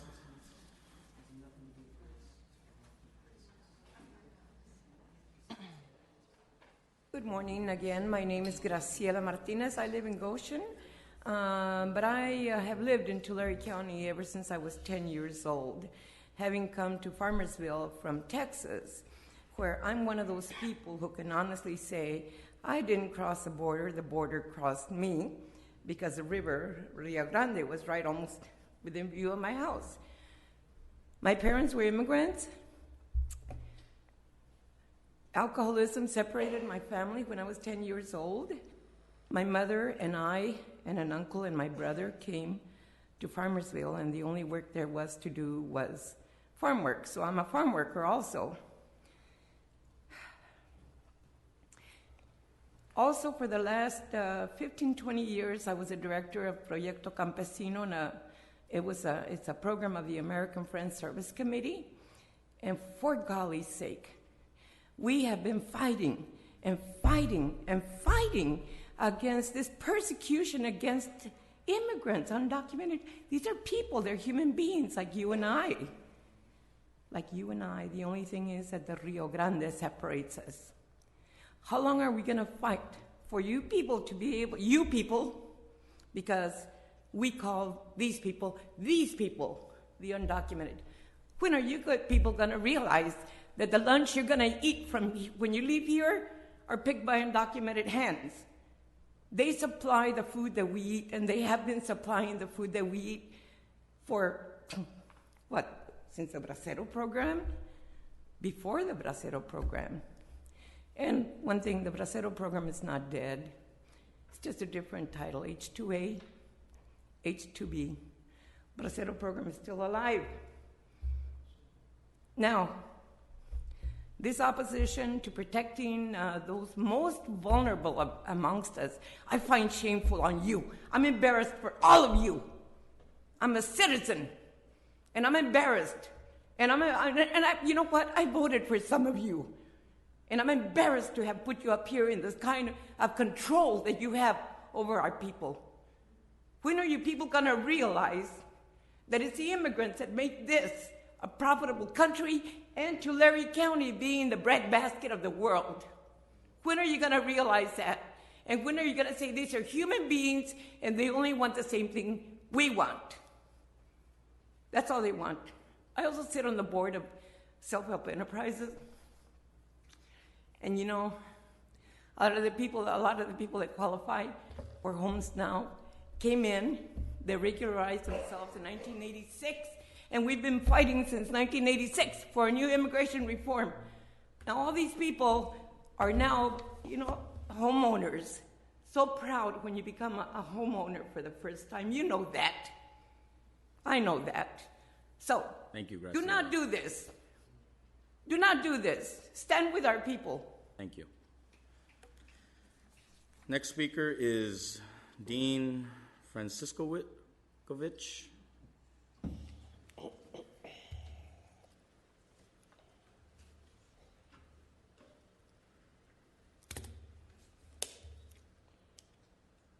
My name is Dean Franciscovich. I'm a 44-year resident of the city of Visalia in the county of Tulare.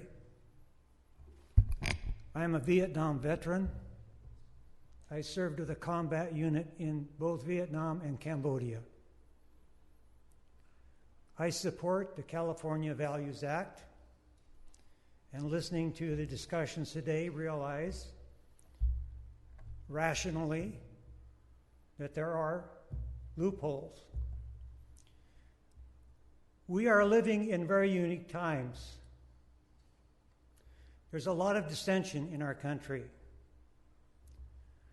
There's a lot of demonization and dehumanization of both individuals and groups. It is not a time for blanket statements or proposals regarding very, very complex issues. In my view, as I see and I hear, the problem which your proposition hopes to address, the California Values Act, is not a blanket issue, is not a propositional type of issue that can be answered with saying, no, we're opposed to this Values Act. I would suggest rather that the loopholes that exist be addressed, and at the present time, this proposition be tabled, and that the County Board of Supervisors look at these loopholes that have been identified, look at those very carefully, and then go to the state government and say these are areas of this act that which need to be addressed. You have heard people here in a very highly charged emotional environment to give a blanket proposition rejecting the California Values Act, which has a reason for existence. The very, very controversial atmosphere in which we are living and which is being intensified daily by the rhetoric we hear on both sides, needs to stop. And you are our elected officials. You are the body. You are the people who can do this for us. So please, I would urge you, set this proposition aside, look at the issues, and go to the state with those issues. Thank you. Our next speaker is Ben Berkwam.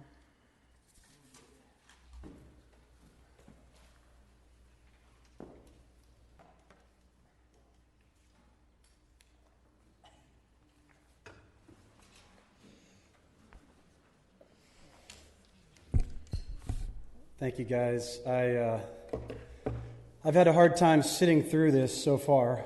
First off, if you are here illegally, you have no right to redress my government, and the mic should be turned off. This is not about immigration. This is about lawlessness. This is about protecting criminals over American citizens. I don't care how many people you have in this auditorium that stand up and tell you to do something. If it goes against the Constitution that you rose your hand to uphold, You have a duty to uphold the Constitution. This law, SB 54, AB 450, and AB 60, go against our Constitution. I know you're only addressing the one today. When you talk about separating families, and God bless you guys, that sucks, whatever.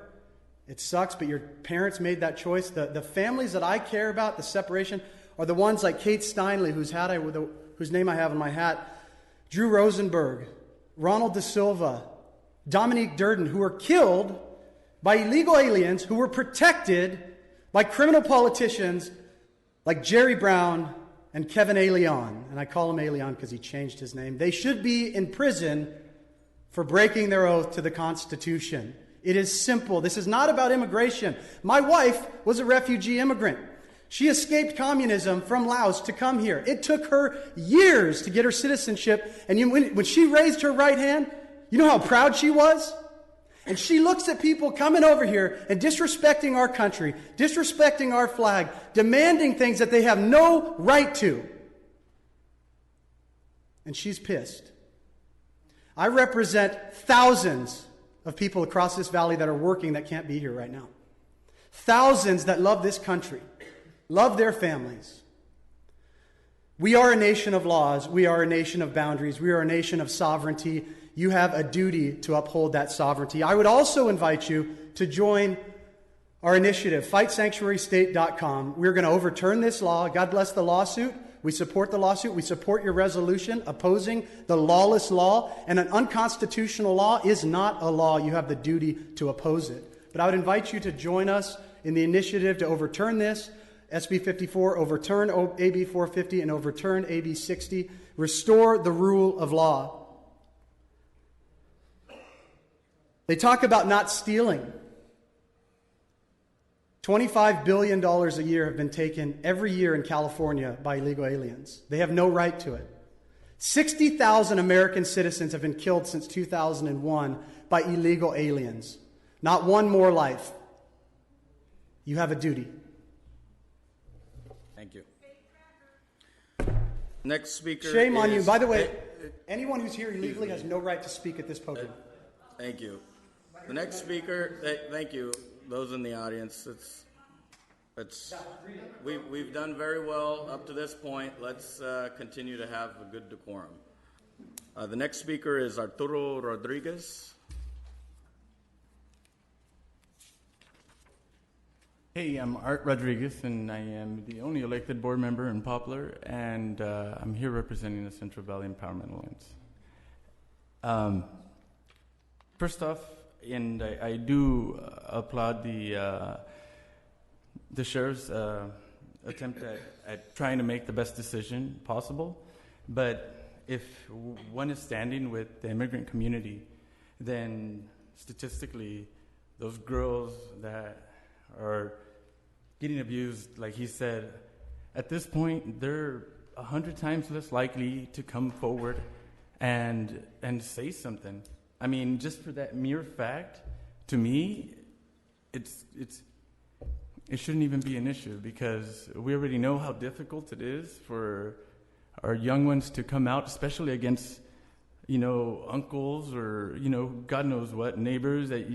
And then now you have even more so, right, with the county, pushing back this 54 business. I mean, there's a different way to patch up those loopholes, but putting our daughters, our nieces, our neighbors more at risk because they cannot go to the cops. They cannot be protected under the sheriff if they don't report it. And now it's going to be exponentially more under-reporting. So when we talk about public safety and protect and serve, and this is nothing against, the job that the sheriff's doing, because I think he's doing a great job, except for, maybe just not having a dialogue with somebody to identify some of these other points of views.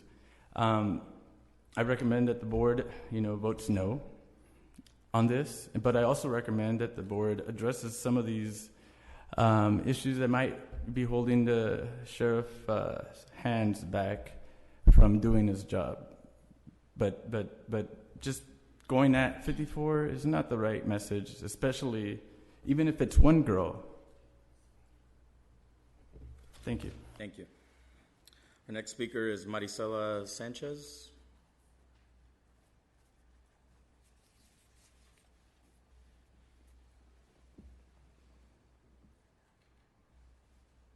Hello. I do have some paperwork to give to folks, so do I hand that to you? Okay. It's just some informative pieces on what the California Values Act is all about. My name is Marisela Sanchez, longtime Tulare County resident, specifically from the city of Dinuba. My name is, again, Marisela Sanchez, and I am here on behalf of the ACLU of Northern California. In addition to the different organizations, coalitions, and community members here, we at the ACLU of Northern California support the people of Tulare County and are very disappointed in Tulare County's Board of Supervisors' consideration of an Anti-Values Act resolution. We understand the Board of Supervisors may be influenced by Sheriff Mike Boudreau's concerns with the California Values Act, but we feel it is important to inform you of the sheriff's behavior. He has been less than transparent to the Latino community leaders about his collaboration with ICE. Last August, he spoke with community leaders and assured them he was not working with ICE in Tulare County. We later learned this was not true. Through a PRA request, we learned that the Tulare County Sheriff's Department has responded to each and all the 62 ICE requests since January of 2017. In early April of this year, he met with me and another concerned community member to discuss the Sheriff's Department policy regarding California Values Act implementation. He told us that the implementation of the California Values Act would not be an issue because he rarely works with ICE to begin with, that the department was already doing many of the things that the Values Act required, so that not much would change. Days later from this meeting, he spoke with the Visalia Times and this board to tell them something completely different. For better or worse, there are over 800 offenses in the California Values Act that allow Sheriff Mike Boudreau to continue cooperating with ICE. These offenses include most felonies and some misdemeanors. Even more, the offenses range from felony DUIs, assault, sexual abuse, unlawful possession of a weapon, to murder and rape. He was not honest with the Latino community. He was not honest with me. And we believe he is not being completely truthful with you when he says that the California Values Act hinders his job. Despite the pressure the sheriff is putting on the Tulare County Board of Supervisors to pass this Anti-Values Act resolution, you must remember that every single member of our community has value. That includes people who were born here and people who have immigrated here. Tulare County needs to focus on upholding the values of equality, inclusion, and compassion for all of its residents. We know what keeps our community safe, neighbors who know each other and look out for each other, and law enforcement that stays focused on actual community priorities. Thank you. Thank you. Next speaker is Sarah Marquez.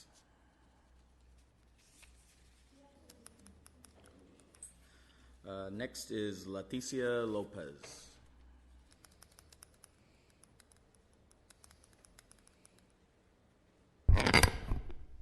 Good morning. My name is Leticia Lopez. I live in Woodville, in the Woodville Farm Labor Center.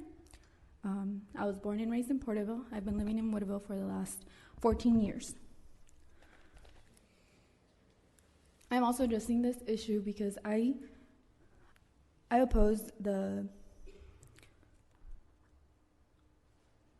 I urge you to oppose this resolution to go against the California Values Act. I'm a proud daughter of farm-working immigrant parents. Like mentioned before by many people who have stood up here, immigrants are a vital source of California's heart and soul. They're an inseparable part of our communities. And while the federal government is trying to bring forward a divisive agenda, California has always stood together to stand up for its residents. So why is it that Tulare County is trying to stray away from the California Values Act? California Values Act is a law. It values of equality, inclusion, and compassion. We need to stop inciting more fear into the community than what our community members already fear, the concerns that they already have. It is wrong to aid the federal government in the deportation of our friends, our neighbors, our community members, those you represent. No federal law requires local law enforcement to arrest immigrants for deportation. When people say to our undocumented population to get in line, they should know there is no line, as the federal government has failed to create a workable immigration process, and you heard it from someone earlier today. The process was long. The process for my mother has been long.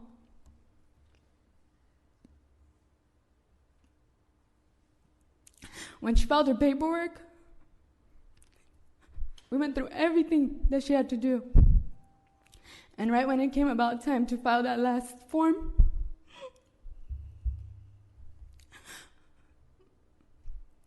my sisters came in too. I have an older sister, an older half-sister, who she was able to obtain the paperwork, and my mom said, do hers first. She told my dad, because she was still under 18. And she was able to come here. She was able to obtain her legal permanent resident. And my mom had to wait. My mom was given a 10-year bar sentence. It's been 8 years that she hasn't seen me grow up. I do not want that for anyone else. And I don't want this to be something that sends the wrong message to our community members, to the immigrant population that lives, that you guys represent, and that have made this Tulare County how it is. So I urge you to not pass this anti-California Values Act resolution. Thank you. Our next speaker is Daniel Peñalosa.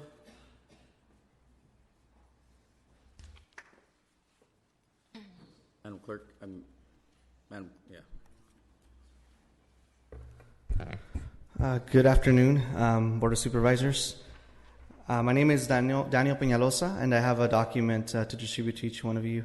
A statement from our organization that I'm here representing, the Coalition for Humane Immigrant Rights. I'm a Portable resident. I live on 550 West Springville Avenue, apartment E101 in Porterville. And I just would like to address the board right now to understand why we're here today in regards to SB 54. SB 54 was a law that was introduced, or a bill that was introduced and became law to protect our immigrant community from the inhumane practices of immigration custom enforcement and the direct attacks and the separation of families that they have caused in our communities. It was a way to limit law enforcement, local law enforcement, to not be working in collaborative with ICE. Because they have been doing it for so long already. They've been going to our communities with their own permission. They've been separating families, and we did not want to have the local law enforcement to be put in a place where they were seen to be working together with ICE.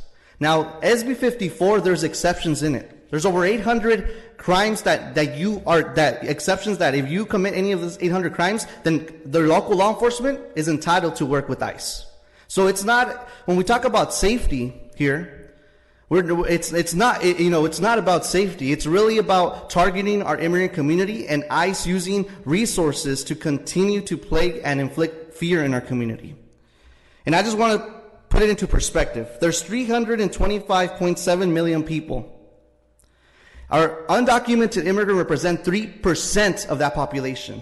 But yet somehow we're scapegoating immigrants to be criminals in our communities and making a huge big deal about the fact that there's criminals, undocumented criminals, plaguing our nation when they represent maybe even 3% of our undocumented immigrant population. Even smaller percentage probably make up the crimes that are being committed in our country. We know that undocumented immigrants should not all be placed in the same boat as for the few that do commit crimes. And that's just what I hear today, and from those that are in favor of passing this resolution, that because of certain circumstances we should oppose SB 54. I understand Sheriff Mike Boudreau's loopholes and the way he sees it, but our immigrant community does not support this, and I represent members from Poplar, Woodville, Visalia, Porterville community, immigrants undocumented that work the farm workers themselves that are opposed to this type of resolution, and for the same manner that they can't be here today is because they're working the fields. And I just would like to re-emphasize that I hope today that you make the right decision and oppose SB 54, because this will continue the narrative of xenophobic that has started from the White House and is unfortunately here today and presenting ourselves in this board. And I hope you oppose it today. Thank you. Thank you. Our next speaker is Jack Lavers.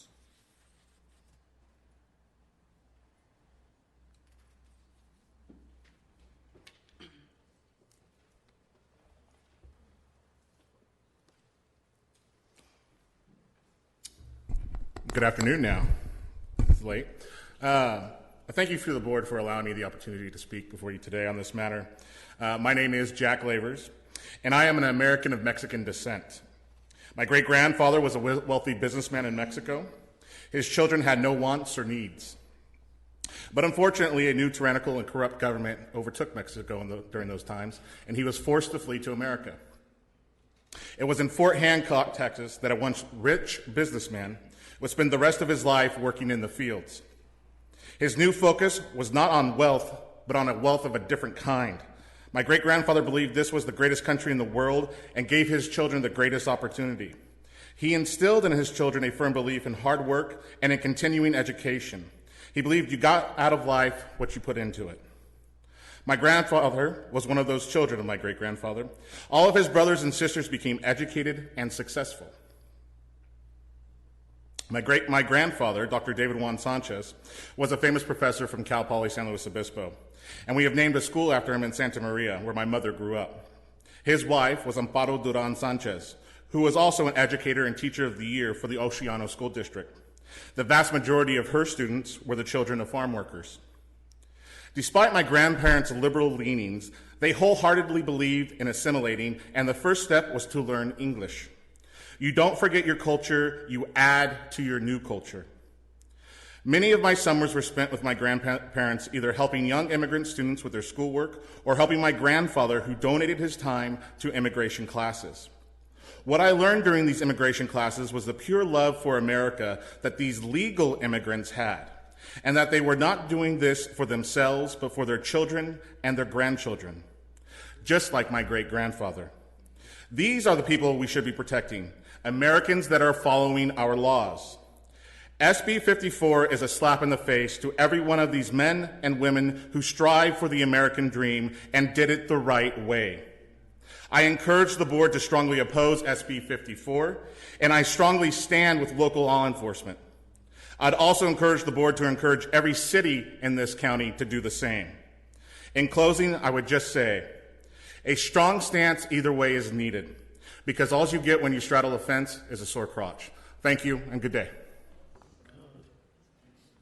I just remind individuals we do have a microphone, so you don't need to yell necessarily into the microphone. Next speaker is Martin Devine.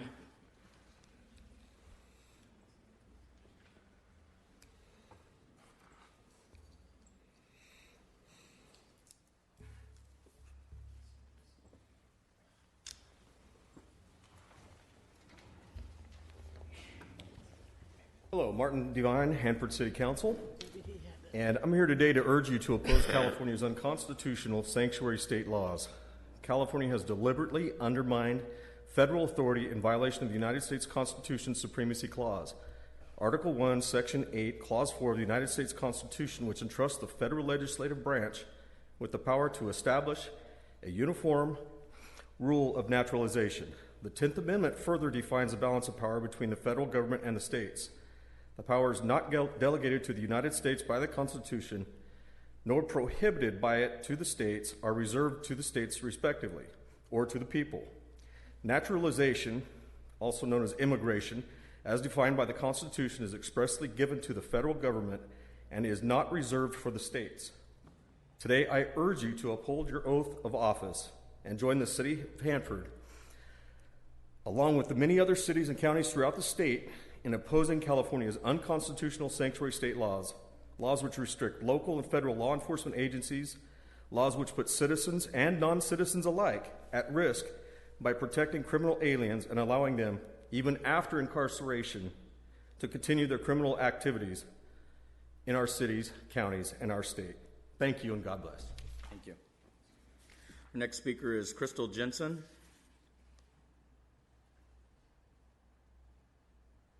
Crystal Jensen. Ryan Jensen.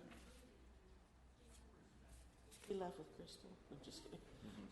Oh, they're the same address, so they probably did. Abigail Solis.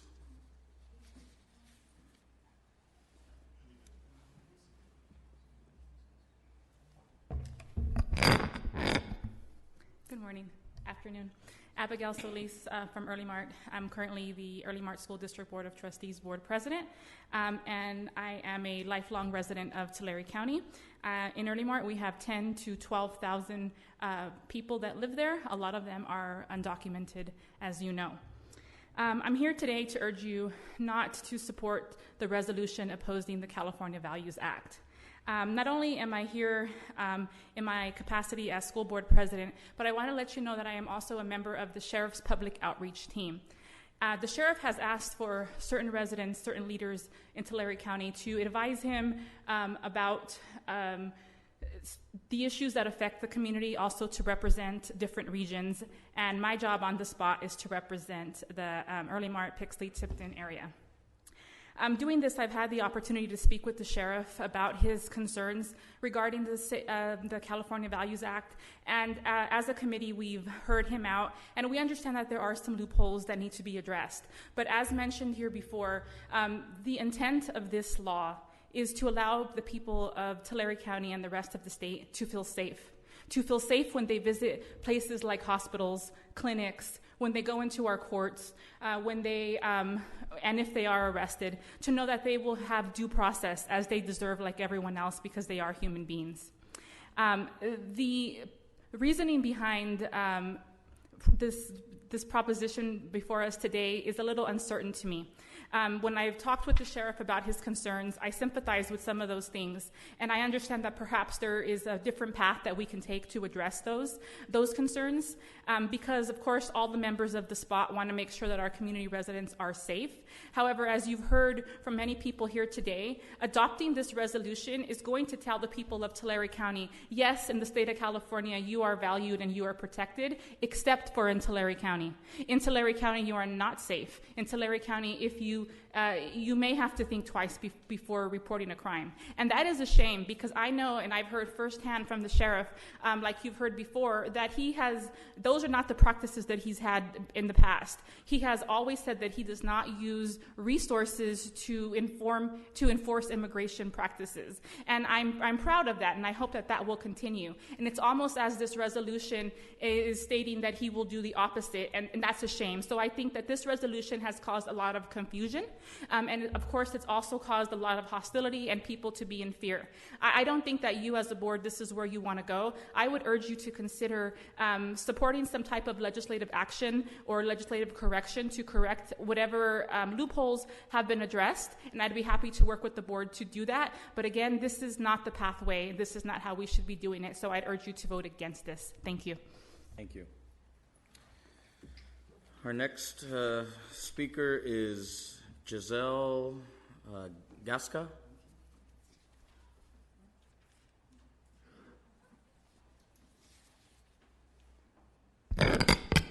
Hello, everyone. My name is Giselle Gasca. I lived here in Visalia for a very long time. I went to Goshen Elementary. I went to La Jolla Middle School. I graduated from El Diamante High School, and I am a current student at Fresno State University. And as yesterday, after I got back from work, I was talking to my family and letting them know I was planning on coming here today. And I was preparing to stand up here and share with you why and all my reasons for you to oppose this resolution. And when I was telling them, my little brother, he's 14 years old, he walks home from school, he told me, wait, does that mean that I can't walk back home from school or go to school walking anymore because I can be detained by the color of my skin? And that just brought up a red flag to me, that racism exists. And there was a question that was brought up that they said, what would passing this resolution do here in Tulare County? I'll tell you what it will do. It will raise anxiety. It will raise it will keep fueling people that are racist to be able to keep pushing and trying to intimidate others, and it will make my community more vulnerable. I am a DACA recipient, and approving this resolution, what we'll do, it will continue allowing people to tell me that my voice doesn't matter. It will continue to tell people that I shouldn't be speaking up here because I am here without a status. It will continue to allow people to belittle my voice and the voices of my community. It will continue to allow people to wear hats that have eyes on it as a form of intimidation. That's what it will do if this proposition passes. It will let me know, it will let my family know, and my community members know that the Tulare County does not support us, and they're turning their back on us. So please keep those things in mind when you're trying to decide whether or not this resolution should be passed, because it will not do anything for us. It will just harm our community and raise anxiety. Thank you. Thank you. Our next speaker is Katie Wagner.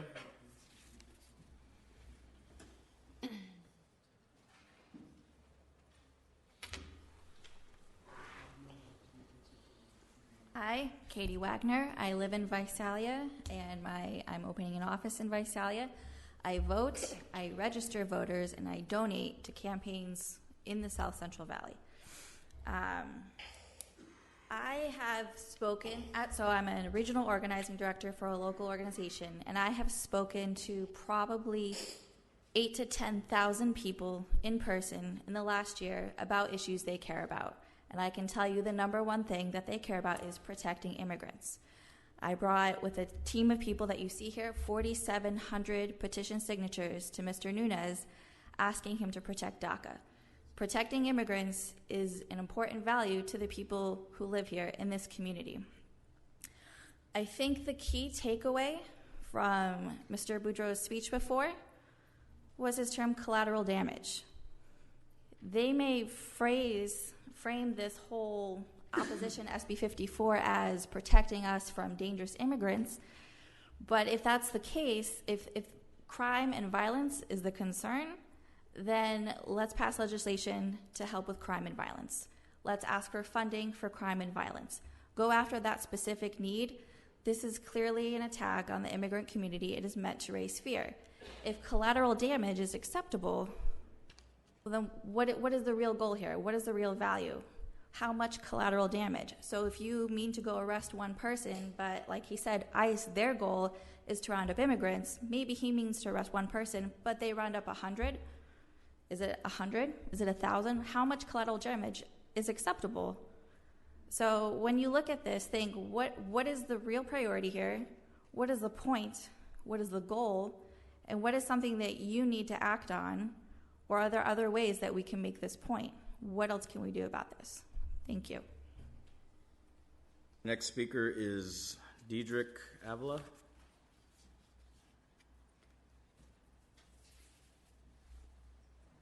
Mic check.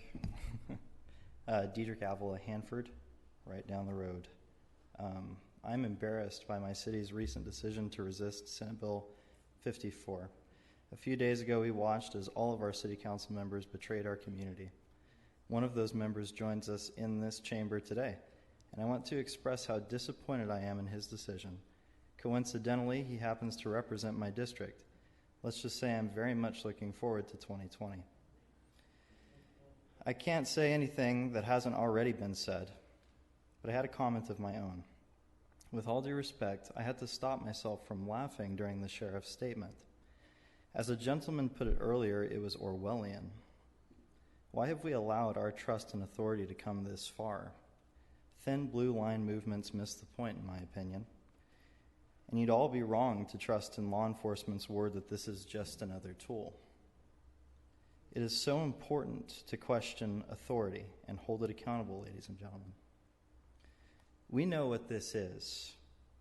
If the changes are happening, if the holes in the Senate bill are being patched, as the sheriff has admitted, why are we having this conversation if not to grandstand politically?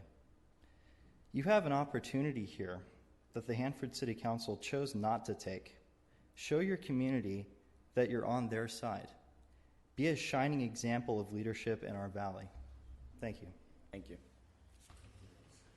Our next speaker is Amelia Warthen, I believe. Apologize if I misread that.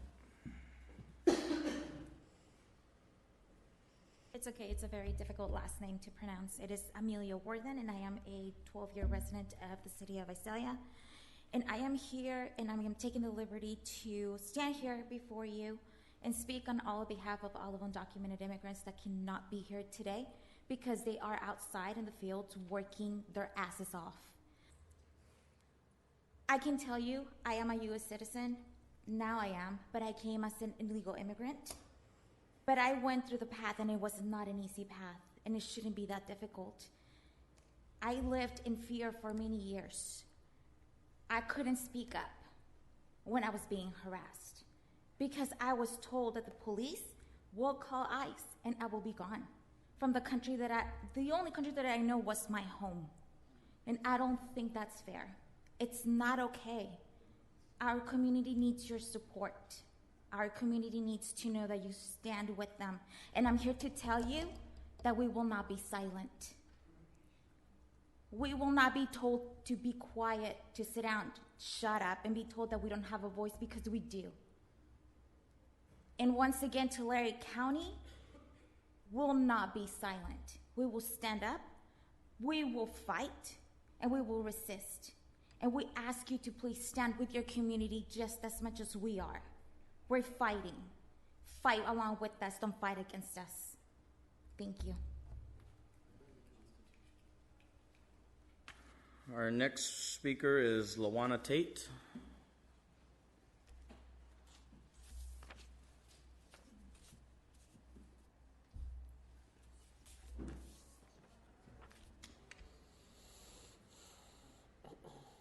I'm going to have to boost this up a little bit, I think. Yeah? Can you hear me? Yes. Am I shouting? No, you're not. Okay, good. I'm Lawana Tate, and I am a resident of Tulare County, lifelong. I was born in the county hospital, Tulare County Hospital.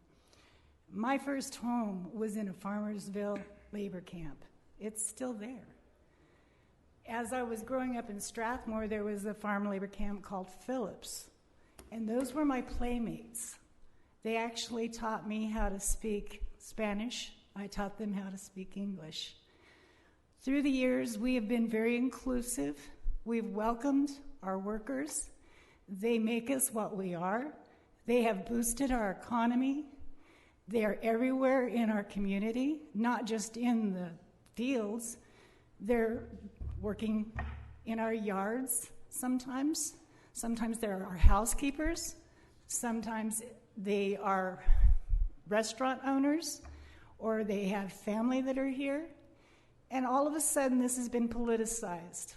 I work for voter registration. I'm a volunteer, have been since 2016. Very proud of you for the audit, the investigation, and the rearrangement because of the debauchery that went on in 2016. I consider our president illegitimate. He's being investigated. So right now I don't have a whole lot of respect for this, the sentiments that are going on here. I have a question. I did a poll yesterday. I've been doing some telephone banking. Why are we here today? You represent all of us, no matter what our nationality is, no matter what our political affiliation is. I read your duty statements. You're not here for politics, are you? You're here for potholes and budgets and infrastructure. And so I don't understand why we're even here discussing this. I'm very proud of our city council for supporting us. Their life was interesting. They shared their lives with us and the reasons why they support 54, Senate Bill 54. Most of them have family. This will impact all of us. This is identity politics. This is cultural and identity politics. We need to refrain. When I did my ballots, when I filled everything out and did my voting the other day, you guys don't have any R's. You don't have any D's next to your names. Sheriff Boudreaux doesn't have any political affiliation. However, this whole issue has been politicized. I don't even understand why you took this up. Please support Senate Bill 54. Thank you. Thank you. Madam Clerk, do we have any more requests for public comments? Is there anyone wishing to speak that did not fill out a comment card? 1, 2, 3. If you could please fill out a comment card, and we'll have the last speaker and get you up, and we'll wrap this up. The next speaker is Angel Garcia.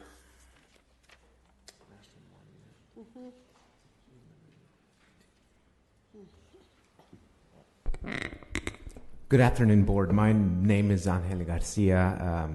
I'm with the Coalition Advocating for Pesticide Safety. So what we do is a lot of ongoing education to the community when it comes to pesticide applications and what many are unaware of, which is pesticide exposure. So we try to get that information out there and try to connect them with our local Ag Commissioner's office.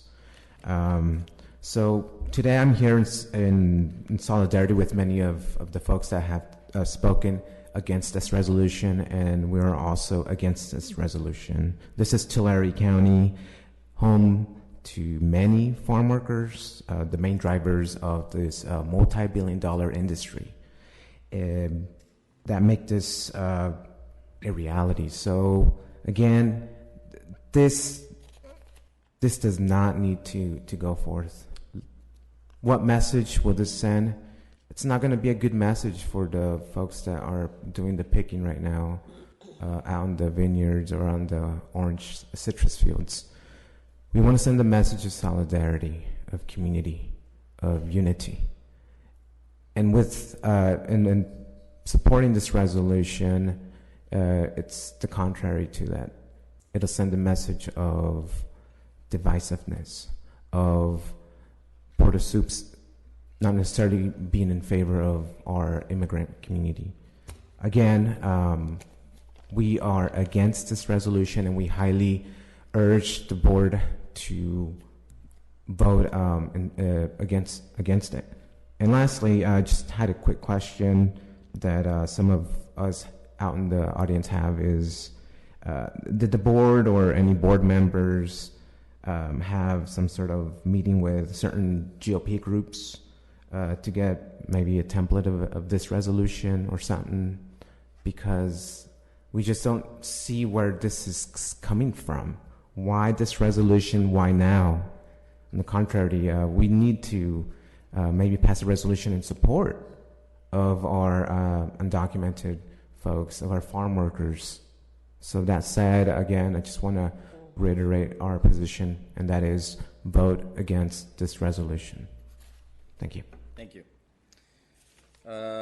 Mr. Ryan Jensen, I believe you are around, so we will give you an opportunity to speak.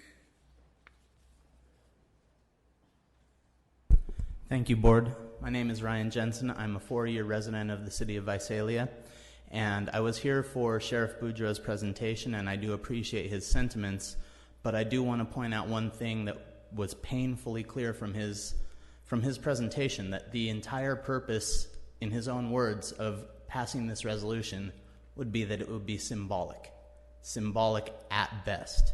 The entire point of this resolution is to send a message.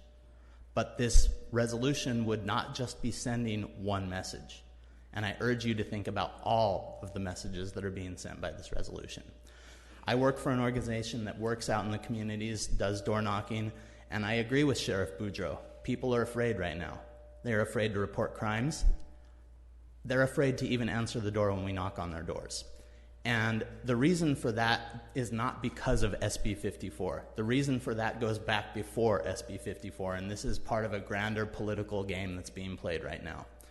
And ultimately, the message that you would be sending by passing this resolution is that you stand with a grand alliance of people who, across this country, do not value our immigrant communities. And I guarantee you that despite what Sheriff Boudreaux says, this will send a message to our immigrant friends, neighbors, that they are not welcome here, that they should not call the police because their local police officials who are tasked with protecting them from violent criminals may also take actions that would imperil their family members or themselves who may not be documented. I was a Peace Corps volunteer, and luckily for me, my 3 years of service was in the country of Mexico. I lived for 3 years in Mexico and was granted nothing but welcoming, open arms the entire time I was there. I urge this board today to think very carefully about the message that you are sending and who you are welcoming into these communities, because I feel that community policing is the only way to keep our communities safe, and if you're sending the message to people that our local law enforcement are going to comply with ICE, they are not going to open the doors to local police. They are not going to call to report crimes, and they are already terrified. And this is only going to send the message that Tulare County, as a government body, stands on the side of the people that are terrorizing them. Thank you. Thank you. Our next speaker is Philip Applebaum.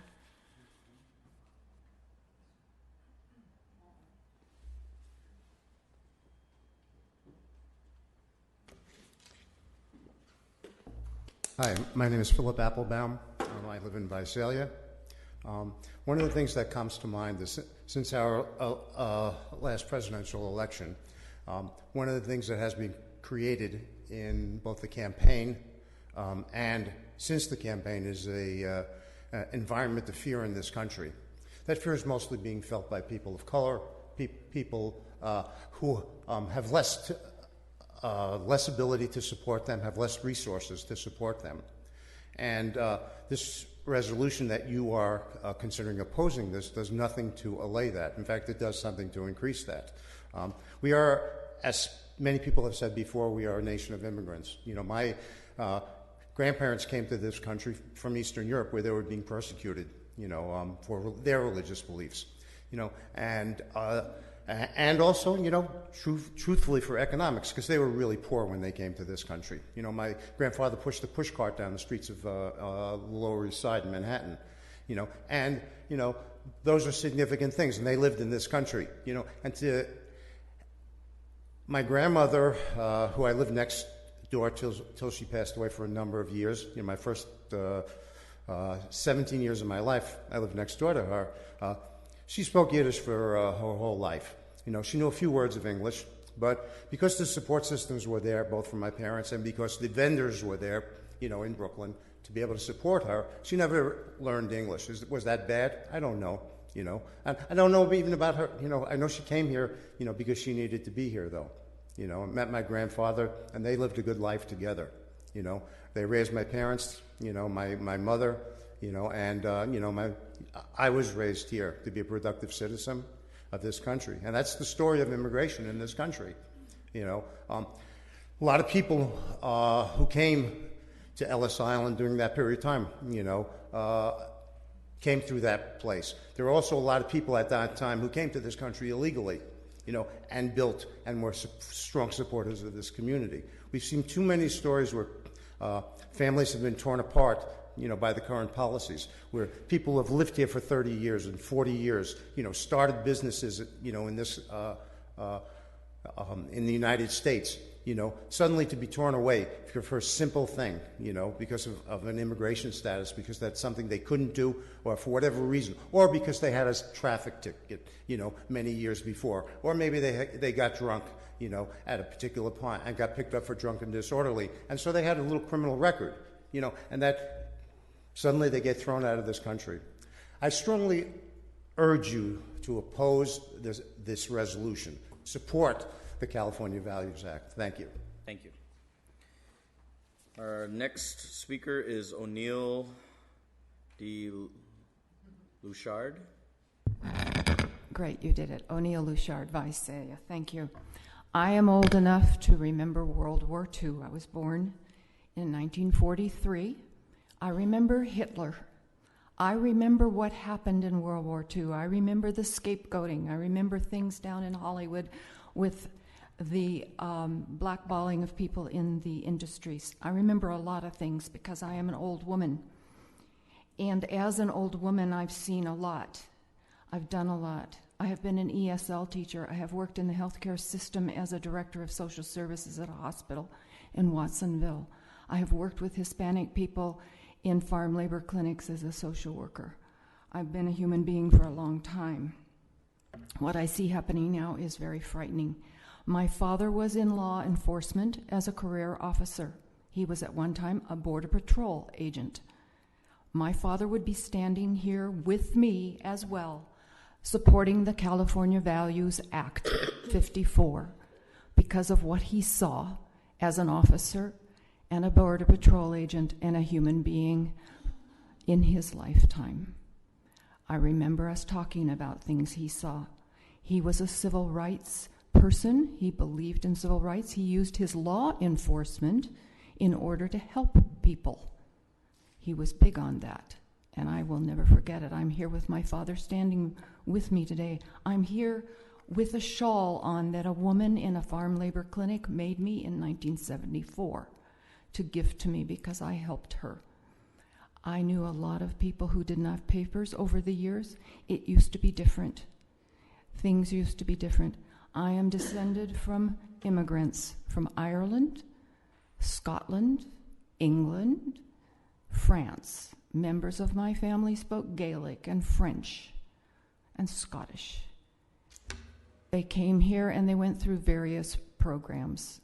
Some took longer, some they just waltzed through, some came through Ellis Island. Things have changed. Laws change. Laws are made by people. Laws are undone by people. I taught government for years in Fresno County and as a high school teacher. So I have experience with these things, and I believe that we are going in the wrong direction. And I want to say a couple of things that have not been said really quickly. There are public health issues when you begin to restrict people and make them afraid. You begin to get old epidemics coming back. They don't go for care. You need people who are not afraid to go for care. You also get worse treatment of the police officers. This was a big deal with my dad. Police officers are not as safe when people don't like them. We are not safe. I support the law system, but I support having good laws. And California Values Act needs to be fixed a little bit, but it's a good law. Thank you. Thank you. Our next speaker is Jane Bodine.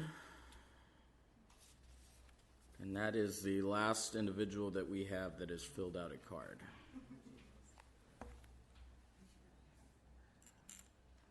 I waited to sign up because I wanted to see if any other farmers came up, and I thought I didn't need to speak another time. I own land between Tulare and Visalia, a walnut and plum farm, and we have walnuts, and a lot of that is harvested by mechanical means, so we probably could do without immigrants working, even though some of those immigrants that work all year long, some of those workers work all year round, started out as the illegal immigrants, but at one point there was a process where they would more quickly become citizens, and they went through that. But we also have plums, And when I walk around when they're harvesting plums, there's a lot of young men, and they're mostly speaking Spanish. And young people learn language quickly. So if they don't understand my English, and I try to speak Spanish, but that means to me they haven't been here long and they're probably illegal. And I think it would be a really bad symbol for you to pass this resolution, because we stone fruit growers need these people. As a walnut grower, I can probably do without them, but not as a stone fruit grower. So keep in mind, I'm representing a lot of stone fruit farmers. Don't say something to the immigrants to make them think we don't like them or want them here. Thank you. Thank you. There any last public comments that we didn't touch? Seeing none, I will close the public comments and bring it back to the board. We've received a lengthy amount of comments. Well, you know, I think they got the wrong idea here about why we would oppose this. It's not for the people that are here working. Speak into the mic, Mike. Hold the mic over. It's not for the people that are here working every day, working in the fields. That's not what this is all about. It's about the people that come here because we are a sanctuary county and prey upon these people. Those are the people that we don't want here. No, we're not against the people that are here working in the fields. A lot of them are good friends of mine. But we are, that's right. I'm an old dirt floor Okie from Terabella. I grew up in a tent with a dirt floor. I know a lot of immigrant people. I grew up with them. Don't get out there and laugh at me. I don't really appreciate that. Yeah, I'll talk about picking up potatoes. You betcha I picked up potatoes in the Wasco area. All summer long, I worked in the fields. That's what I did. But I learned early on, I don't want to do this the rest of my life. But what the idea of hearing everybody saying that we're going to be attacking the people that are out here working in the fields and that's not what this is all about. This is sending a message to the state of California. You got loopholes in this? We want them addressed. And the only way we're going to get their attention is by doing this. They won't listen to us. The sheriff's been up there. We can send them all kinds of letters, all kinds of stuff from the board. They don't listen to that. But when you send them a message, Tulare County is against your sanctuary state. Let's get this thing fixed. Let's get this thing fixed. And I have, you all people showed up, that's true. But I had emails, I had people from all over my district that opposed this. Read that. Excuse me, sir. We've done a great job with the quorum. We're going to continue that. So the same amount of respect we've shown you, please show the board. How about some respect for us, too? You know, we're up here. We serve the people of Tulare County. And when we make decisions, yeah, you're here today. But let me tell you something. We serve everybody. We serve everybody. Don't forget that. We want this county to be a better county. We want to protect our farm workers, but we need to send California the message that, hey, you need to fix this thing a little bit. It's not right. Other board comments? Yeah, questions? I have some. Just some few comments. First off, I want to say I believe our sheriff when he states he's not out to persecute non-criminal, undocumented immigrants. I think he's shown that in the past. He's always there and reaching out to everyone in the community, all the immigrants. What I don't want to happen here in Tulare County is what happened to Catherine Steinle. I was appalled when I heard that story, and even more appalled when her murderer was released. Excuse me. I don't feel that undocumented criminals or even citizen criminals have a right to enjoy the same privileges that we as citizens and those who are undocumented but living productive lives in Tulare County. That being said, I think that local government and law enforcement have been put in quite a predicament by what's going on. I believe we're basically pawns, and I'll say this nicely, in a spitting contest, I want to use something else, between the feds and the state. Basically, we came up here and we raised our hands to support and defend the Constitution of the United States and the Constitution of California. And what do you do when those two constitutions are pitted against one another? It's a tough predicament to be in. I think that we could write a letter rather than having, I don't know, sending a resolution off or writing a letter like we did with DACA and encouraging immigration reform, because obviously there are loopholes in this. So at this time, I don't know if I can support sending or having an actual resolution. I would like to see what's happening. Sheriff Boudreaux said, he talked to the governor.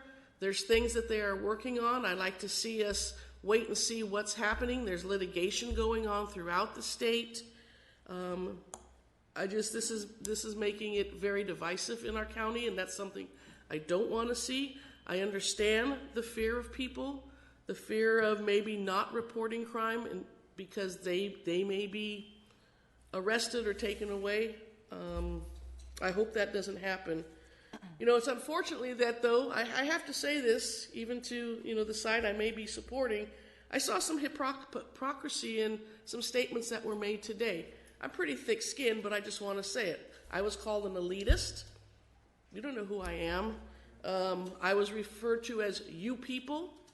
So let's think about that when we're out there in the community and conversing and trying to get along with one another and not make blanket statements as this document has been criticized as being. So that's all I have to say. Mr. Chair, just a few thoughts and comments. I hope that everyone who is here today had the opportunity to read this resolution in its entirety. I think that just the very first point, as Supervisor Shuckley had mentioned, puts us in a very difficult position. Whereas elected officials swear on oath to uphold the United States Constitution and the California Constitution and recognize federal law concerning immigration is solely within the United States jurisdiction, not the state of California's jurisdiction. It's within the United States government, the federal government's jurisdiction solely. I don't want anything in this community to be divisive. We are all Tulare County residents. That is something that we all have a common thread between us. When I took office, I raised my hand and swore an oath to this Constitution. But I think one of the issues that resonated with me, most importantly when I was out campaigning, was how important public safety is in this county.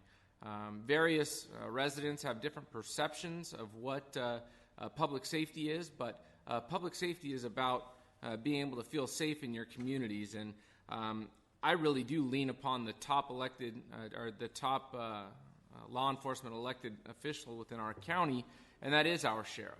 And when our sheriff says that he believes his hands are tied by law that is passed by the state government that keeps our sheriff's department from being able to keep our communities safe, I take issue with that. Now, I look at SB 54, and on a partisan front, look, this whole conversation here today, it was really a partisan conversation. It was D, you could tell who the R's were, you could tell who the D's were. Unfortunately, I say fortunately, not unfortunately, we are up here without a letter next to our name, but the only letter that is next to my name, it's because it's in my initials, is P, and that's for the people. There are sometimes we vote in ways that are portrayed as Democrat votes. There are sometimes we vote in ways that are portrayed as Republican votes. That's not what this is about. This is about what's in the best interest of Tulare County's residents and Tulare County's people. And I want to make sure that as a board member implementing policy that can assist our sheriff's department in them keeping our communities safe, that's something I take very, very near and dear to my heart. And I want to make sure that I'm supporting law enforcement as I said that I would do, and people elected me to be a county supervisor way back when. Nothing that we are doing here today is a blanket statement against immigration.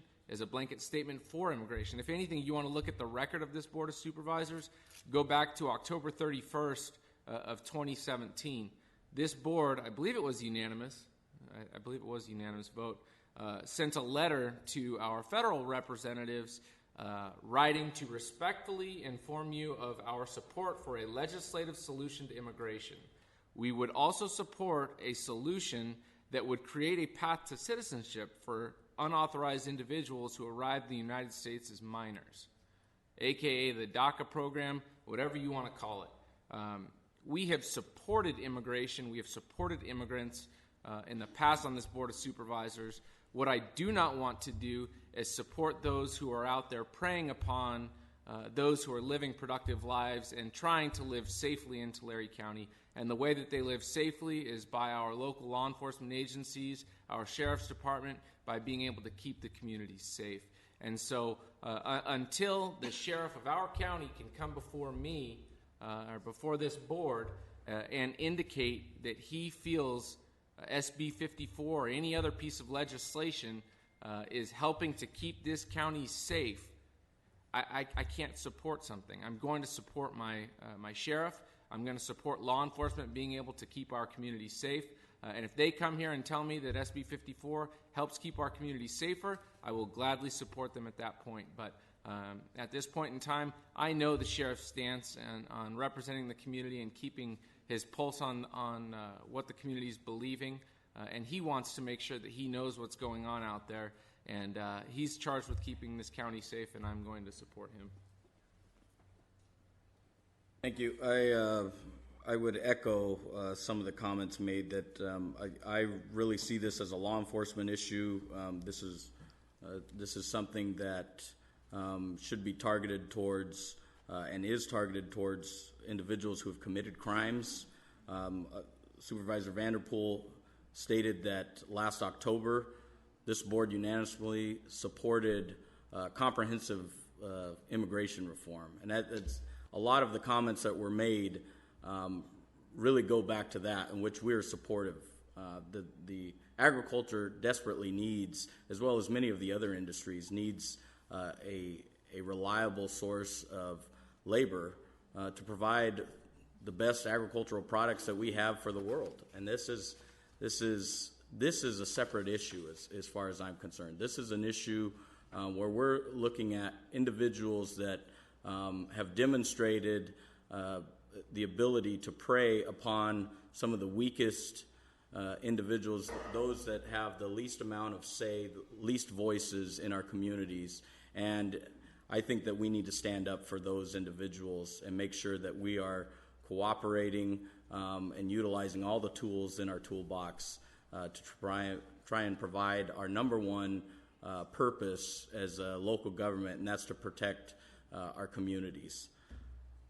With that, I would entertain a motion. I would move a resolution declaring opposition to SB 54, also known as the California Values Act. And I would second that motion, Mr. Chair. Please cast your votes.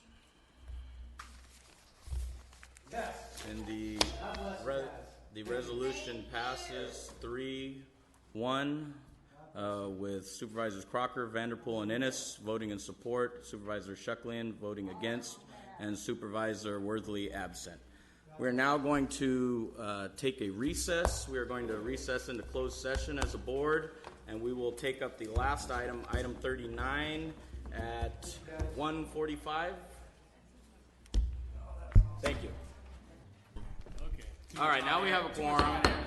Meeting will reconvene at 1:47, and we will take up item 39, our last on the agenda today. We didn't have any votes to come out of nothing to report. Closed session. Nothing to report out of closed session. Thank you. Sometimes they don't work. So this item is to receive the salary savings report from the County Administrative Office and provide direction to the County Administrative Officer regarding changes to the budgeting and use of salary savings. Mr. Spada. Thank you, Mr. Chairman, members of the board, ladies and gentlemen. Good afternoon. The matter before you is salary savings. Can we pull up the PowerPoint, please?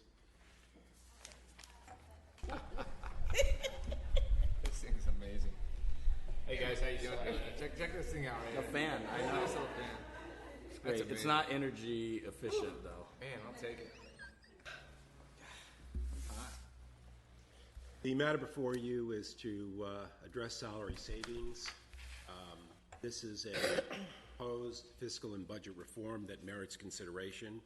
And to summarize the report, which is rather extensive, essentially the report presents a tiered, incentivized salary savings approach with exemptions, coupled with some suggestions for the board with respect to establishing a vacant position review process to help ensure long-term budgetary sustainability, and as another suggestion, possible implementation of this proposed tier approach to help ensure annual budgetary feasibility. Slide, please. You see here, Mr. Chairman, board members, the table of contents. I won't read each one. I'll just say that there will be a slide associated with each major topic that's reflected in this table. The first slide embraces salary savings definitions. They are set forth at length in your report. I'll just briefly say as follows. With regard to budgeted salary savings, which is an important topic, this is identified specifically in Budget Object Line 6021 as a negative number, allowing departments to budget during the annual budget process. The methodology to calculate salary savings, very simply, is a multiplication of the number of payroll periods of estimated vacancies by the salary rate of the affected positions. The departments identify specific positions to which their salary savings will be computed. With regard to an example of salary savings, the object line is a contra, or a negative object line, in which salary savings are deducted from the allocated salaries, object line 6021. In other words, it's a subtraction process between 6021 and 6001, which is the allocated salaries and benefit series. With regard to actual unspent salaries, this is the unused portion of salaries applied to the salaries and benefit appropriation through AUD 308, which is the shorthand for the Auditor's Form 308, which is the document that processes salary savings. Also, there's another concept known as frozen positions. Historically, the board had frozen positions, especially during times of great fiscal stress like the recession, in which case positions would be frozen, meaning that they could not be filled. However, the departments informally freeze positions when they budget salary savings. Next slide, please.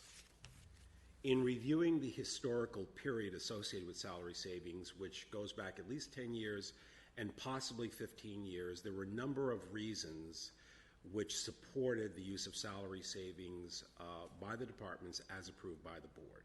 First, turnover rates based on trends. There was a difficulty in recruiting or filling positions during the hiring process. It was used for unpaid leaves of absence.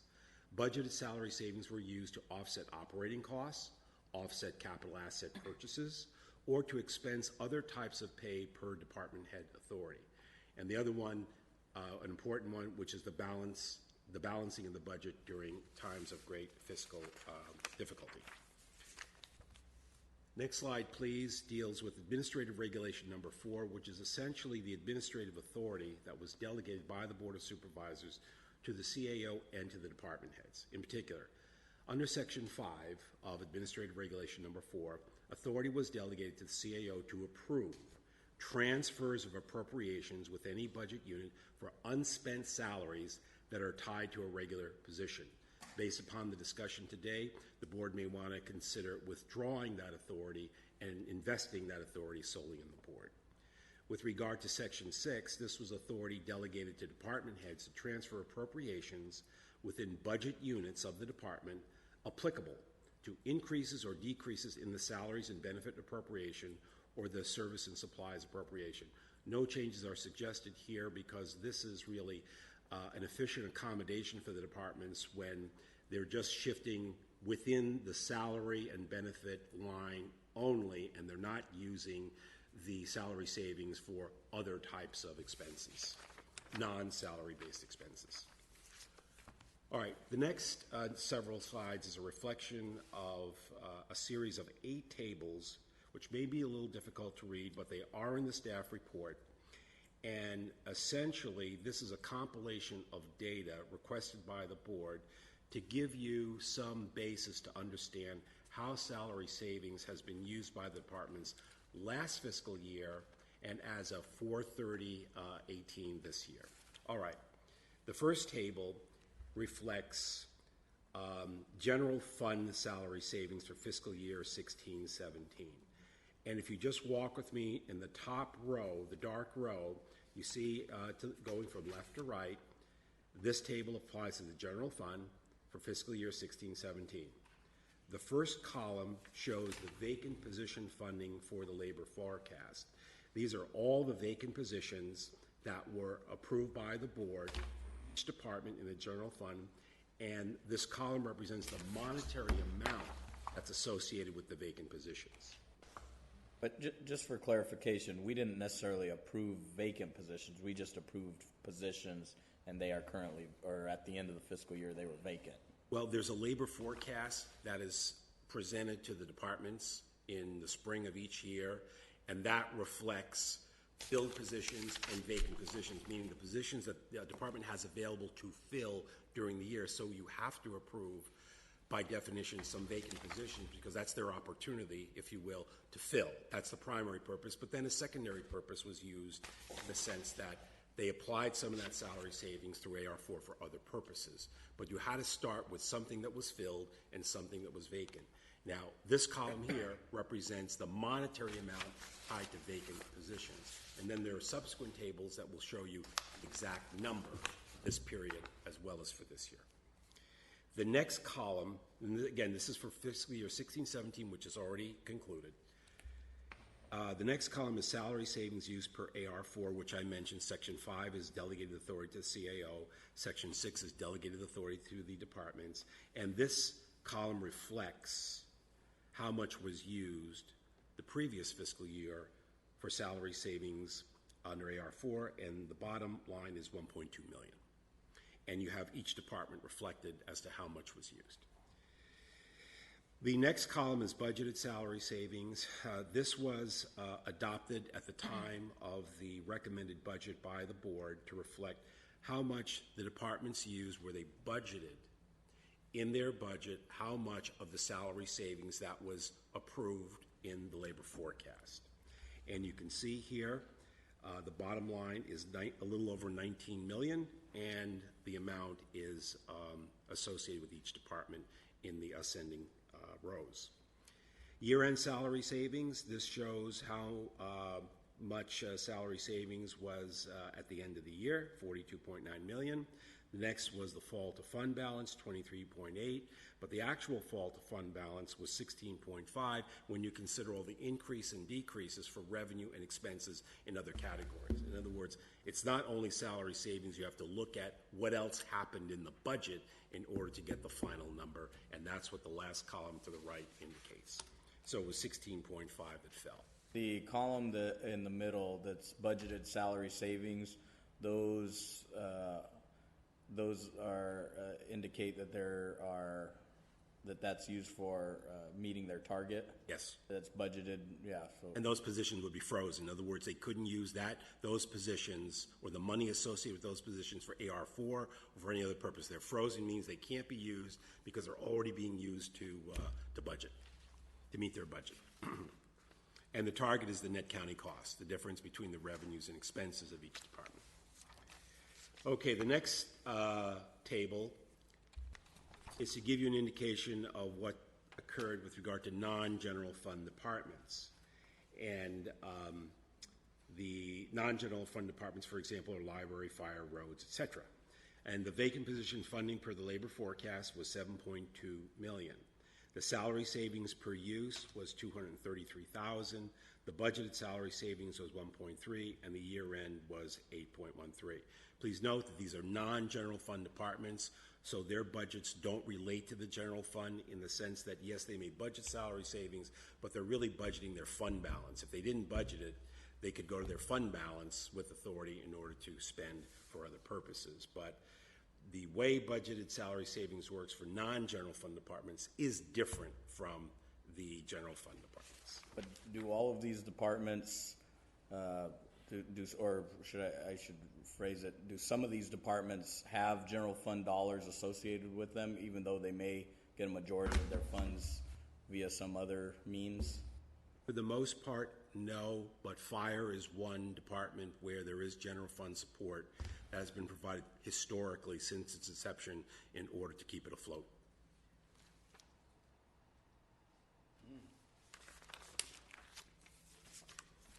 All right, the next table is fiscal year 17-18, general fund salary savings. And here,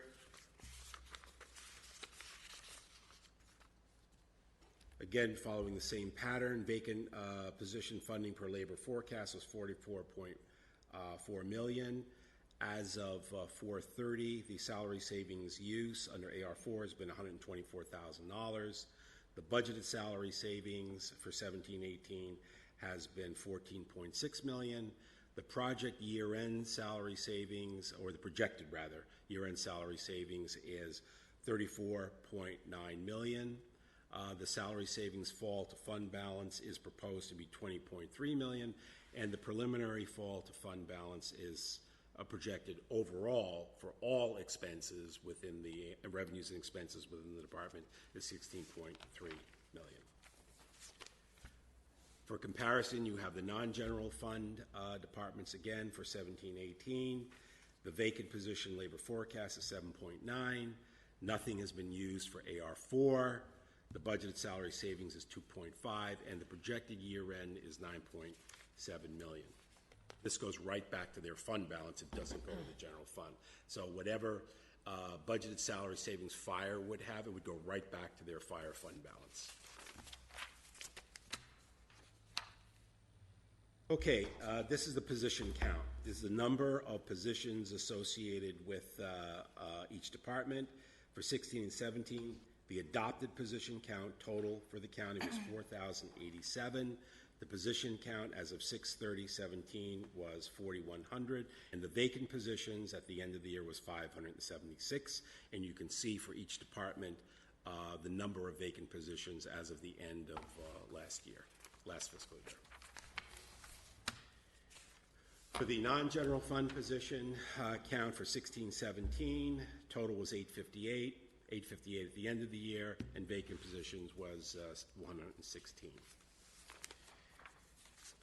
For 17-18, this fiscal year, the adopted position count was 4126.63. As of 4/30/18, it's 4141.63, and as of April 30th, 576.75 positions are vacant. So my quick question, so a 0.75 of a position, is that like Crocker, it's kind of shorter, it's like 0.75 versus, Steve is one position, and that you have 1.75 between the two, or? With respect, no. Okay. That could work. I think That's if I'm right, 0.75, you might be 0.8. So. I'm glad it's not by weight.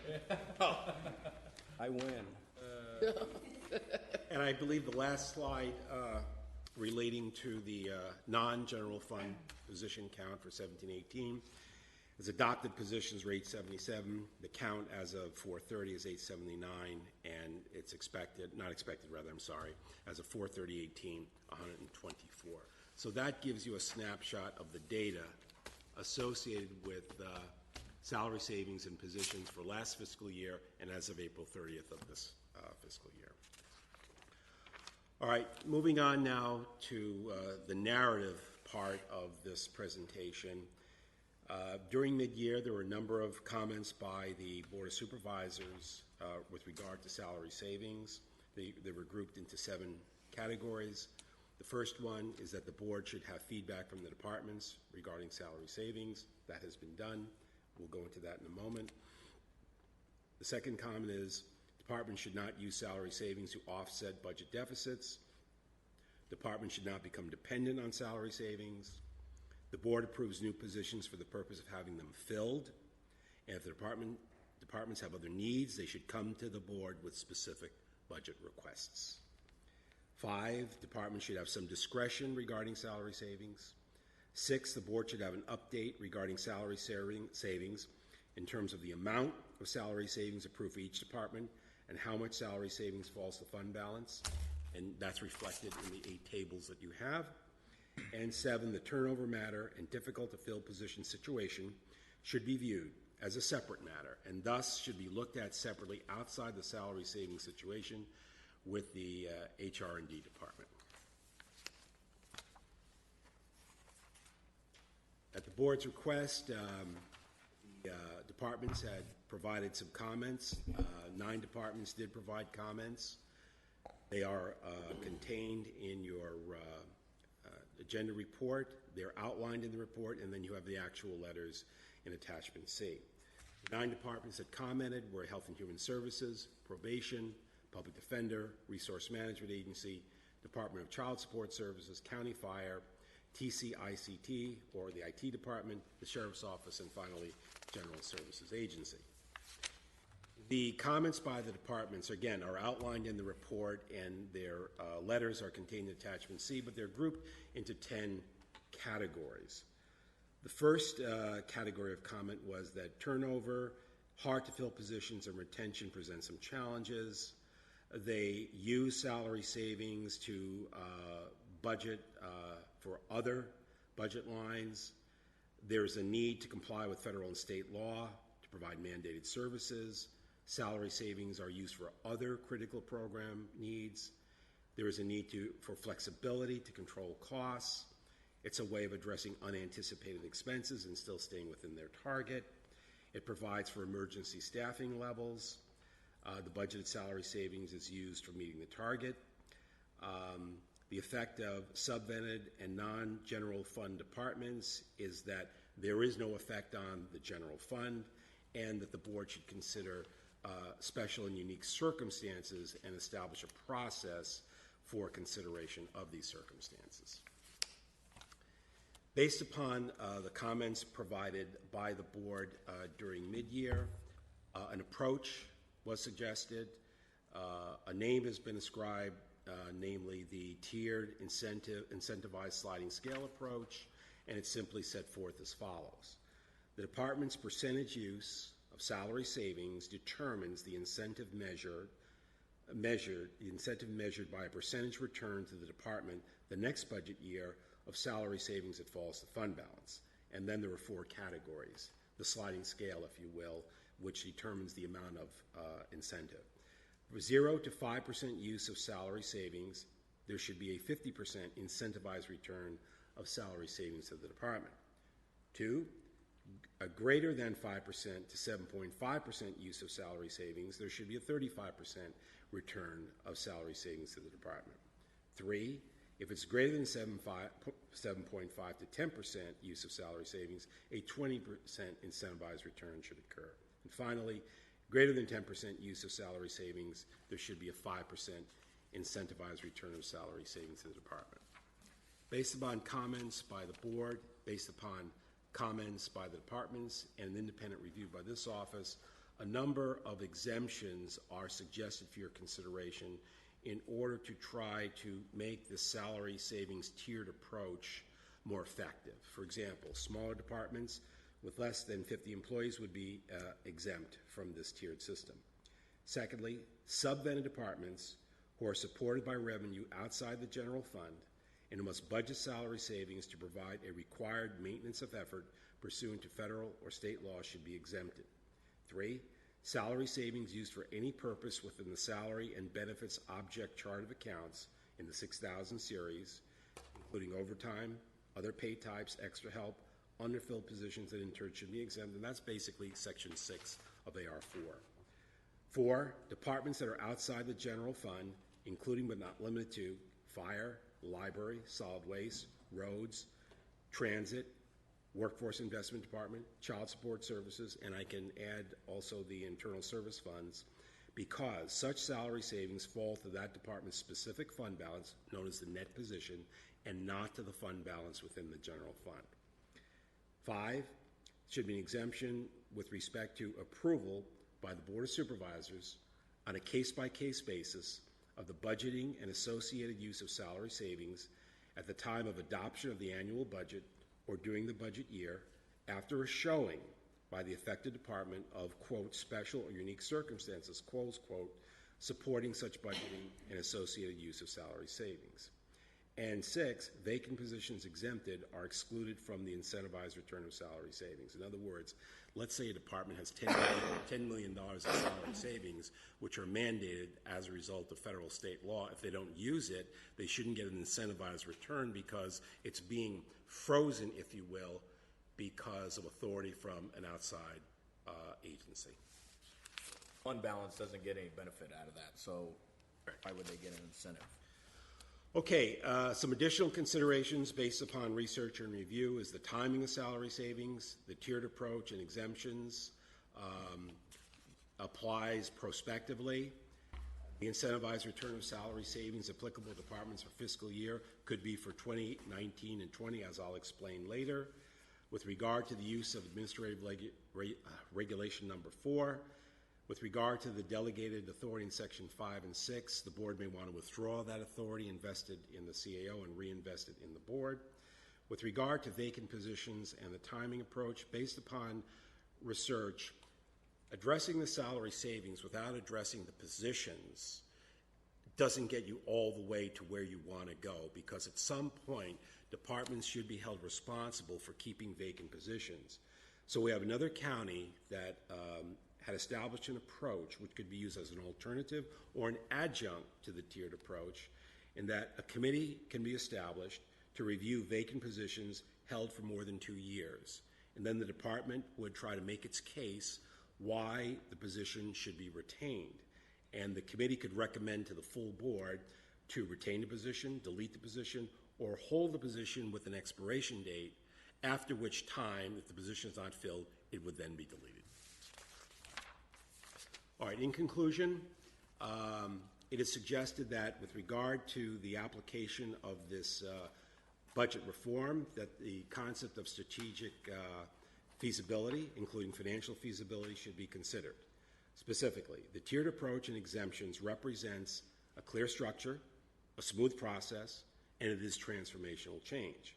With regard to addressing transformational change, one consideration should be what is the likelihood of success and effectiveness of that change? And in consideration of that point, the organization, meaning the county, should be able to reasonably adapt to and smoothly implement the change. Proposed change should be feasible and sustainable. So, based upon the report, there are some suggestions for your consideration in terms of potential direction. 1, you can establish a tiered approach with exemptions. 2, you can establish the vacant position review. Thirdly, in connection with strategic and financial feasibility, defer the implementation to the next budget year. 4, authorize the CAO to prepare and submit to the board a report next fiscal year, namely August 2019, including but not limited to the following topics. What are the projected revenues for the next fiscal year, general revenues? What are the projected strategic expenditures for the next fiscal year? C, unless prevented by law or exempt by the board, possible deletion of positions in excess of 2 years after there has been vacant position review. And finally, a discussion of what are the exempted positions that are excluded from the incentivized return. By looking at these components, the revenues, the expenditures, the exemptions, and the exclusion of exemptions from the incentivized return, the board would have a thorough report on which to decide whether it was sustainable, feasible, and what action should be taken. In connection with acknowledgments, I would like to thank the board for its direction with regard to promoting this fiscal reform. Thank the chief clerk of the board in connection with getting this agenda item published. The auditor controller for its advice concerning the budget. I'd like to thank all the county agencies and departments that participate in this process. And finally, the county administrative office for putting together this report and presentation. Finally, the requested action, Mr. Chairman, board members, is that the CAO requests that the board take the following action. 1, receive the salary savings report and provide direction to the CAO regarding changes to the budgeting and use of salary savings. That concludes this report. Thank you, Mr. CAO. Does the board have any questions or comments before I open it up to the public? I'll wait until after the Any members? Any comments? What's that? Any members of the public want to speak regarding this item? Paul?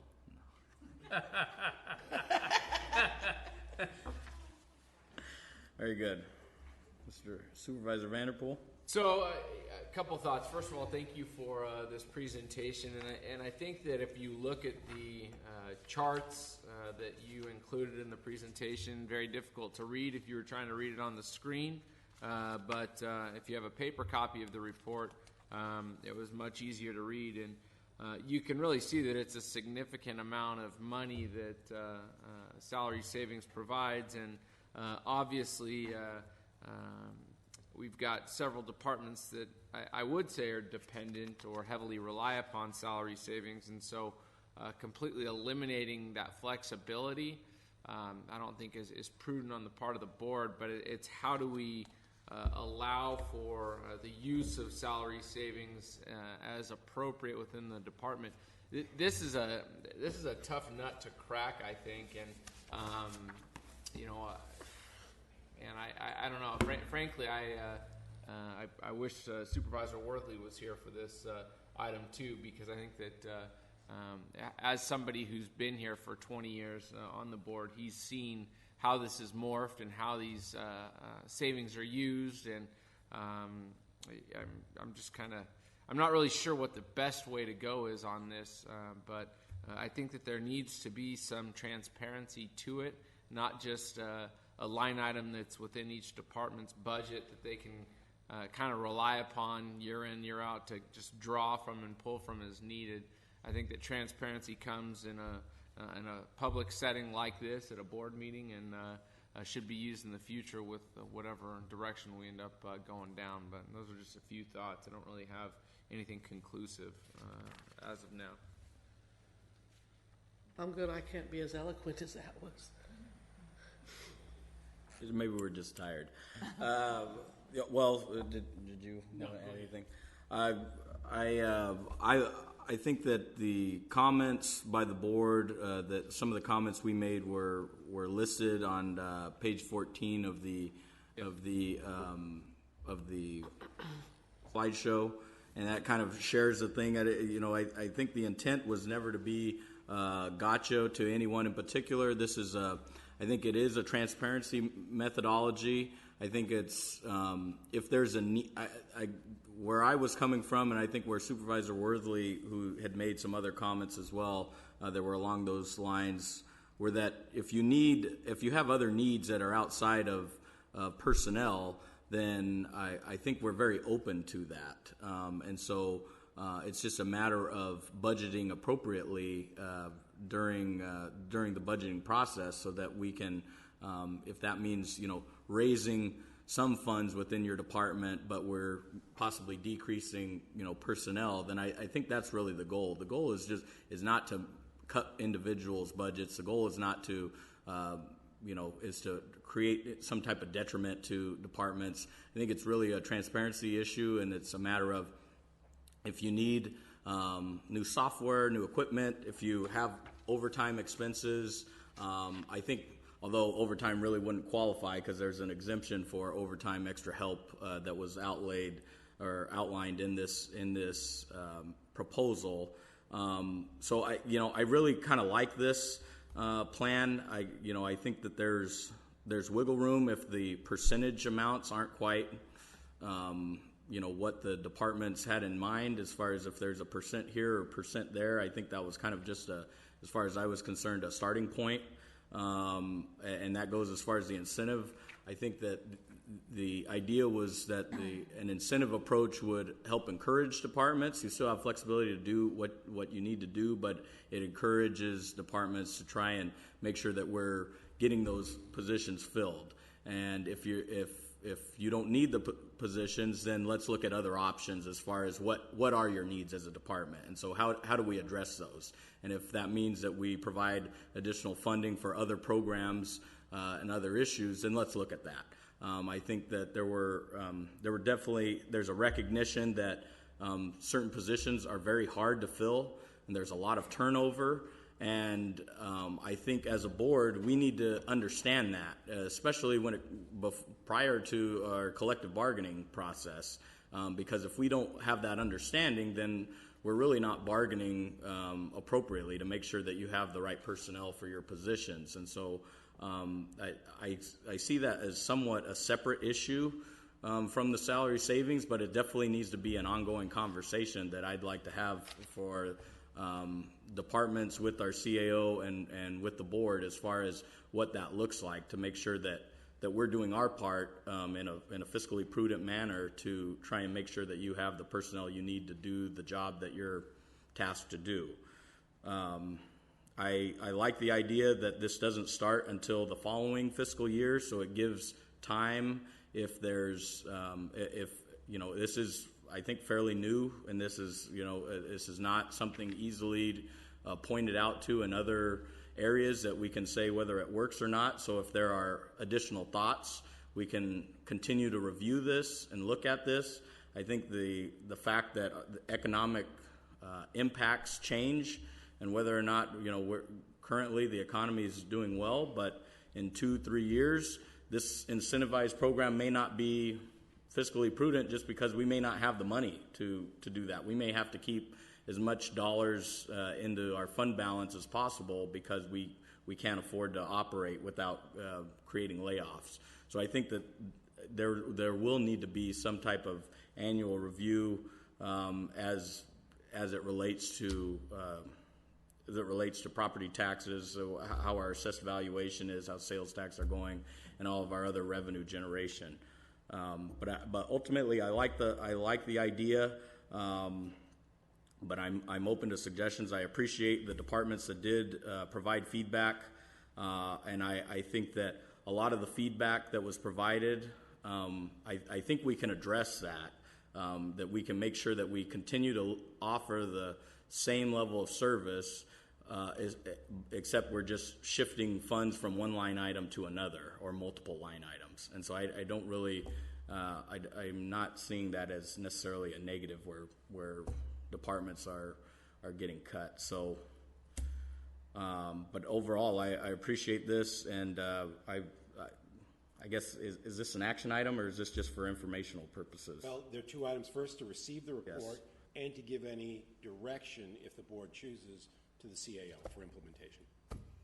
So the direction I would give is I would support moving forward with this plan, and the idea of having exempt departments that are non-general fund specific, as there's no benefit to the general fund. Smaller departments that, I mean, if you've got a department of 20 and you have 3 employees that are out, then that kind of skews the whole thing. So it's kind of, it doesn't really make sense as far as that's concerned. But that we continue to work towards this, and I see this as kind of a living, it's not, I don't know if it's much of a living proposal. And so if there's additional feedback that individual departments come up with or think about, that there should be a good flow of communication between departments, CAO, and the board as far as what the needs are, and making sure that we're trying to help you be as successful as possible. All right, thank you, Mr. Chairman. Members of the board, if I may respond just Sure. briefly. The way I understand the direction now coming from the board is that a concrete proposal is not going to be implemented for next fiscal year. The matter is still going to be studied. It's going to be a relationship between the CAO, the departments, and the board as to how best to implement a salary savings reform. As a practical matter, though, I've got to say this. We're moving very rapidly towards the preparation of the recommended budget, and so the discussions with the CAO after the targets, which is very customary, will probably start in the next 30 to 45 days. So the fundamental question, which I think is essential for this board is the budgeting of salary savings, because you can see there are a number of departments that rely on salary savings in order to meet their target. Is there a suggestion that if any department wants the budget salary savings, that matter be brought to your board for consideration so that you can evaluate whether or not that should go forward, or is that something we will just address next fiscal year? I think that needs to be addressed at the following fiscal year. I think there needs to be, this is something that's not, this is, I think your words was transformational, and if we move forward with this, it truly would be transformational. So I think there needs to be some type of easing into this process where we're working together. But I do think that having something more concrete that we can vote on, that we can discuss as a board, will provide some surety so that departments moving forward, even if it won't impact them for next fiscal year, for 18-19, that they can plan on in the future. Assuming that if things change, that we as a board can always review that and change that at that point in time. But this is a large enough issue that I think the more time that we give to departments to prepare for that, the better. Thank you. And one point that I do want to make too is on the exemption slide, I really did like the item 5, which was kind of a case-by-case basis, because I think that there are extenuating circumstances that various departments may encounter over the course of a year, and having that flexibility to utilize funding from within their department, regardless of the source, to address those extenuating circumstances should be available, but it should also be a transparent process too. So in terms of a concrete, formal plan, I would like to see that brought forward. I think the general direction to you that the board can provide is that the general concept of this moving forward is a good one, but I really want to get into the specifics and make sure that we are laying out a phased-in plan, because it is transformational. It is very different than what departments have done, so that we can get there in the future. Okay, the way I interpret what you're saying is this, that for the 18-19 budget, if there is any proposed budgeting of salary savings or use of salary savings for non-positional purposes, that should be transparently presented to you with the explanation or the reasons to support it, so that you can evaluate it and consider it. And that would also maybe help craft policy that is formally adopted. Very good. Yeah, so if we formalize this, because I think it's laid out, and then we actually have this as an action item. The one thing I did want to point out, the establishment of a vacant position review committee, I would take that off, and with the exemption that we can have a case-by-case basis by the board, review those types of things, and I would authorize the CAO to review that on an annual basis rather than have a committee review that. Any other comments from the board? Sounds good. Go and conquer. We're done. This meeting of the Board of Supervisors is adjourned. We have it on. What? We're going to vote? Receive the report. Vote to receive the report. Move to receive the report. Move to receive the report. Second You said that it was an reception. action item. You were doing so good too. I the know. First time. I had a correction. Oh my. Please vote. The motion to receive the report passes 4-0 with Supervisor Worthley absent. Meeting is adjourned. Thank you. Thank you very much. Thank you. Thank you very much. I wanted to bang it earlier. You wanted to bang that earlier. I couldn't do it. Bang a gong. Get it on.